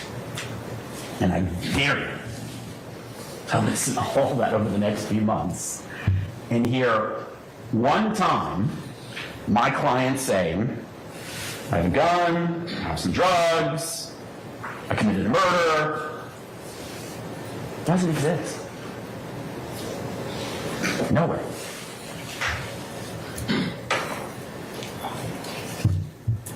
I'm part of the YSL gang. Remember, they told you that the YSL is this sophisticated gang, so there's no written agreement, there's no verbal agreement. It's just something you have to trust them with. Does that sound right? Just trust them. Take the government's word. And they're going to bring in experts on gang activity to tell you that the record label is a gang because they think so. Well, they work for the state, for the police. They're going to tell you what they want you to hear. But use your brain. Use your common sense. All those wiretaps, you're not going to hear Mr. Kendrick saying one time, I'm going to do something illegal. Whether it's a violent crime, a gun crime, a drug crime, or admitting he's part of a gang. Not once. In hundreds and hundreds and hundreds of hours of wiretaps. And why is it you won't hear that? Because what is he actually? He's a former convicted felon, a former gang member, and a current recording artist, a current rapper with YSL, and a current member of society doing civic duty. They have to point at his past and get you to only look at that because the actual evidence from March 9th and from January 10th, the 2 dates in the indictment that accused my client, there's no evidence of him committing a crime. The state turned over to us, prosecution, 6 terabytes of data in this case. Now, I'm not a computer expert, but I want to talk to you about what the evidence will show. A lot of that evidence you're going to hear and see. What is a terabyte? It's an enormous amount of computer data. And here's what I'll sort of tell you the analogy is. If it were pieces of paper, 6 terabytes would be 420 million pages of documents. 420 million pages. That's how much evidence there is in this case. Is there one page? Is there one witness? One set of fingerprints, one set of DNA, one videotape that shows my client committed a murder, that shows my client possessed illegal drugs, that shows my client possessed a firearm, that shows my client committed illegal gang activity, or that my client conspired with others to commit crimes? It's a donut hole. It's a Krispy Kreme donut hole. You don't get the glaze, you don't get the donut, you just get air in the middle. What did Mr. Kendrick do? Oh, they have pictures of him flashing gang signs and wearing green. They have pictures of him standing on the hood of Rayshawn Bennett's car at Lenox Mall. Oh, God forbid. He stood on the hood of another rapper's car, and they want you to believe that is the evidence that he's part of this vast conspiracy. No, standing on someone else's car, it's a nice car, is juvenile. It's silly. Maybe it's even a misdemeanor. But they didn't charge him with that misdemeanor. Instead, they charge him with RICO conspiracy. Standing on the hood of this other rapper's car must be proof that he's part of this vast conspiracy they're alleging.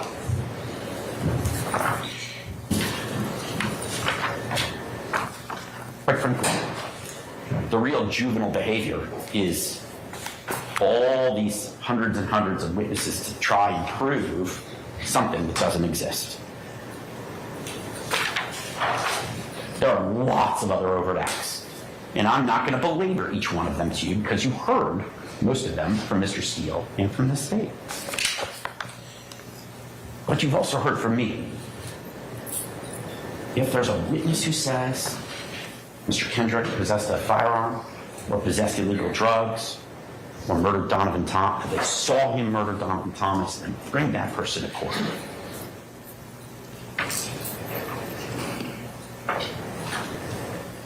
Mr. Copeland, their star witness, is going to come to court and say that Mr. Kendrick admitted to him, Mr. Copeland, that he was part of the group that killed Donovan Thomas.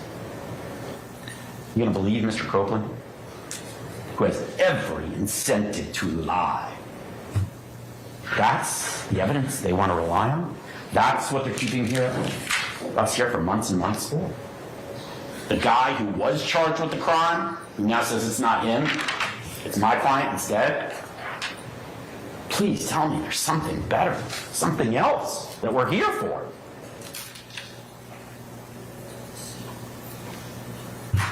Please tell me we have anything near proof beyond a reasonable doubt. We don't. There's no real or concrete evidence my client committed a crime. Not a single offense. Not RICO, not gang activity, not guns, not drugs, and definitely not murder. Ms. Love talked about the wolf pack. I understand that. She thinks the evidence will show that. But I really think it's more like the boy who cried wolf. You know that old story. There's a wolf, there's a wolf, there's a wolf. And it turns out there wasn't a wolf. That's the state's case, ladies and gentlemen. And that is why you will come back many months from now and find my client, Mr. Diamante Kendrick, not guilty on every single count. Thank you.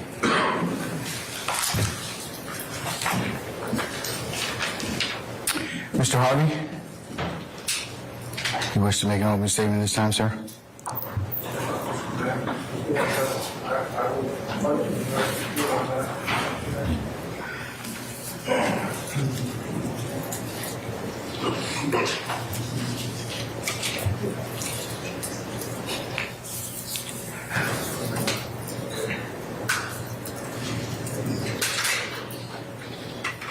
Judge, on behalf of Mr. Nichols, Ms. Westmoreland, and Mr. Gardner, we would reserve our opening statement under Uniform Superior Court Rule 10.2 until the completion of the state's case. So noted, sir. All right. Mr. Matthews. Yes, sir. All right. Thank you.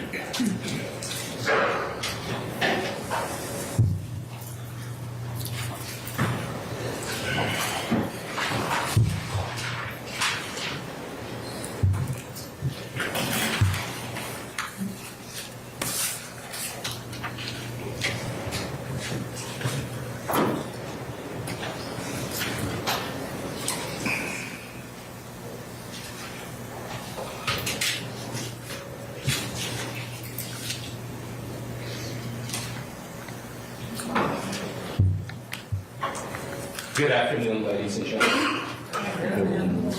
You guys just need to stretch your knees and feel free to do it.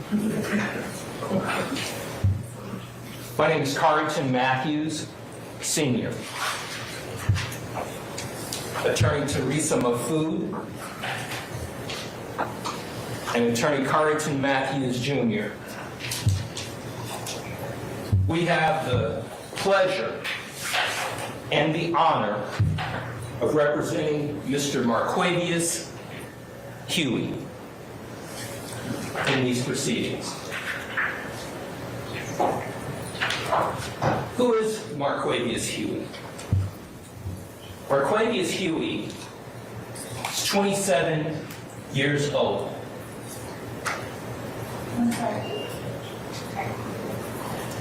He is 27 years old. He was born and raised in Atlanta, Georgia. Born and raised in Jonesboro South housing projects, as you have heard about over these last several hours throughout these various opening statements. He has 6 other brothers and sisters, and he actually graduated, ladies and gentlemen, from South Atlanta High School in 2014. He has 2 children. He has a 4-year-old son, Major, and a 1-year-old daughter, Journey. Mr. Marquavius Huey is not a convicted felon. He can sit on a jury. He can own a firearm. He can vote. And he can do what other law-abiding citizens can do as a non-convicted felon. He has goals, ladies and gentlemen. He has goals of being able to one day open a store, a retail store that sells men's and women's clothing. It's one of his goals. And when he grew up in Jonesboro South, ladies and gentlemen, he grew up with various folks that live in that community. As any community that you live in, you gain friendships and you grow up together. And Mr. Huey, he grew up. He grew up with Jeffrey Williams. They were friends from childhood. That's what the evidence will show. You will learn that. Now, let's get into the Overt Act 76. This is a theft by receiving of a handgun in 2018. That's one of the overt acts in this case, ladies and gentlemen. Now, in that particular indictment, back in 2018, that actual indictment was brought by the Fulton County District Attorney's Office. They brought it in 2018 against Mr. Huey. Also in 2018, they reduced it to misdemeanor disorderly conduct. They gave him 12 months probation, and they agreed to that reduction. This table, this organization, this agency, in 2018. Now, in 2018, they reached that agreement with Mr. Huey. Now here we are in 2022 when this case was indicted, and now in 23 when it's being heard. They're using the same charge that they initially charged him with, of theft by receiving of a handgun. They reduce it down to a little misdemeanor, disorderly conduct. And now they say, hey, let's tell the ladies and gentlemen of this RICO trial that this is an overt act in a RICO conspiracy in a YSL case. That's what they have brought to you in this indictment. The evidence will show that in 2018, this had nothing to do with anything concerning RICO. Because the evidence will show, had it, now keep in mind, the dates 2013 to even the present is what the government just told you all yesterday, was this RICO conspiracy. So in 2018, ladies and gentlemen, if this particular overt act has anything to do with a RICO conspiracy today, why did the same agency decide in 2018 that a felony theft by receiving charge negotiated, agreed to, should get reduced down to disorderly conduct? But this is what the evidence will show. You will learn it, and this is what's been handed to you. Now, let's break it down. This indictment. Counts 3 through 7 we're going to go through first, and then we're going to go through another grouping of counts. But these are there are a lot of charges in this indictment with respect to Mr. Huey. There are a lot of charges, right? But when these charges are put together the way that they are supposed to be, you will see as we get through this case that there are 2 cases that we're dealing with in these groupings, and then we're going to talk about another incident concerning the Fulton County Jail. So just stay with me. We're going to get there. Let's first talk about April 26, 2019. These are counts 3 through 7. Count 3, overt act 88. Mr. Huey is charged with armed robbery. They're saying that on April 26, they're alleging that Mr. Huey, as a party to a crime, committed this armed robbery against this gentleman by the name of DeJuan Maynard. That's what that particular count talks about, an armed robbery, using a firearm with an unknown person to take these items from this person.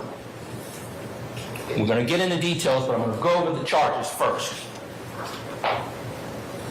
Count 4.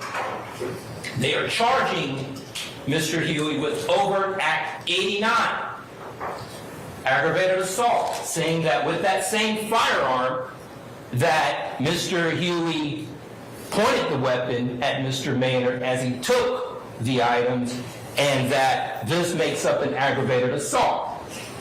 That's the charge. Going over the charges, then we're going to get into what the evidence is going to show. That's count 4. Count 5, the same one case we're talking about, the same one grouping, aggravated assault, because there was this other individual by the name of Damon Jenkins who was with Mr. Maynard. So they have charged Mr. Huey with this ag assault on the Damon Jenkins. Same grouping, same incident, April 26, 2019. And then count 6 are these tag-along charges that you typically come when you get charged with an armed robbery. You're going to get an ag assault, you're going to get a possession of a firearm during a commissioned felony. That's how the government, that's how they indict cases. Those are the charges. We'll get into all that later, but these are the charges. We'll get into that at a different stage in this trial. But that's count 6, saying that Mr. Huey had in his possession this firearm when this alleged incident happened, where they are claiming that Mr. Huey was involved. We're going to get into it. And then 7 is that same gun charge against Mr. Damon Jenkins. So that's 3 through 7, ladies and gentlemen. April 26, 2019. So what happened? Let's get into it a little bit. April 26, 2019, around 12:39 a.m. in the morning, at 741 Morosco Drive, Northeast, Atlanta, Georgia, at this apartment complex called Core Lindbergh Apartments. That's a stock photo of that particular complex. Now, here's the story. The story is that, and we're not disputing that this incident happened. We're disputing that Mr. Huey is ever a part of it. Mr. Huey stands before here. He signed an indictment and indicated that he is not guilty and he is innocent of these charges. And we stand here straight and we look you in the eye and we stand tall that Mr. Marquez Huey is innocent. So, April 26, 2019, you've got 3 individuals. They have left the apartment unit, and these 3 individuals are walking in the parking deck, right? They're walking to their car. 3 individuals. As they're walking to the car, these 3 individuals, they see 2 black males get out of a vehicle they describe it as a black Mustang with a temporary tag. So these 3 individuals, they're in the parking deck, they're walking to their car, and 2 other individuals get out of the car and they begin to chase these 3 individuals. There's video surveillance in the parking garage. You will likely see this video surveillance. It's the government's case, and they get to present their case however they choose. If they choose to show you a video, you will see it. Right? Now, let's talk about these 3 individuals that are walking from their apartment to their car. Damon Jenkins, he lives there. He knows the apartment complex. He knows the parking deck, right? So he lives there. He's familiar with his spot. He's familiar with his crib, right? So he runs down the parking deck. So he sees them. He's walking. He sees them. He goes down. So he goes essentially left. Okay? That's Damon Jenkins, the apartment lessee, the owner of the apartment, his crib. DeJuan Maynard. DeJuan Maynard is with Damon Jenkins, right? What does he do? So he's visiting his friend, Damon Jenkins. Damon Jenkins has the keys to Maynard's vehicle. Maynard is the one with the jewelry and the items, right? Maynard, he goes right, and he goes up the parking deck, right? And he's running.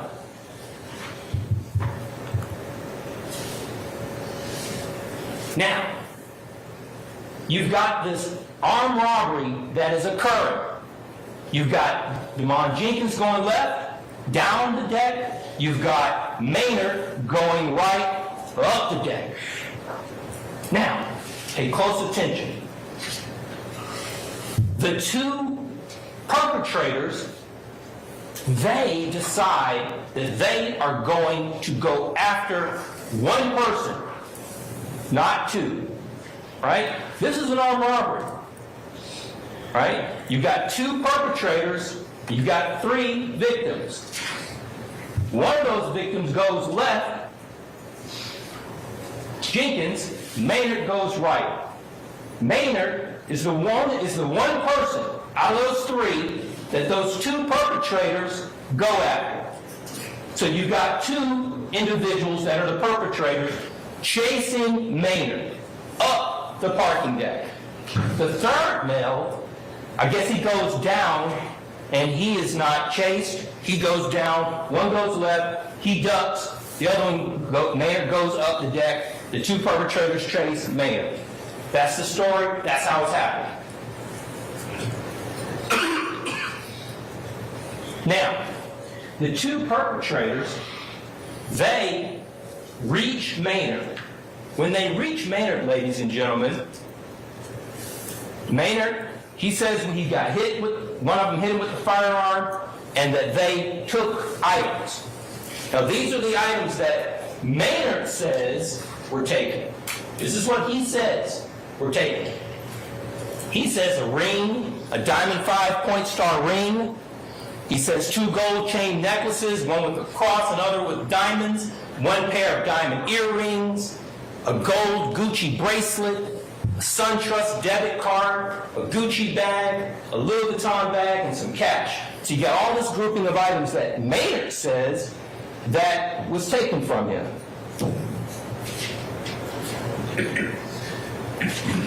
You've got police officers galore that come over to the scene, right? So you've got responding officers, you've got white shirt officers, you've got sergeants, everybody responding there, trying to figure out what happened. They talked to Maynard and Jenkins, right? They talked to the security guard, Joel Hines. Joel Hines, he says that, I was patrolling the area. I saw this black vehicle had been parked and running for about an hour or so. It had tinted windows, and I couldn't see inside. And, apartment owners, sometimes they'll come sit in their apartment, in their cars before they go inside, so I didn't think anything of it. I didn't see anybody.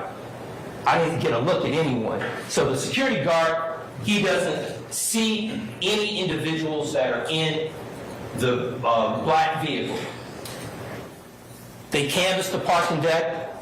The officers, they get surveillance videos from the parking garage. So that's what the officers are doing. That's what they did that night, right? Now, here's where it gets interesting, ladies and gentlemen. On April 26, 2019, at 12:39 in the morning, that's when this incident happened. Demond Jenkins, when he goes left, Demond Jenkins, who's the apartment owner, when he goes left, he goes downstairs, he runs out, and he happens to see an officer, he flags him down. So that officer's right there, pretty much. All right? And then other officers start coming and converging on this incident scene to try to figure out what happened. But on that same day, later that day,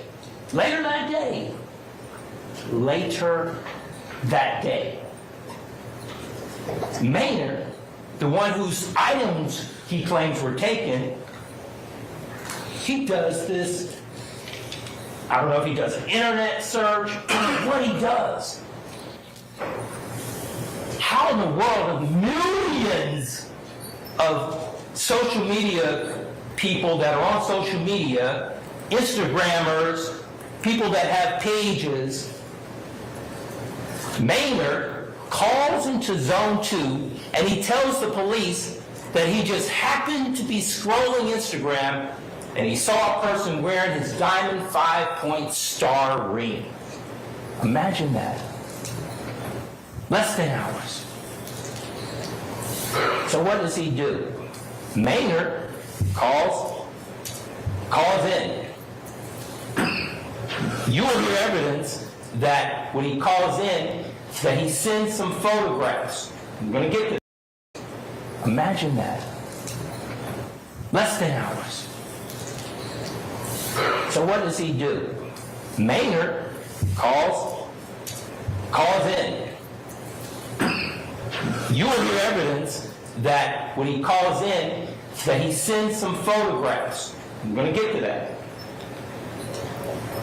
So the case is assigned to Detective Jeffrey Henderson on April 28, 2019.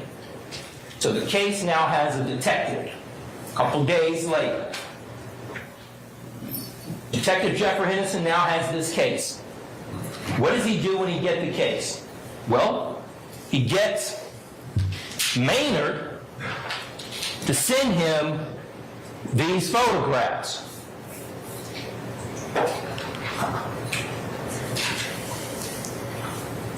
He views the video surveillance footage that he obtained from the parking deck, from the apartment complex.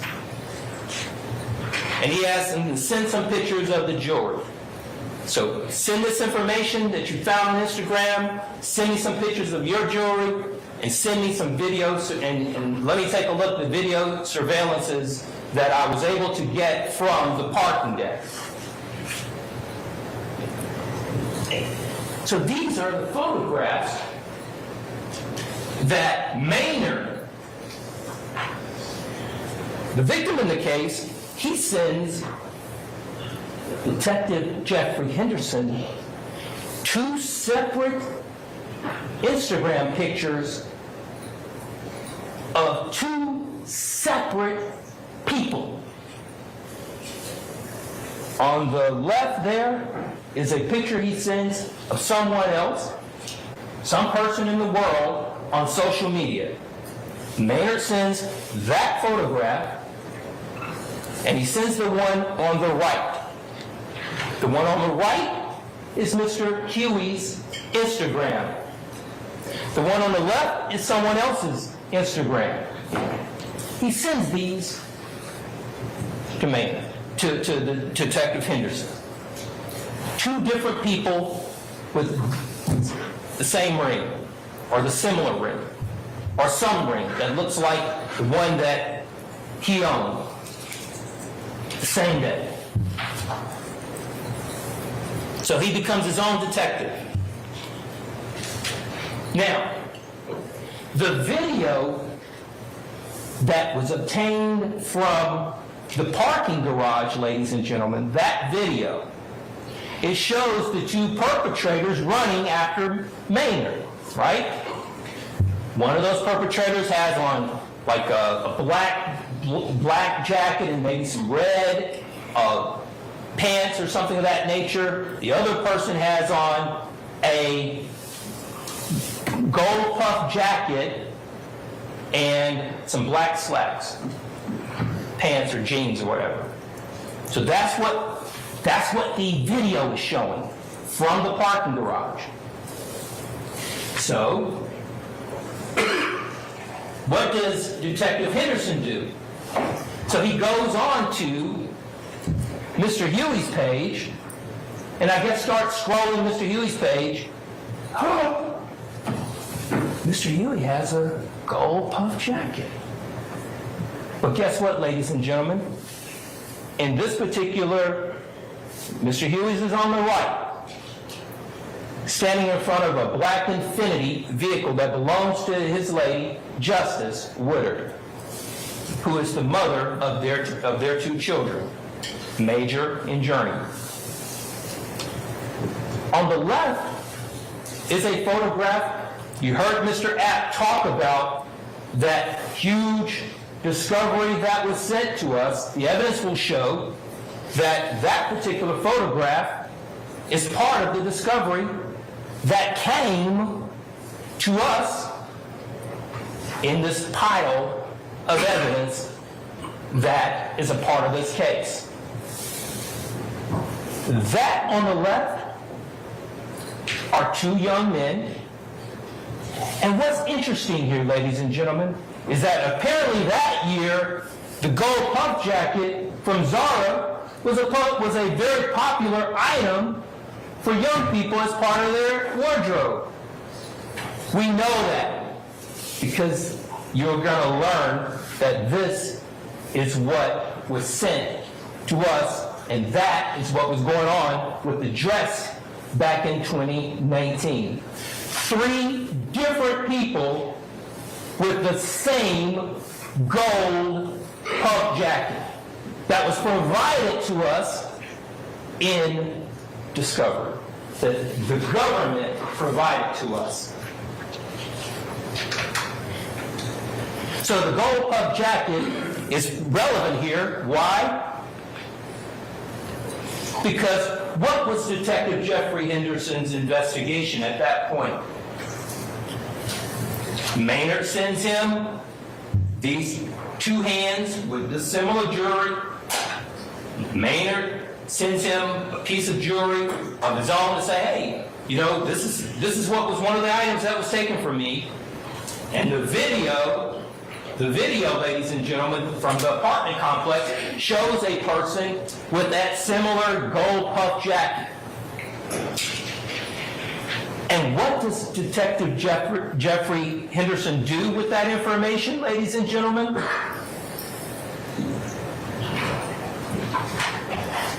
He completes it. He completes his investigation.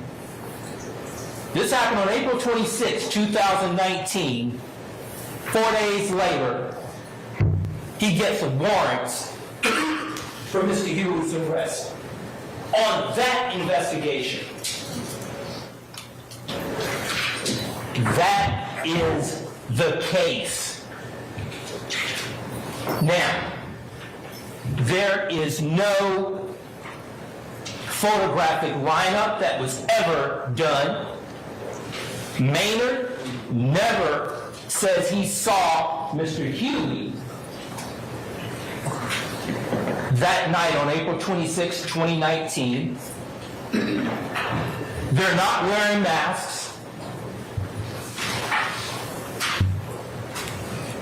Mr. Devon Jenkins never selects Mr. Huey out of any photographic lineup. In fact, there was none done.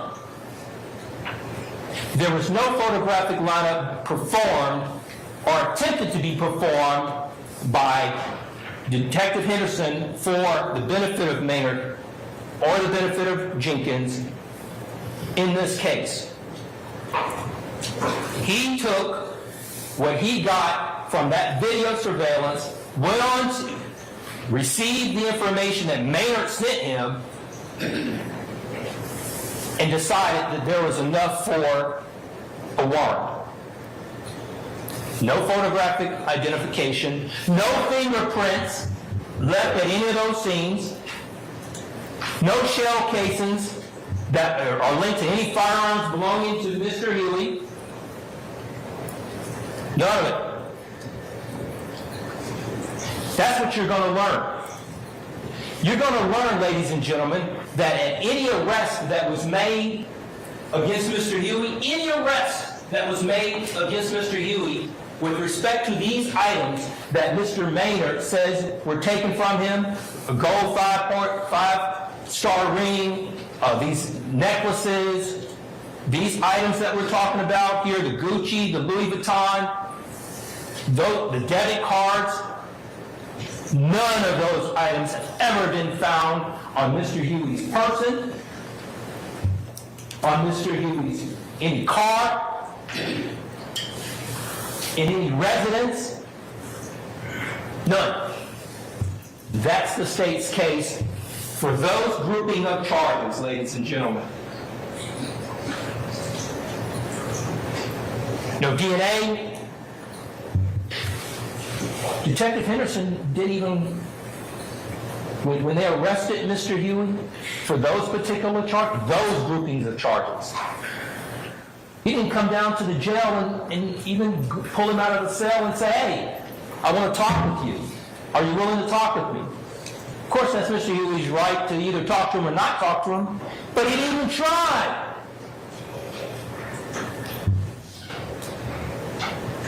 No other witnesses out there at that location that are going to tell you that they ever saw Mr. Huey at that location. That's what you're going to learn about that grouping of cases.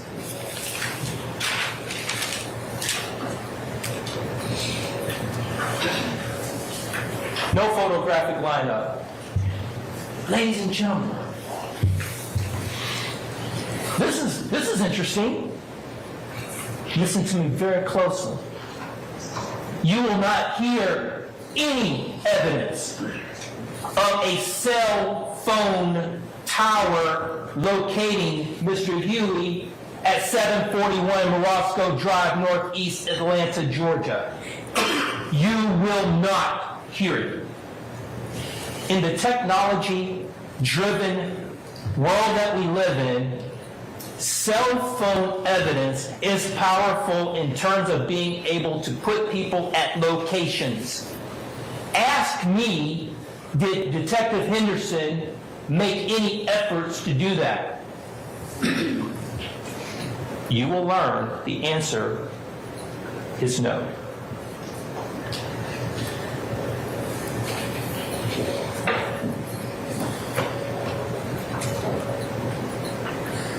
Okay, that was that grouping of cases, ladies and gentlemen. Okay? That was that case from April 26, 2019. Okay? Now let's move on to this other grouping of cases that we just, that I want to talk about now. So let's move on to another time and another place. Let's go to October 1st, 2020.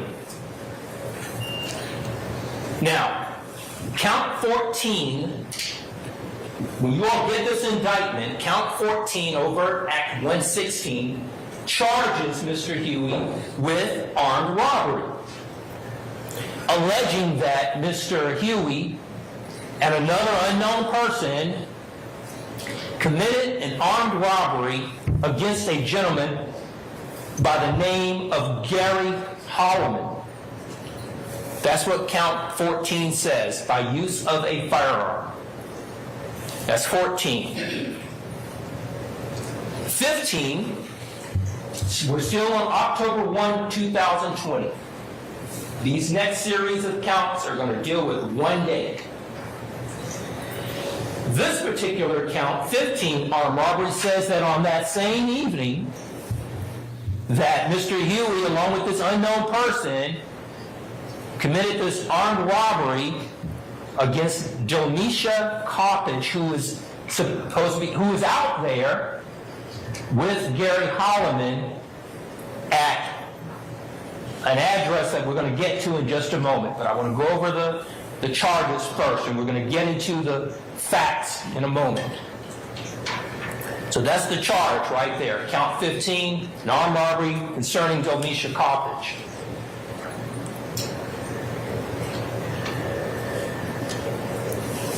Count 16, this is a big case, ladies and gentlemen, so I'm giving you an opportunity to try to organize it as best you can. Because we definitely have been learning all year how to organize a big case. Count 16, aggravated assault with a deadly weapon. Like I said, whenever there's this armed robbery allegation, it's going to come with a host of other counts and charges tagging along with it. Because that's the way the state and government, that's how they do it. That's how they get down, and that's how they do it. That's their right, and that's how they want to bring it. But we're going to talk about it. Count 16 alleges aggravated assault.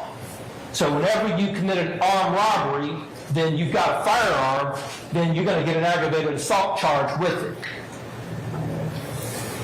That's the aggravated account charge that deals with Gary Holloman. That's 16. 17 deals with Domisha Coppage.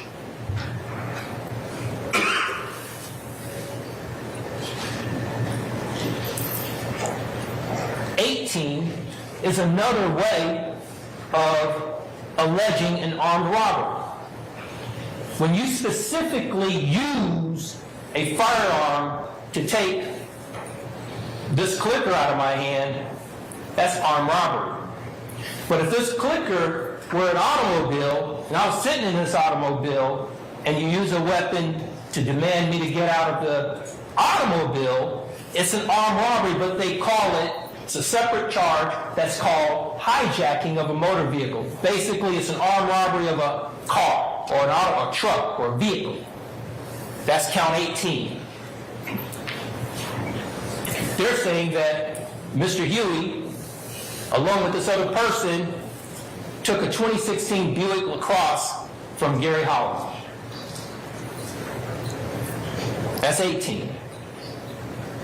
19, again, whenever there's a weapon that's involved, they're going to tag along this possession of a firearm to the commission of, in this case, the ag assault with a deadly weapon and the hijacking of a motor vehicle. So you're going to get a possession of a firearm during the commission of a felony charge. Same thing with respect to miscoppage. Armed robbery and an aggravated assault to take that cell phone that she's saying was taken. You're going to get a count 20, a possession of a firearm during the commission of a felony. And then what they've done is they've said in 21 that this was gang related. So they tack on a criminal street gang charge.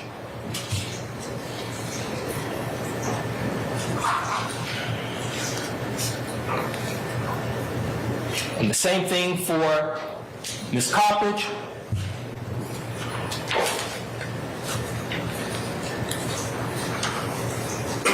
So those are the street gang charges that they've alleged.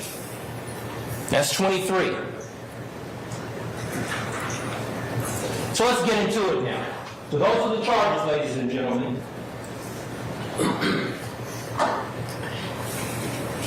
On October 1, 2020, 250 Fulton Street, Southwest Atlanta, Georgia. Not very far from where we are now, over by the juvenile court building. They're alleging that on this particular October 1, 2020, in the evening hours,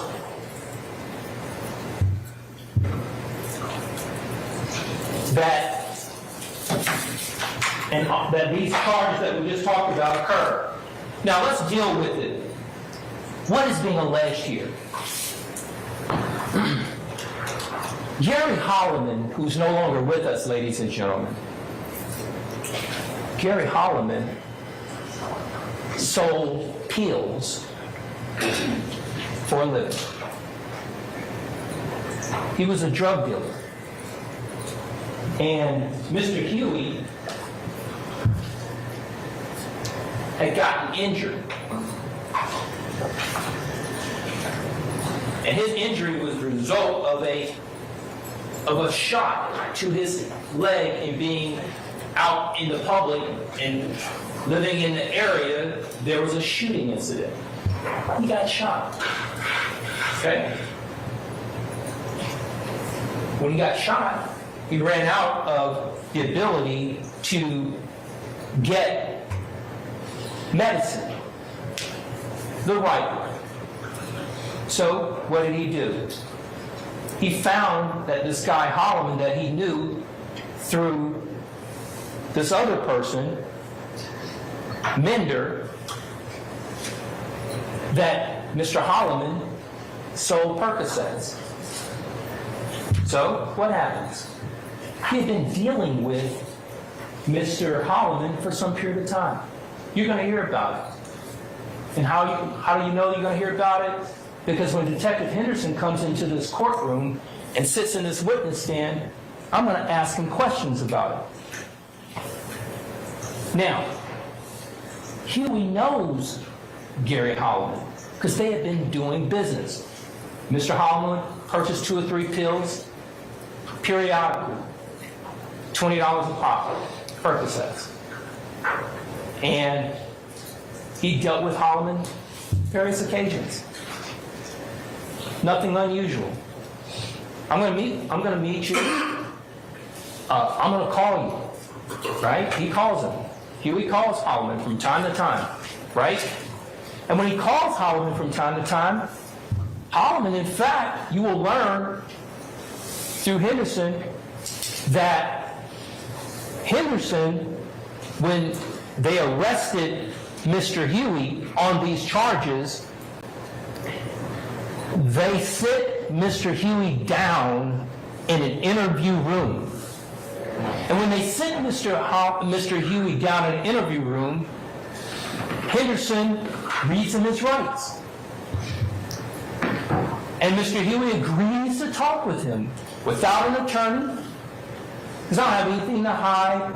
I'm okay talking to you without a lawyer. He sits down, talks to him. And Mr. Huey, he didn't know specifically why he was even being arrested at that moment. And you'll hear about it, right? And when you hear about it, Henderson is saying, hey, somebody's saying that you carjacked him. Okay, tell me about it. What are you talking about? And then Huey and Detective Henderson, Huey says, okay, so you're talking about the streets been talking. The streets been talking. They saying that I set Holloman up. They saying I set Holloman up. I didn't set Holloman up. I deal with Holloman. I didn't set this man up. Holloman chose this particular location for us to meet, and we've met before. I know this man. In fact, now here's where it gets real interesting. In fact, Huey says to to Henderson, Detective Henderson, you can look through my phone. So, Henderson looks through the phone. And what does he see, ladies and gentlemen? He sees Your Honor, we're going to object to this portion of Basis. self-serving hearsay. Yep, the evidence will show. I'll overrule the objection. The evidence will show, ladies and gentlemen, that Henderson, they have the phone out. Huey is leaning over. Henderson has the phone. They're scrolling.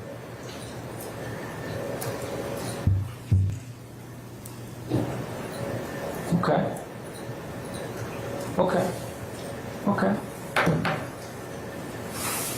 But the warrants had already been written up. He was in jail. He was arrested that night. He was being arrested for it on the 24th of November, 2020.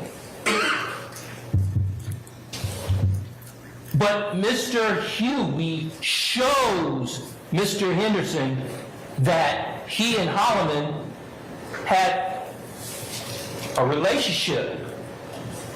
You got something I want, you got something that I want to get, some Percocets, they're available.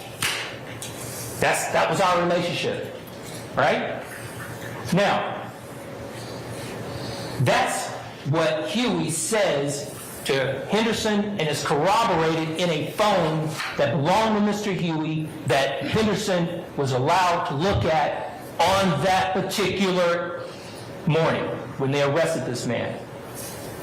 So that's what came out from Mr. Huey. Let's talk about what came out from Mr. Holloman when he called 911. So what does Holloman basically say in the 911 call? He says that I just got robbed, and he says my nephew homeboy robbed me. My nephew's homeboy robbed me. That's what he says.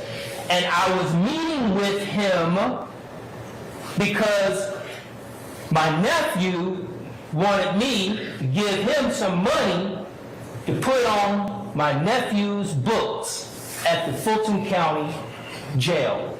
That's what Holloman says. to 911. Now, you're going to ask yourselves, ladies and gentlemen, the evidence is going to show that you don't need to give money to your nephew's homeboy to put on your nephew's books at the Fulton County Jail. The evidence will show there are many ways in which you can put money on somebody's books at the Fulton County Jail instead of giving money to your nephew's homeboy. So, you are going to have to reconcile that story that my man Holloman told 911, and in the 911 call, he didn't say, that's what he said, my nephew's homeboys, I'm putting some money, giving money to giving some money to my nephew homeboy. That's what he said. So you're going to reconcile those. You're going to have to balance those two versions of events. You're going to have to ask yourself, and here's the other thing you're going to learn with this same case. You're going to learn that Mr. Holloman tells Mr. Henderson that Mr. Huey didn't have a firearm. And he's going to say, whatever he's going to say, from my understanding, is somebody just walked up out of the dark and put a stick on him and took his car, not Mr. Huey. What is Delmisha Coppage? Delmisha Coppage, you're going to learn that she actually lived at 250 Fulton Street, right? And that Mr. Holloman was there to meet her, right? And you're going to learn from Delmisha Coppage, if they decide to call her as a witness, that they interviewed Delmisha Coppage in September of 2022, shortly after they indicted this case that we're here today on. They decided to go out and, do their field interviews of their alleged victims and talk to them. In September of 2022, Delmisha Coppage tells Officer Investigator Viverito, she tells this law enforcement person that, they took BG's car, Gary Holloman, BG. They took BG's car, and they also took my car, the other one left in my car. You will hear that. And there had been no information, allegations of her car ever being taken on October 1, 2020 until September 22nd, 2022, when she told it to Investigator Viverito. Mr. Hughes not even charged with taking Delmisha Coppage's vehicle. Why would she say something like that? So you all, as the triers of fact, fancy little phrase that we use in the legal business, you all, as the deciders, will have to determine with whom you will believe. What is the credibility? So those are things and decisions that you will have to make. But her car was never, ever taken.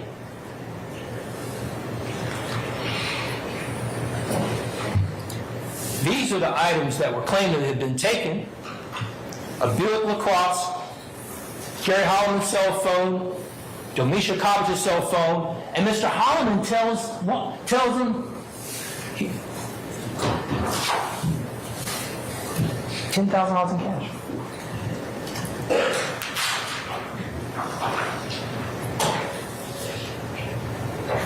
You will be assessing the credibility of witnesses throughout this case. For each of these wrongfully accused individuals that are seated at these tables, Now, witnesses are going to come into this courtroom, and they're going to sit right here. And you'll see me. You may see Attorney CJ. You may see some of these other lawyers. We're going to be standing right here, ladies and gentlemen. And we're going to be asking them questions on the witness stand. And they come into this court and raise their hand, promising to tell them God's honest truth.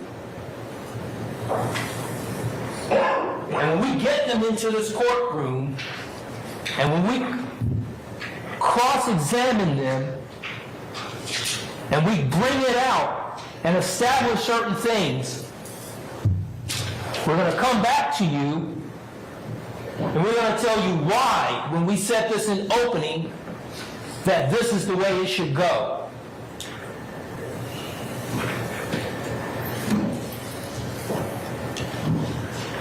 Let's change gears.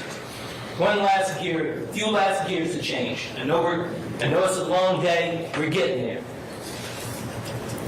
Now, ladies and gentlemen, let's move to a different day and time.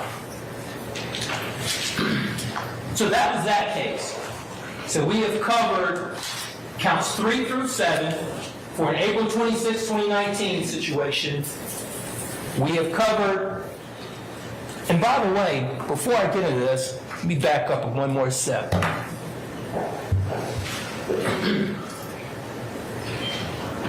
No vehicle cross was ever found in Mr. Huey's possession. No cell phone was ever found in Mr. Huey's possession belonging to Jamisha Coppage, Gary Holliman. And in fact, there's technology out here, ladies and gentlemen, where these smartphones, these iPhones, they stay on, right? You can track these bad boys. We're going to be asking questions down the line. So when I'm up standing and cross-examining and talking to these witnesses, pay very close attention to, that technology, these smartphones. What did Detective Henderson do to follow up? Mr. Matthews, I hate to interrupt your opening remarks. Can we take a brief comfort break? How much longer do you have, sir? Probably 30 minutes. Let's take a comfort break, okay? All right, 10 minutes, ladies and gentlemen.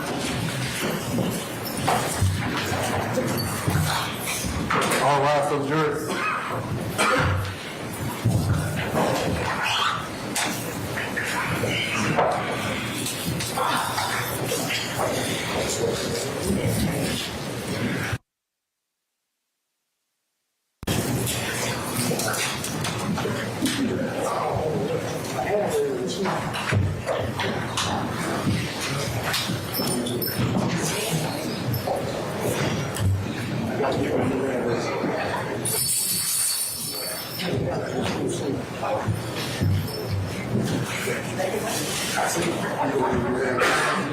Jury's up to 10 minutes, okay? Thank you.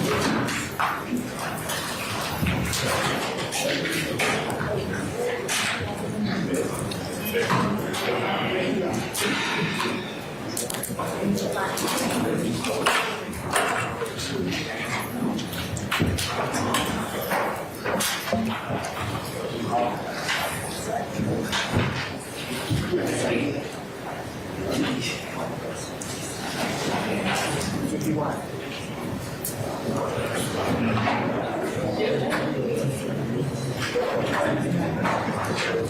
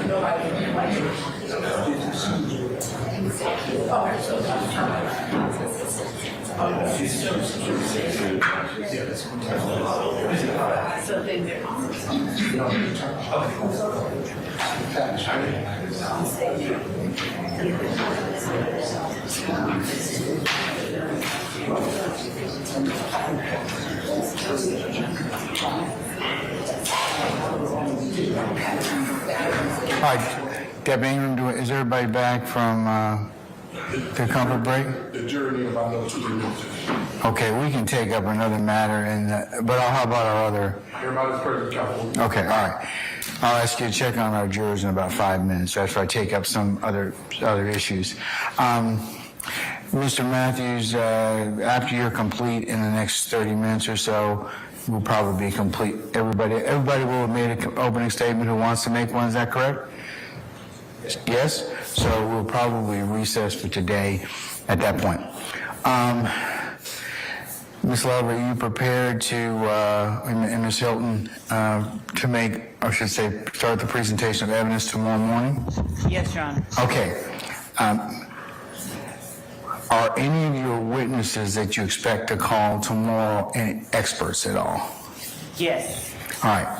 You remember that issue that we talked about before about whether or not they would be we had the issue of dual purpose witnesses? Yes. Are any of those going to be for that reason, that utilization? When you say for that utilization, we'll be using the first witness as an expert tomorrow morning. An expert, will they testify to facts or any of the investigation? There is one factual matter that they may well testify about that informs their opinion, but it's not one of the investigation, one of the acts that are on the indictment that we are asserting as an overt act, or one of the ones we have or intend to introduce as an overt act. I'll be clearer. Investigator Belknap will be the first witness that we put up, and he was the person who encountered Trontavious Stevens, and one of the people to whom Trontavious Stevens said that Rock Crew or ROC was their initial name. They started out as Rock Crew, and then they became YSL or Young Slime Life, and then they changed that to Young Successful Life. Okay. Well, that's still going to probably bring up that issue of a dual purpose witness. To that end, is anybody crafted for the court's consideration a proposed instruction that I can give or propose to give the jury before that witness is called? Your Honor, I'm thinking about the instruction as it relates to the jury instruction on the expert witnesses and their credibility, but it's to that separation for the purposes of whether or not Trontavious Stevens said a certain thing to him.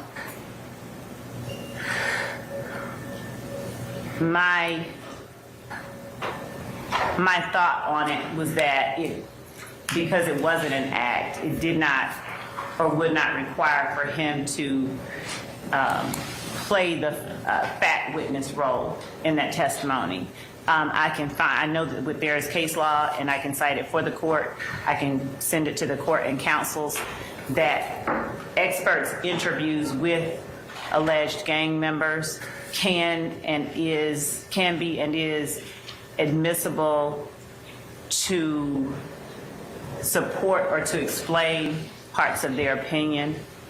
So he's not going to be testifying about specific alleged overt acts. Was that pre-Daubert or post-Daubert? Because it depends on whether or not they're a fact witness or a expert witness. I think the concern that the court still has is that what was brought up earlier when we discussed this issue, and that was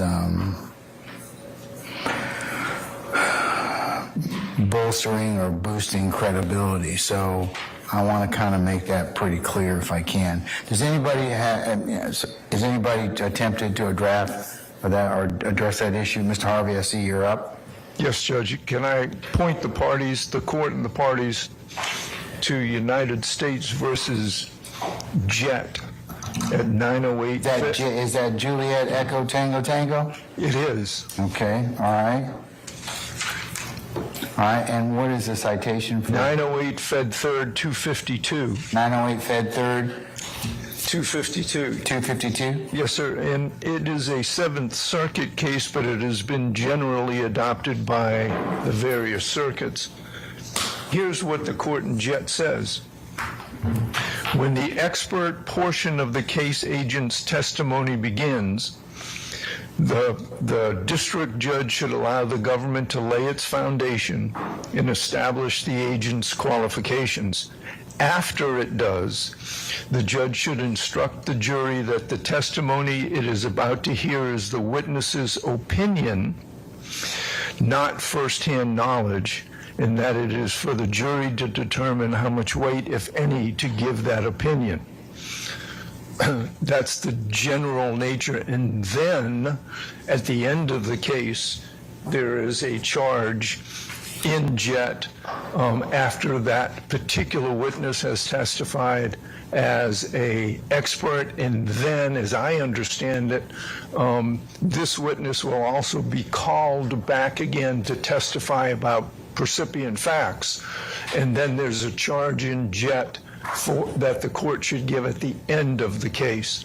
So I would refer the parties to that case. And the case in the 11th Circuit, there are two cases in the 11th Circuit, United States versus Hawkins, Hawkins, and you can tell me,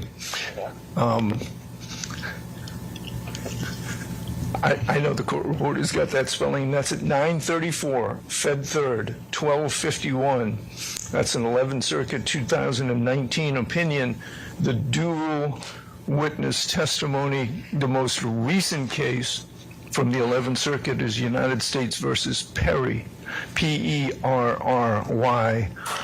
14 Fed 4th 1253.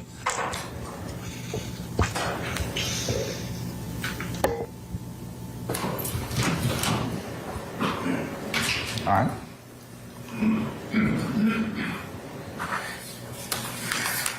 All right, Mr. Harvey, would you be so kind as to send all the parties that proposed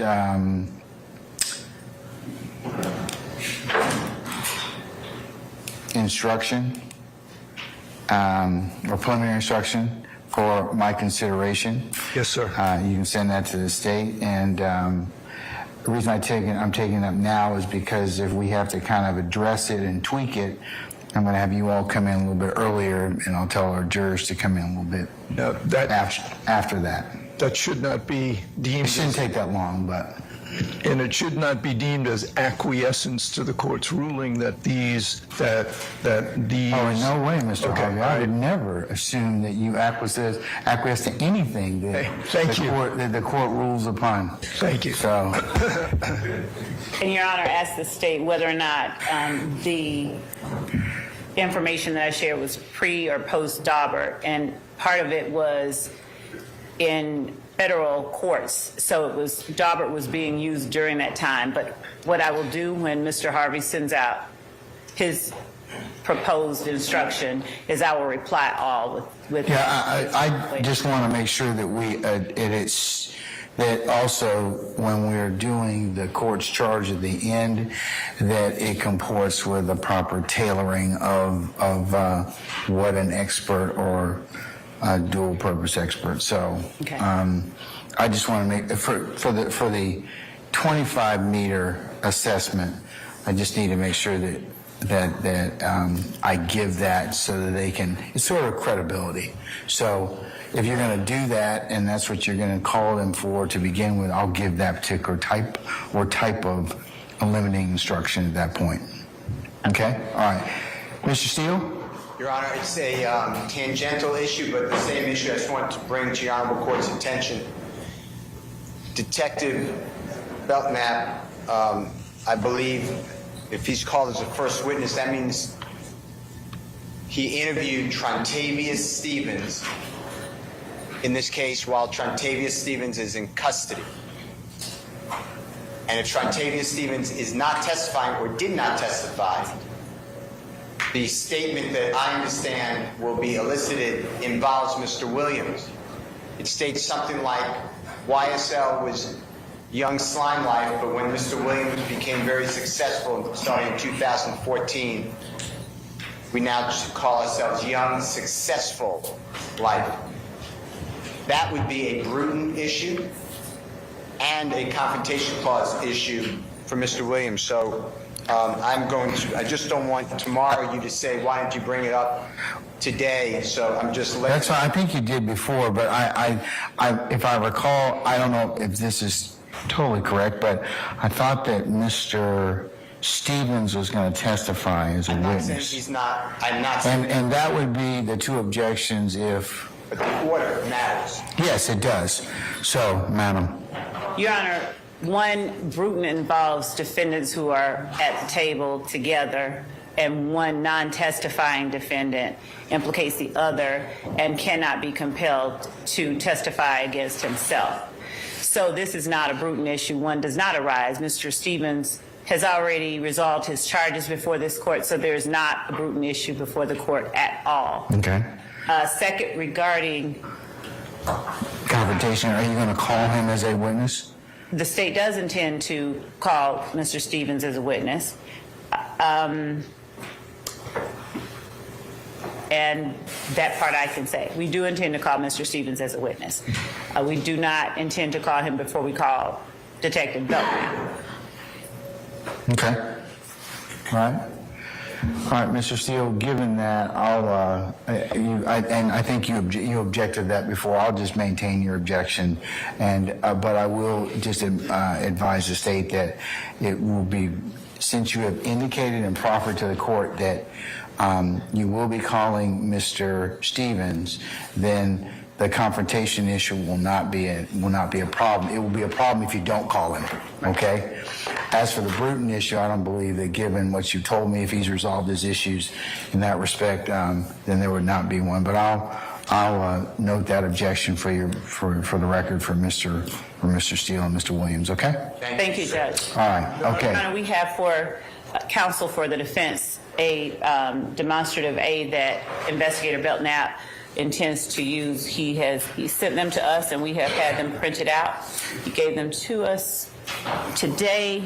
We'll send them. We'll give to each of the counsels for the defense. Can you give it to him now so Right now. I know it's been given? While that's being done by one of your able assistants, Mr. Sharp, what do you have? Thank you, Your Honor. Just another piece of housekeeping, if now is the appropriate time. I would like to ask if the court would instruct the state to tell us exactly who they intend to call tomorrow. As Your Honor knows, This is a very big case. They've narrowed it down to about 70 witnesses that they plan to call in the first 3 weeks.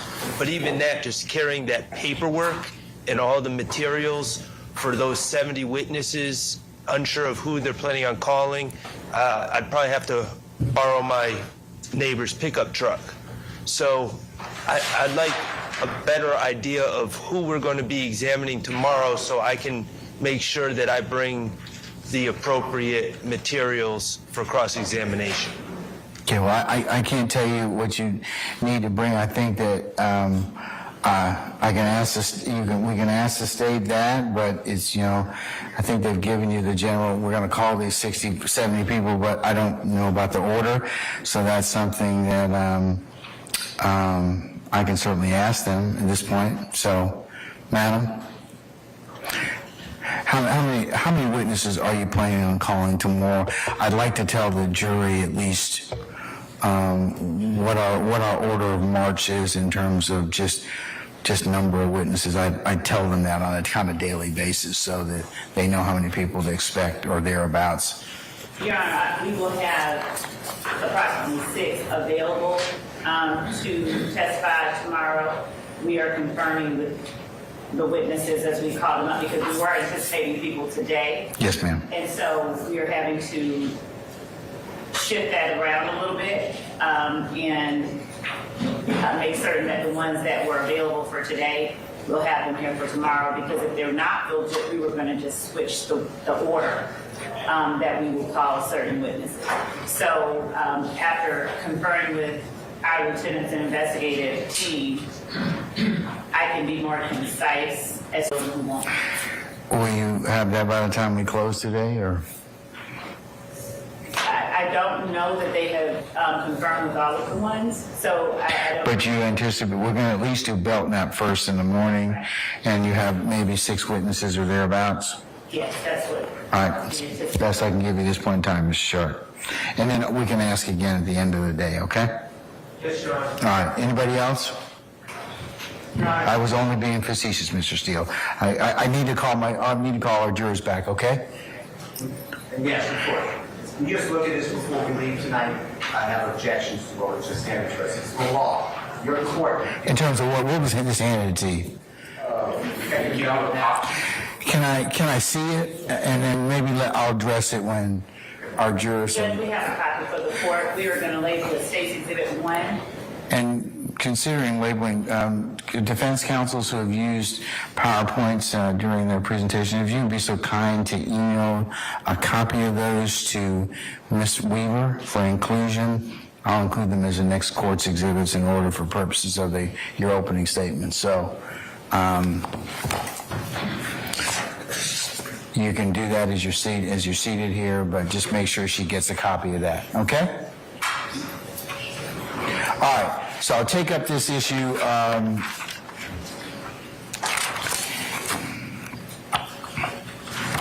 And I'll look at the PowerPoint as for Detective Belknap as we kind of finish up. So, unless there's anything else. Yes, ma'am. You're right, I can borrow it so I can label it. No. You want to label it? We just wanted to put it on. All right. Can we call for our jurors? Okay. Thank you, madam. Thank you. Mr. Botts, were you rising to get up just to stretch? Or? If you have a what? The party, no acquiescing group. What about Mr. Harvey? He doesn't acquiesce to anything, he granted it. Oh, okay. So can we all join in whenever? At what, for non-acquiescence? This is a general rule? Or specifically? There's a master rule. All right. I regret talking to you, I really do. Okay, all right. Okay.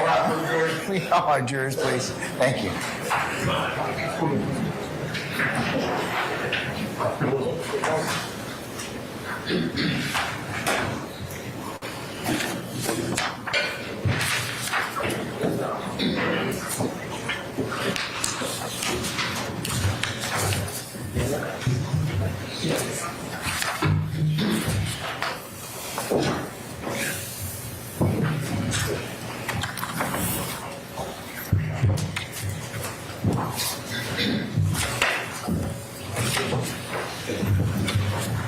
All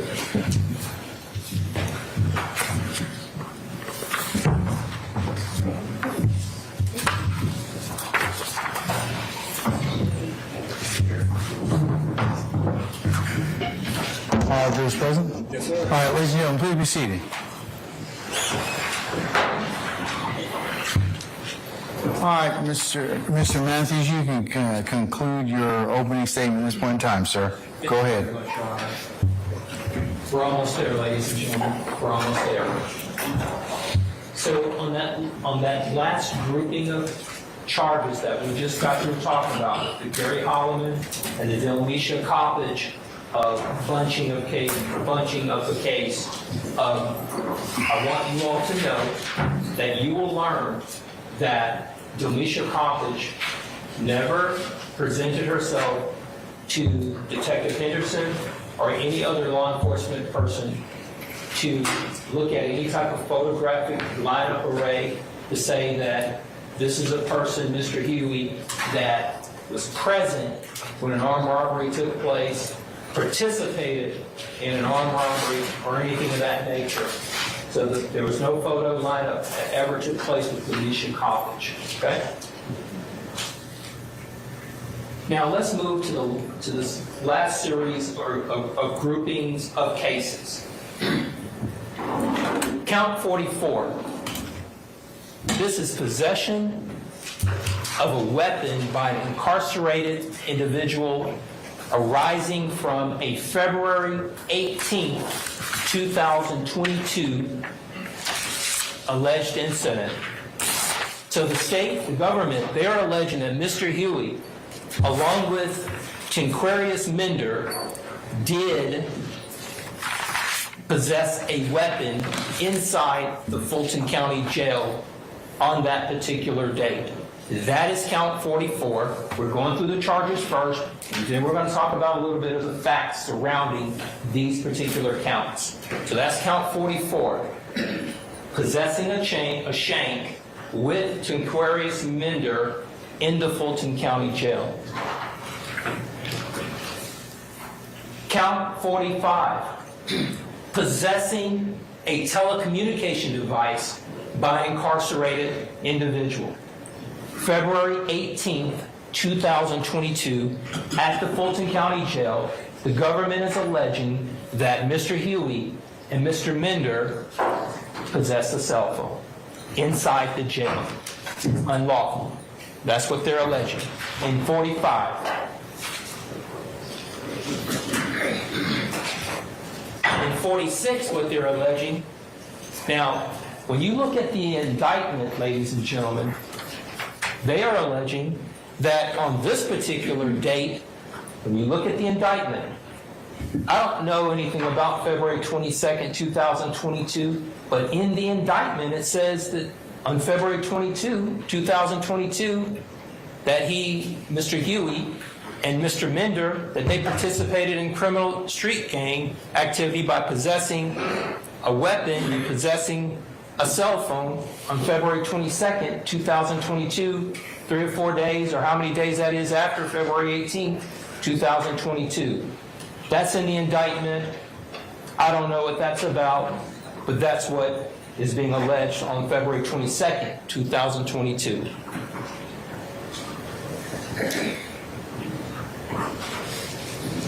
That's a stock photo of the Fulton County Jail. Let's talk about it. Let's talk about February 18th, 2022, inside that facility. Now, what will the evidence show? Mr. Huey shared a cell with another inmate, Tinquarius Minder. Mr. Huey does not get to choose. This isn't the Holiday Inn, ladies and gentlemen. You don't get to choose your own room that you want to be in. Oh, I want to be on the 3rd floor. I want to be at the penthouse. No. Classifications, the jail, they decide where you will be inside their facility. All right? When you look at that indictment, when you get it back and after this trial is complete, you will learn that the government, they indicted Mr. Minder in this case as well. All right? He's one of those 28 people in this indictment. Now, we're going to get to asking questions at a stage in this proceeding where witnesses will come into court. And whatever witnesses they decide to bring in to this courtroom, and whatever witnesses they decide to bring in and talk about these particular grouping of charges against Mr. Huey and against Mr. Minder, we're going to go through a question answering process. We're going to have a conversation about it, right?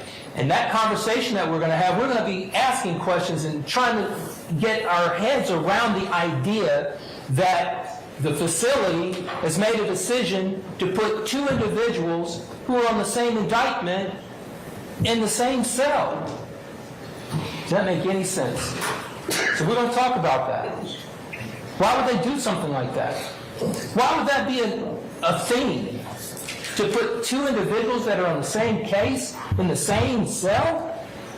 Not the same pod, not the same facility, but the same cell.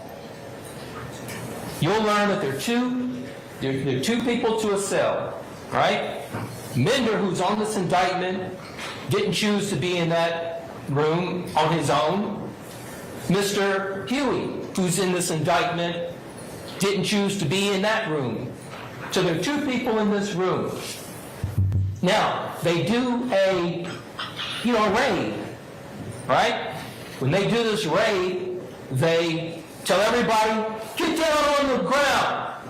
Keep your heads looking down. Don't look up at us.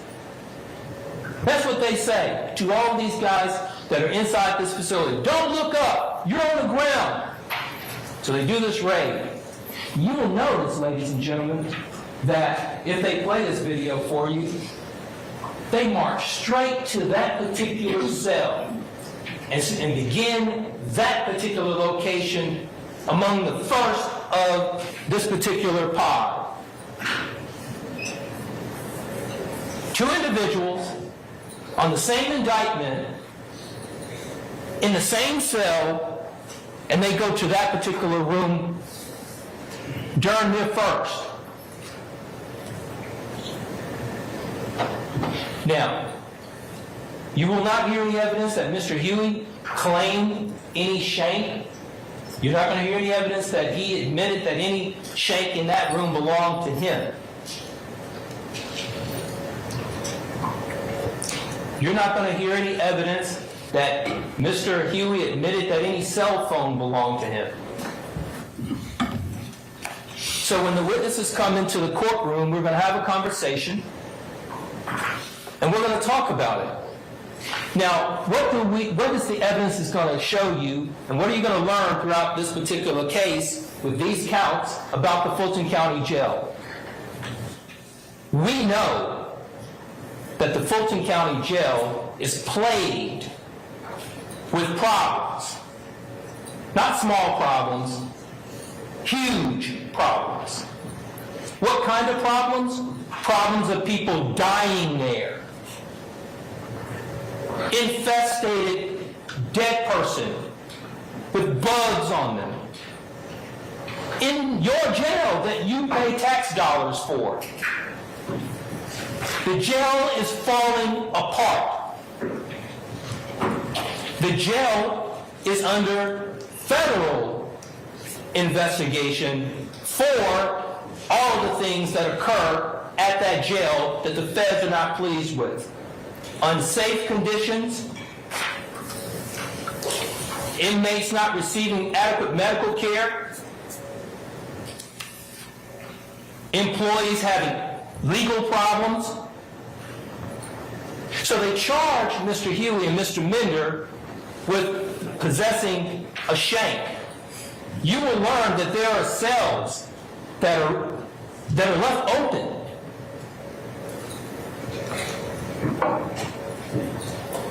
And that is not a safe place to be when a cell is left open and you're just trying to lay your head down and sleep. There are scenarios where you want the cell to be locked. So we're going to ask some difficult conversation questions when that time comes. So those are those particular counts. And Mr. Huey maintains his innocence with respect to those particular counts. Mr. Minder is not here today on trial. Mr. Huey is.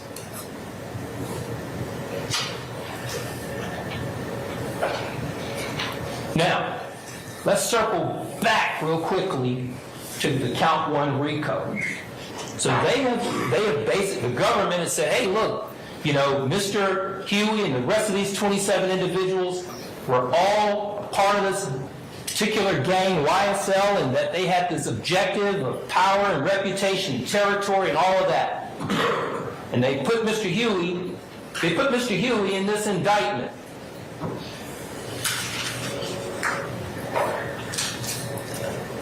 Over Act 102, March 12, 2020. If he don't take it back, he gonna die. You heard Mr. Steele talk about these already, so I won't go back through them and belabor the point. But that is one of the messages there. And what are we talking about here? Well, to be very quick to the point, Chandler Durham, a music producer, make beats, help artists put their music together, brings them music so they can lay their lyrics over them. You know, this is a person who had his car stolen outside Bishop Street, one of the studios over there in Atlanta. And I guess the word had got out that there was a possibility that Mr. Huey may have known some of these guys or had the streets talk. Listen, this is Atlanta, Georgia. And it's a small community in Atlanta, Georgia. We're in a big city, but it's still small in certain ways. So the streets talk. So Mr. Huey was asked, hey, if you know something, you know these guys, or you can help us get that stuff back, just tell them to get us our stuff back. That's not a crime. That's not RICO. So you're going to learn that Mr. Huey was able to knock on the streets, knock on the doors of the streets, and help try to get this man his stuff back. He wasn't able to get all his stuff back. He wasn't. But he was able to get some of the stuff back, and he was able to secure it. And Mr. Durham was aware of it. And Mr. Durham had no issues with Mr. Huey at all. And of course, Mr. Williams had no issues with Mr. Huey. And Mr. Huey was able to help try to secure that. And you're going to hear evidence that it was secured safely for Mr. Durham as Mr. Durham was in L.A. until he got back. Some of those items, not all.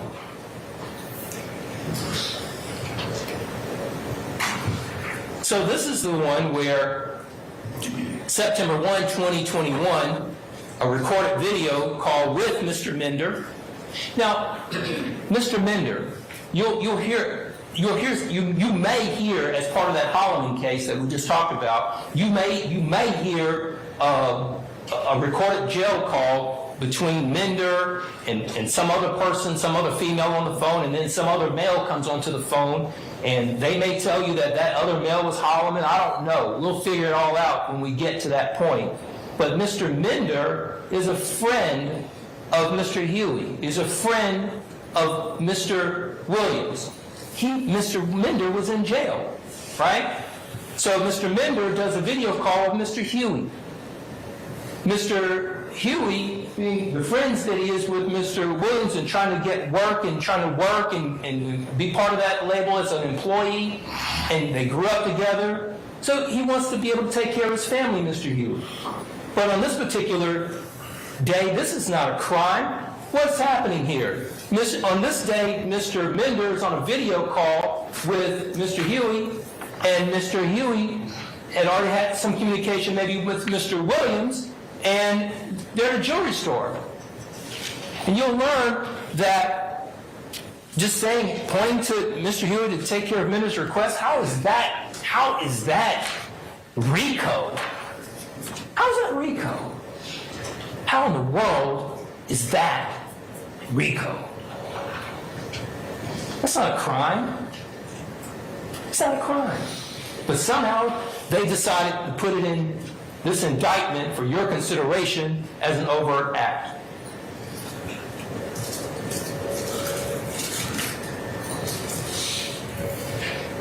September 4th, 2021, Overt Act 140. Mr. Huey had just been released from jail on the Holloman case because it had been dismissed at a probable cause hearing for a finding of no probable cause. So Mr. Huey was let go on that Holloman case. It was dismissed.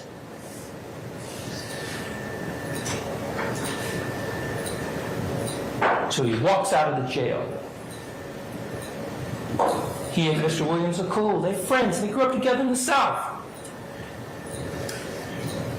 So he's traveled with Mr. Williams before on his private jet. What's the big deal? That's awesome. So Mr. Huey, he says from lockdown, we beat that case. We beat it. It was dismissed. Now it's back in this indictment. So Huey said, hey, lockdown, we about to go to a concert. To Philly. He had a show. They went that evening and they came back. How's that RICO? How's that RICO?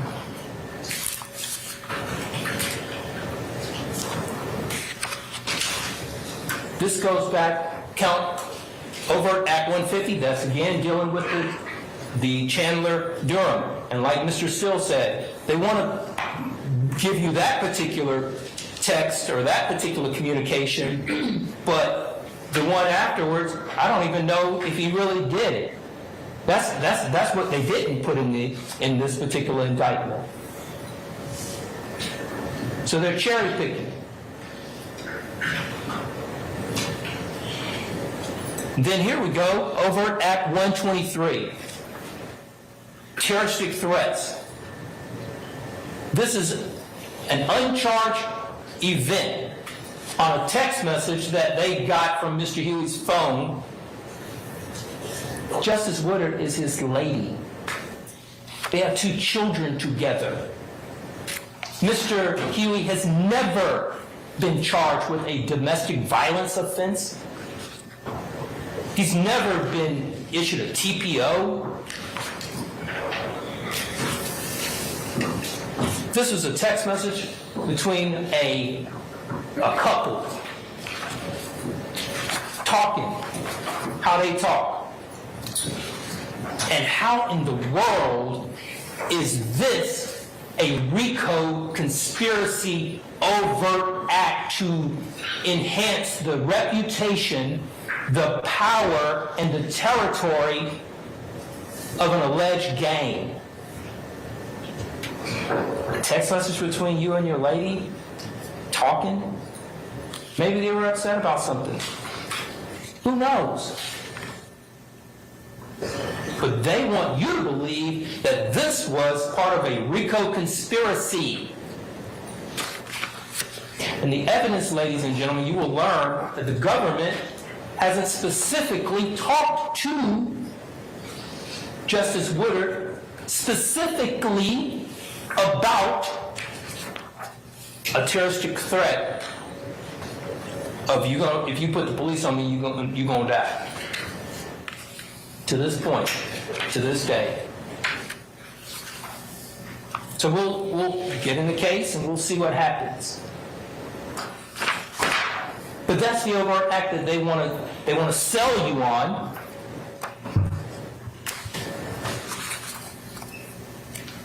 As being part of a RICO. So those are the overt acts that are uncharged. So it's not a crime, but it is a crime. So we'll deal with it. So, we're here, guys. We're here. We are at the conclusion of this presentation. I have said it, and I'll say it again. When we get through hearing all of the state's witnesses and government's witnesses as it relates to all of these guys that are on this trial, including my client, Mr. Huey, we're going to come back to you. We're going to stand firm, look you all in the eye yet again, and we are going to say to you humbly and respectfully that on these grouping of charges, count 1, counts 3 through 7, and counts 14 through 23, and counts 44 through 46, Mr. Marquavius Huey is not guilty. Not guilty. Not guilty. So, continue to take notes as you choose. Continue to listen intently. And collectively, you will make a decision. And that decision will be not guilty for Mr. Marquavius Huey on these charges. Thank you. Thank you, Your Honor. All right. You're welcome, Mr. Matthews. Okay. Ladies and gentlemen, it is almost 6 o'clock, and I think it might be a stopping point for us today. What do you think? Okay, all right, okay, so let's wind things down for today then, for you all. Okay, first, when you go back in your headquarters, same thing, you're going to probably know this script by the, well by the time that we spend with each other. Leave your notepads in the basket, take a juror sticker for coming here tomorrow morning.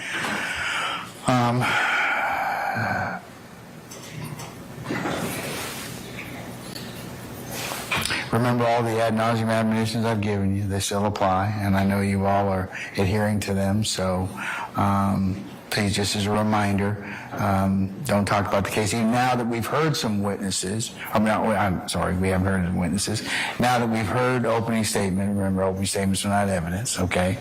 But we will go ahead and hear witnesses tomorrow. So it will be, I know that it might be very tempting once we start to kind of sit back in there and go, what do you think about such and such? Now, what did I tell you? Can you do that? No, you cannot. So, please be mindful of that. Don't recap the testimony as it starts going or coming to you starting tomorrow, okay? And don't critique or otherwise, talk about opening statements, because that would also be a violation at this point in time. I'll give you instructions on how you're supposed to, consider and deliberate this case at a certain time, but now's not that time. So right now, just remember the court's admonitions. I know it's also very tempting to listen to the case or on social media, as well as in the news. Remember, you can only consider what is brought before you in the four walls of this courtroom. Anything anybody else may speculate as to, say about this case or whatever is not for your consideration. You can only consider what's been presented to you lawfully in this courtroom. So, again, don't listen to any of the news media accounts or go to any blogs or do anything that would be inconsistent with the court's ad nauseum admonitions, okay? Don't go by and visit any of the scenes or anything that may have been talked about in court today. And as long as you all do that, then we certainly will be able to continue to give all sides fair trial, just trial, lawful trial. All right. So tomorrow, you're probably asking, what time are you going to come here? It's the question of the day, right? So, ladies and gentlemen, if I can have you here for 9:30 tomorrow morning, for an anticipated 10 o'clock start time, and then we'll go ahead and call our first witness or witnesses. We should take a break sometime around the noontime hour, and we should work until sometime this time between 5 and 6. It is anticipated that we'll probably call 6 witnesses tomorrow or thereabouts, just for your planning purposes or just for those of you who are thinking, well, what are we going to do tomorrow? And then after tomorrow, Thursday, we'll have another working day. Friday, I can tell you at this point in time, you're going to have an administrative day, okay? And then we'll talk a little bit about the schedule for the next couple of weeks, so you can make plans for your holiday season and for those of you that celebrate or need to do other things, okay? But I will at least tell you kind of a couple weeks in advance when those weeks are coming. But I can tell you that we will take a bit of a break to allow everyone to have to get ready for the holiday season and otherwise prepare. So I'll talk with you more about that specifically on Thursday, okay? Or maybe even into the beginning of next week. All right, ladies and gentlemen, what ministerial questions do you have of me, if any? Excellent. Okay, if you do, now's the time to ask me. Are your headquarters in there sufficient? Yes. No more stale popcorn today? Sorry about that. We'll get on a vendor that we use. So, anyways, no. But, ladies and gentlemen, I mentioned you earlier, you're welcome to bring any food, snacks for you all as a group.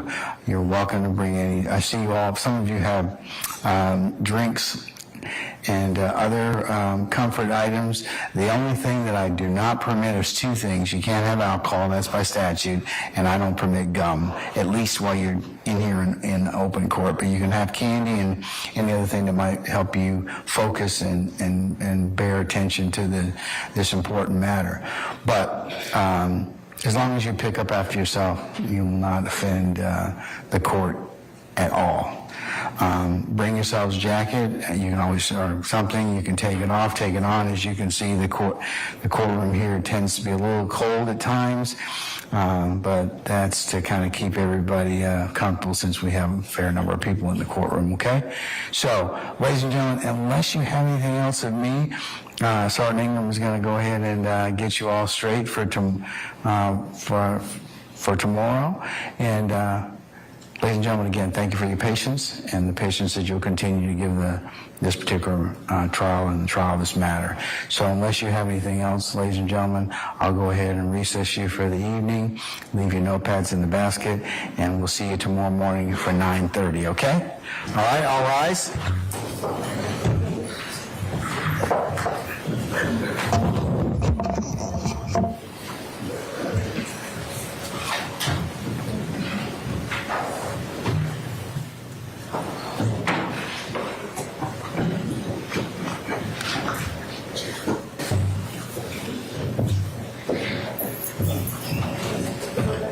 Yes.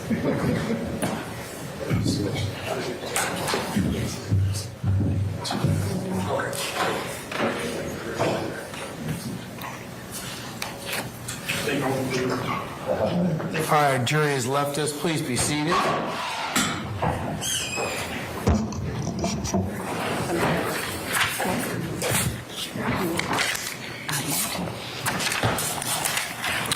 Okay.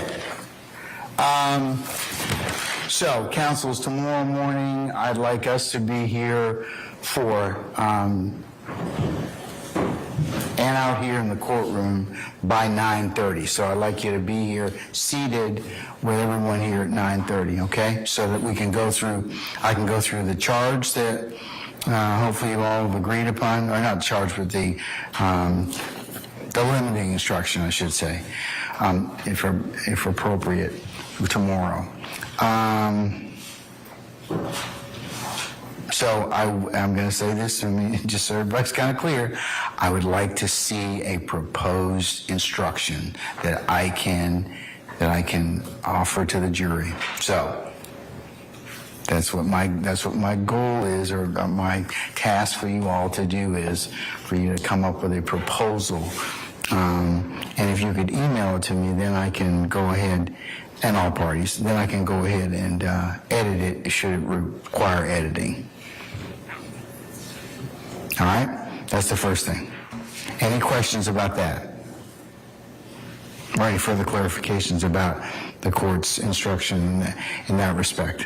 If we have dueling proposed orders, is it okay that we just submit them? Yes, Okay. absolutely. Absolutely. Okay, that's for the instruction. Okay, I'm in possession. Let me move on to the next issue. The next issue is Detective Belknap is going to testify first, and there's a very large PowerPoint that's been submitted. I assume that he's going to refer to. It's marked as States 1. Is it a demonstrative aid, madam? It's not going to be admitted, right? So. Your Honor, it's a demonstrative aid that we believe would assist him in explaining his testimony to the jury. Okay. So. All right. So it'll be marked as an exhibit. Okay. All right. Okay, specifically, are there objections or concerns? I understand you all just got that at this point in time.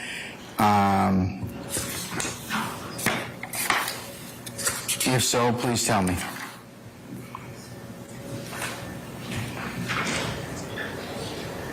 Your Honor. Sir. On March 21, 2023, Mr. Williams filed motion limiting number 13. Your Honorable Court granted that orally, reduced that to writing on November 17, 2023. I cited Swanson, SWANSON versus State, Your Honorable Court. That's at 366 Georgia Appeal 584 Division 2, 2000. What's that? 366 Georgia Appeals. What was the other? 584. 584 Swanson. Yep, Division 2, 2023. Your Honorable Court's order. Reference Swanson. That an expert cannot discuss the law, expert cannot testify as to opinions on the ultimate legal conclusion. It is not helpful to the trier of fact for the witness to express their opinions using legal terms or offer legal conclusions. The court must remain vigilant against the admission of legal conclusions, and an expert witness may not substitute for the court in charging the jury. In critical law, that's what you granted as well. Under Swanson, this was already argued and ordered, and then as I look at what the state handed us, which I believe is State's number 1, if it's not, I'd like someone to correct me, but It's States 1, sir. thank you. And on the page that I have stapled together, on the back of the first page, it has the triangle that you specifically excluded in your order, that you would not allow the supposed expert, it's not helpful to the jury, to talk about a person and the gang and then the crime and the enumerated offenses and employed by, associated with, or participates in gang activity. The next slide, or any piece of paper, is entitled Criminal Street Gang Defined. That is the law. That is exactly what Your Honor Court and Swanson says cannot be done by an expert. The jury doesn't get from the expert, supposed expert. The next on the back of that page is Criminal Street Gang Elements. That comes from the law. That should not be coming from a witness. The next one is Criminal Street Gang Identifiers, which is a different issue, but I do have an objection, but not the same objection. That is not the law. That would go to factual allegations. Then it goes back to the law, Your Honor.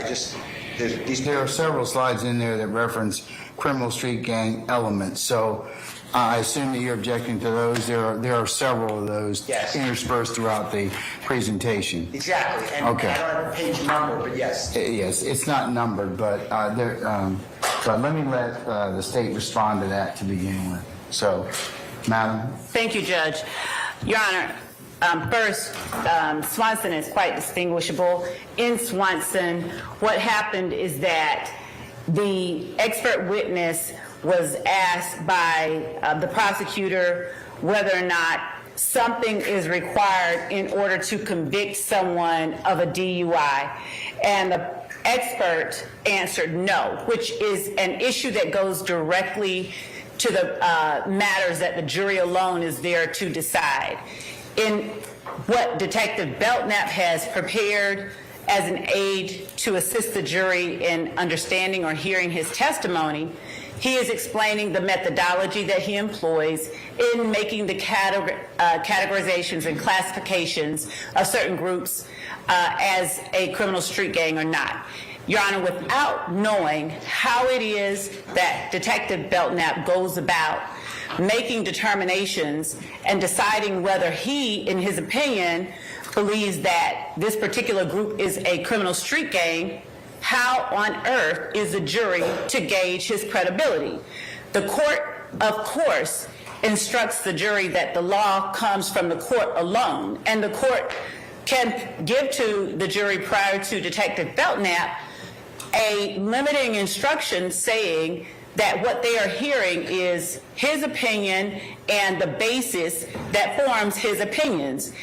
The law upon which Detective Belknap relies in order to make his classifications of particular groups is no different than treatises or other matters that experts rely on to make their particular opinions about matters that are outside the ken of the average juror. In this particular case, Detective Belknap does not place at the top of his slide OCGA blah, blah, blah, and he does not say, in order to find this person guilty of participation in criminal street gang activity, you do or don't need to have this. What he has done is outlined the factors that he employs in making a determination as to whether, in his opinion, a particular group qualifies as a criminal street gang. The circumstances of our case are quite distinguishable from those in Swanson. If it ever came to a point where, and we would not, where the prosecutor asked Detective Belknap something that was in the jury's, within their purview, do we need to have this to convict of this, then I would see and understand defense counsel's objection. But here, without the jury knowing how it is that Detective Belknap made his decisions about whether or not this particular group qualifies as a gang, this particular group does not, how on earth are they to gauge whether or not he is credible? The court will tell the jury that the jury has to decide whether or not they believe Detective Belknap. What if Detective Belknap had a series of qualifications for determining whether or not a group is a gang that was completely out of line with Georgia law? Giving what he uses as a guide to make his determinations in no way invades the province of the jury. I'm certain that if he did have a series of qualifications or standards that were out of line with what the law is, no one can argue that the defense counsel wouldn't pounce on it and in fact exploit that fact for the jury. But the fact that his standards, his methodology, his qualifications, his determination of whether or not a group is a criminal street gang, because it is exactly as the law requires it to be, they want it excluded. And that in turn completely cuts the legs out from under the jury's ability to discern whether or not Detective Belknap is credible. How on earth could you expect them to gauge his basis for his knowledge at all without that information?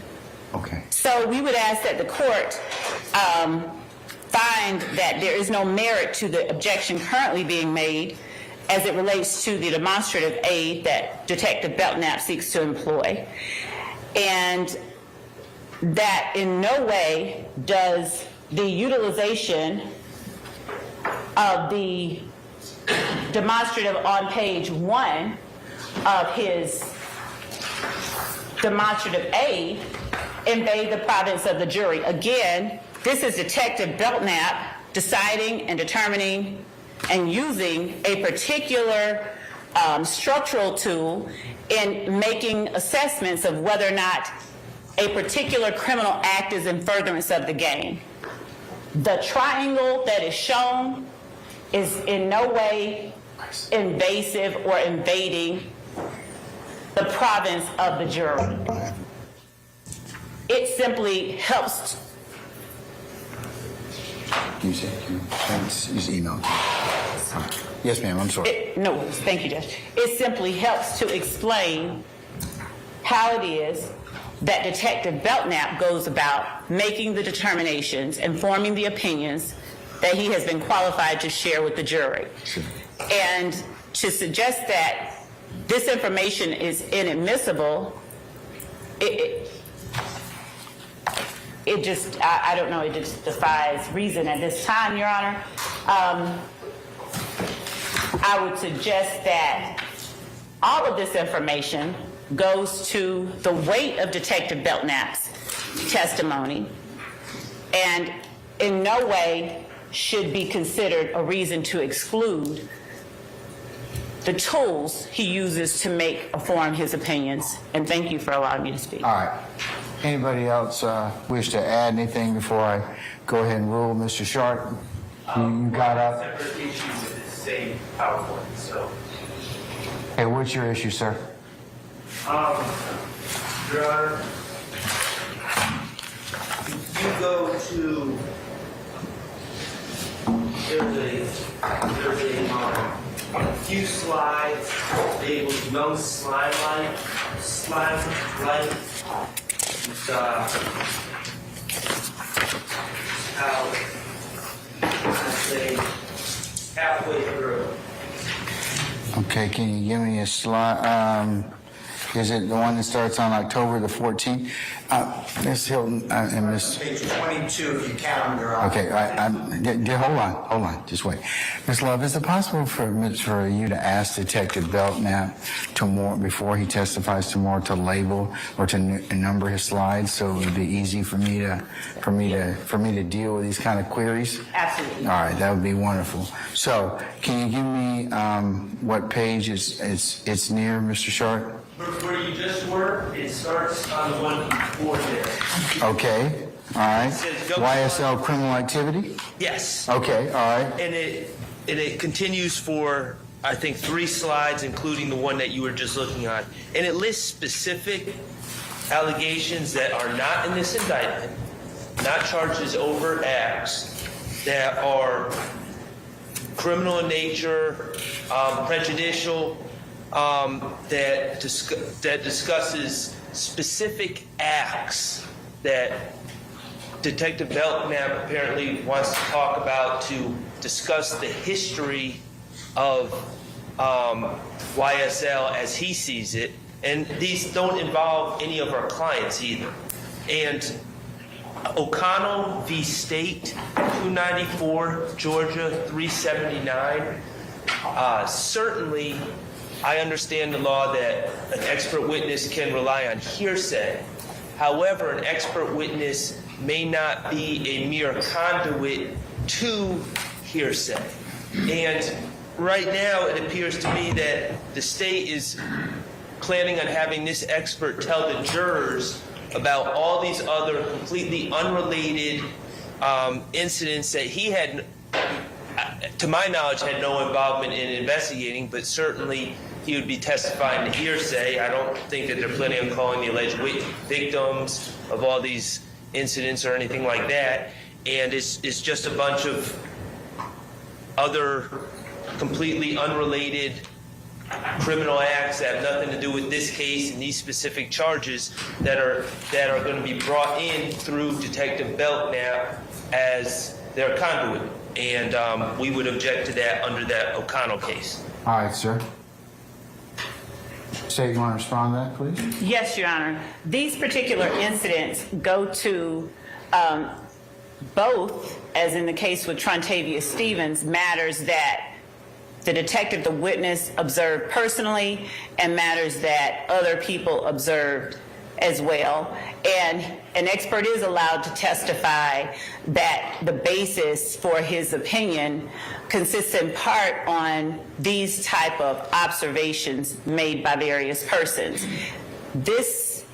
These matters are for the jury to decide what weight to give them. Of course, the argument can, and I'm certain will be made, that these people haven't come in here and the jury can decide whether or not it will disregard Detective Belknap's opinions because they are based on this information and the defense has convinced them that they should disregard it altogether because they haven't heard from a particular witness. But in no way should that be a reason to exclude Detective Belknap's testimony about certain information, certain incidents, certain interactions that form the basis for his opinion. These are things that he has observed during his experience as a law enforcement officer, including incidents involving alleged gang members, including, part of what he has testified about, part of what the court deemed portions of his methodology included his interactions with gang members, alleged gang members, and the information that they shared with him. What weight to give that should be left to the jury, and the information should not be excluded because essentially what counsels for the defense seem to want to do is to take away from the jury any information about what Detective Belknap bases his opinions on. And then it just leaves a bare opinion with nothing with which to gauge the credibility of those opinions. So respectfully, the state asks that the court not take away the jury's ability to weigh what weight it should give Detective Belknap's opinions by excluding the information that forms the basis of those opinions. And that information includes both the standards that he employs to classify groups as gangs.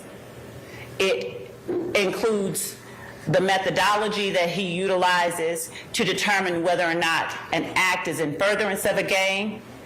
And it includes his history and personal experience and those of law enforcement officers with which he has collaborated involving interactions with alleged and self-professed criminal street gang members. So we would ask that the court not exclude any of that testimony and information from the jury's consideration. Your Honor, Thank you. if you accept the state's logic in that argument, then why would they even have to call in any witnesses for any of these overt acts? Why bring in witnesses about Christian Eppinger allegedly shooting a police officer? Just have Belknap just tell them this is what happened. Why bring in witnesses to talk about armed robberies allegedly committed by Walter Murphy? Just have Detective Belknap come in as an expert and tell them the whole story about what happened and say, because of that, I'm using that information as a basis of my expertise. The O'Connell case, Your Honor, was when a defendant sought to had an expert who testified that the defendant suffered from PTSD. The defendant had killed their adoptive mother. And she wanted to bring up specific instances of her abuse in her homeland. I believe it was Guatemala. And You're correct. The court said, no, you cannot bring in specific instances to put in front of the jury to say, yes, these specific instances form the basis of my opinion, because you're using the expert witness as a conduit to bring in inadmissible hearsay. And that's exactly what the state is doing here. And it's even worse than that, because none of these alleged incidents have anything to do, as far as I can tell, with any of these gentlemen. And also the state just shifted just swiftly. First they said there are incidents that Detective Belknap has personal knowledge of. Then it's kind of slightly shifted to Detective Belknap, or maybe he's talked to other law enforcement officers about it. Like it's some collective knowledge thing. It's rank hearsay. Okay. Your Honor, Yes, ma'am. As it relates to O'Connell, Your Honor, the reason that the court decided that the expert's opinion in that case was a conduit for bare hearsay is it was the defendant's efforts to get in specific incidents that related to the defendant without putting the defendant on the stand. The reason that the incidents and the interactions Detective Belknap has had and other officers has had with particular alleged or self-professed gang members is distinguishable from the acts and overt acts that the state has included as part of the indictment is that in order for the state to prove beyond a reasonable doubt any allegation, any count in the indictment that we set out to prove, we have to present evidence of that particular act. What Detective Belknap would be talking about as it relates to the specific incidents and interactions that help form the basis for his opinions are simply things that form the basis. They are not things that we have to prove beyond a reasonable doubt. It's the same as if there is someone on the stand talking about relying on certain treatises, information that has been gleaned from someone else's observations that informs the opinion that they reach today. There's no one that will credibly argue, oh, we have to bring in the author of that treatise in order for the expert's testimony to not be hearsay. It is simply the basis, part of the basis for Detective Belknap's opinion. It is not the same, and there is an absolute false equivalence being drawn by counsel for Mr. Stiller at this point. So we would ask that, again, the court not exclude the bases for Detective Belknap's expert opinions about whether or not YSL is a criminal street gang and whether or not particular activity, and Rock Crew as well, qualifies as a criminal street gang, and whether or not particular acts qualify as criminal street gang activity. The court, as I stated, can instruct the jury that the only law that the jury is to consider is that coming from the court, and that the jury alone decides what weight to give Detective Belknap's testimony. And if it so happens that the standard Detective Belknap employs to classify a group as a gang is in line with what the court instructs the jury must exist before the jury determines that a particular group is in fact a criminal street gang, then the jury finds Detective Belknap all that more credible. If it is out of line with what the court instructs the jury, then the jury finds that Detective Belknap is not credible. But they have to know the basis for his opinions in order to weigh his credibility. Thank you. All right.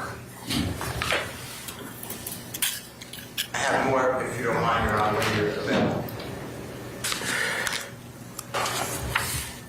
All right, what else? Okay, thank you, sir. Your Honor, obviously I adopt the Honorable Counsel's that's taught, but I'd like you to also wrestle with, and I numbered the pages, but I could try to direct you on the report.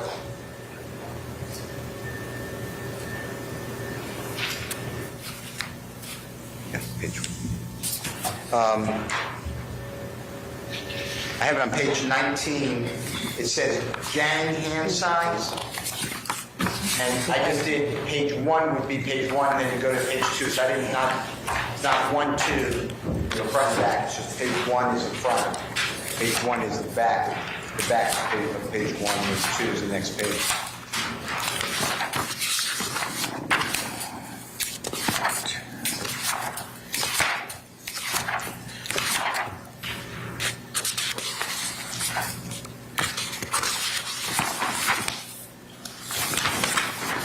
Would like if the state can, or the court can order to say, but if the state could be good enough to email it to us. There's some pages I can't see, they're just too dark. Which one are you talking about in terms of gang tattoos? There's several. Gang hand signs. Gang hand signs. I think that is some gentlemen that have there's a picture with a Georgia Bulldog t-shirt. Is that correct? No, it's an RG, it says Rich Gang in white, and then an RG Rich Gang in red, where it's black and white. But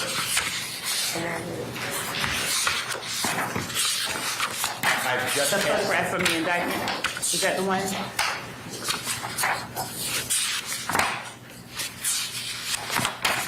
If I may, Your Honor, I will hold, or let the court hold the state's copy.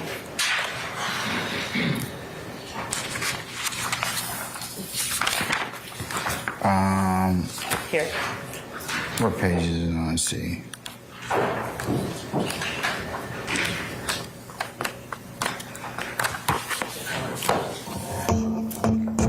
Oh, that's way in the back. Okay, all right. I think I've seen it. It's way in the back.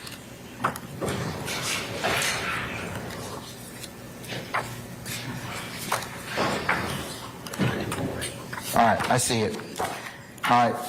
One you're referring to gang hand signs. Okay. What about it? Your Honor, you already ruled on this issue about the law, but you also ruled on the dual witness, which will get you the jury instruction. That's Mr. Williams. That's a picture of Mr. Williams standing next to Mr. Copeland. That's in the indictment. How is Detective Meltnap, the supposed expert, now coming in and telling the jury Mr. Williams is holding up a gang sign when A, is not even supposed to be talking about the evidence in the case if you're bifurcating it, and B, he shouldn't be telling the jurors that anyway. That is an intent. That would be for the jury. That's not beyond the ken of the jury. The next page, if you, not the back of it, but the next page, in Your Honor, Mr. Williams marked the pages, numbered them. May I approach if you need it? They're page number, says he.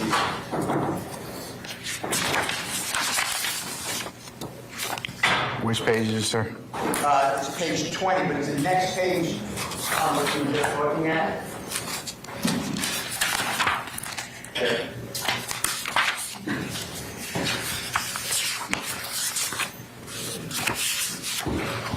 And Your Honor, if we could just clarify whether the issues are two separate ones so that we can address each one in turn rather than try to address 20 at the same time.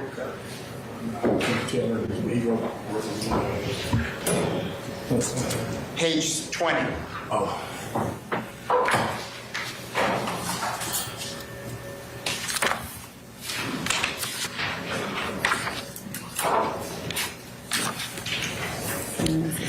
Two, I'm gonna mark it. 1, 2, 3,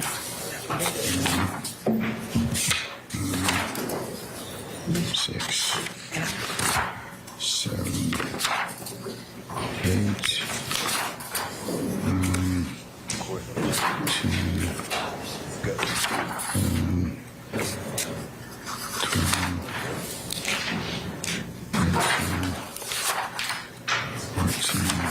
Can you hear me, Miss Weeks?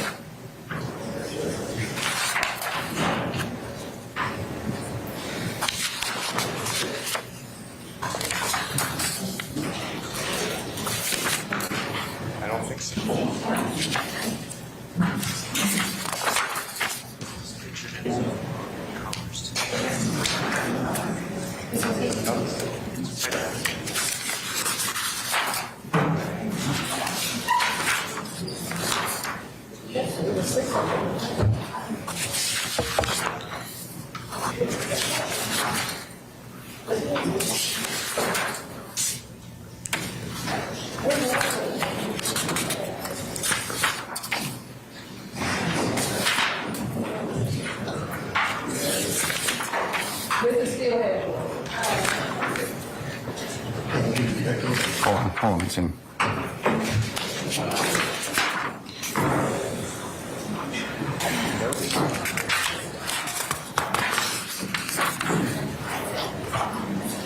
Yeah, Mr. Thank you.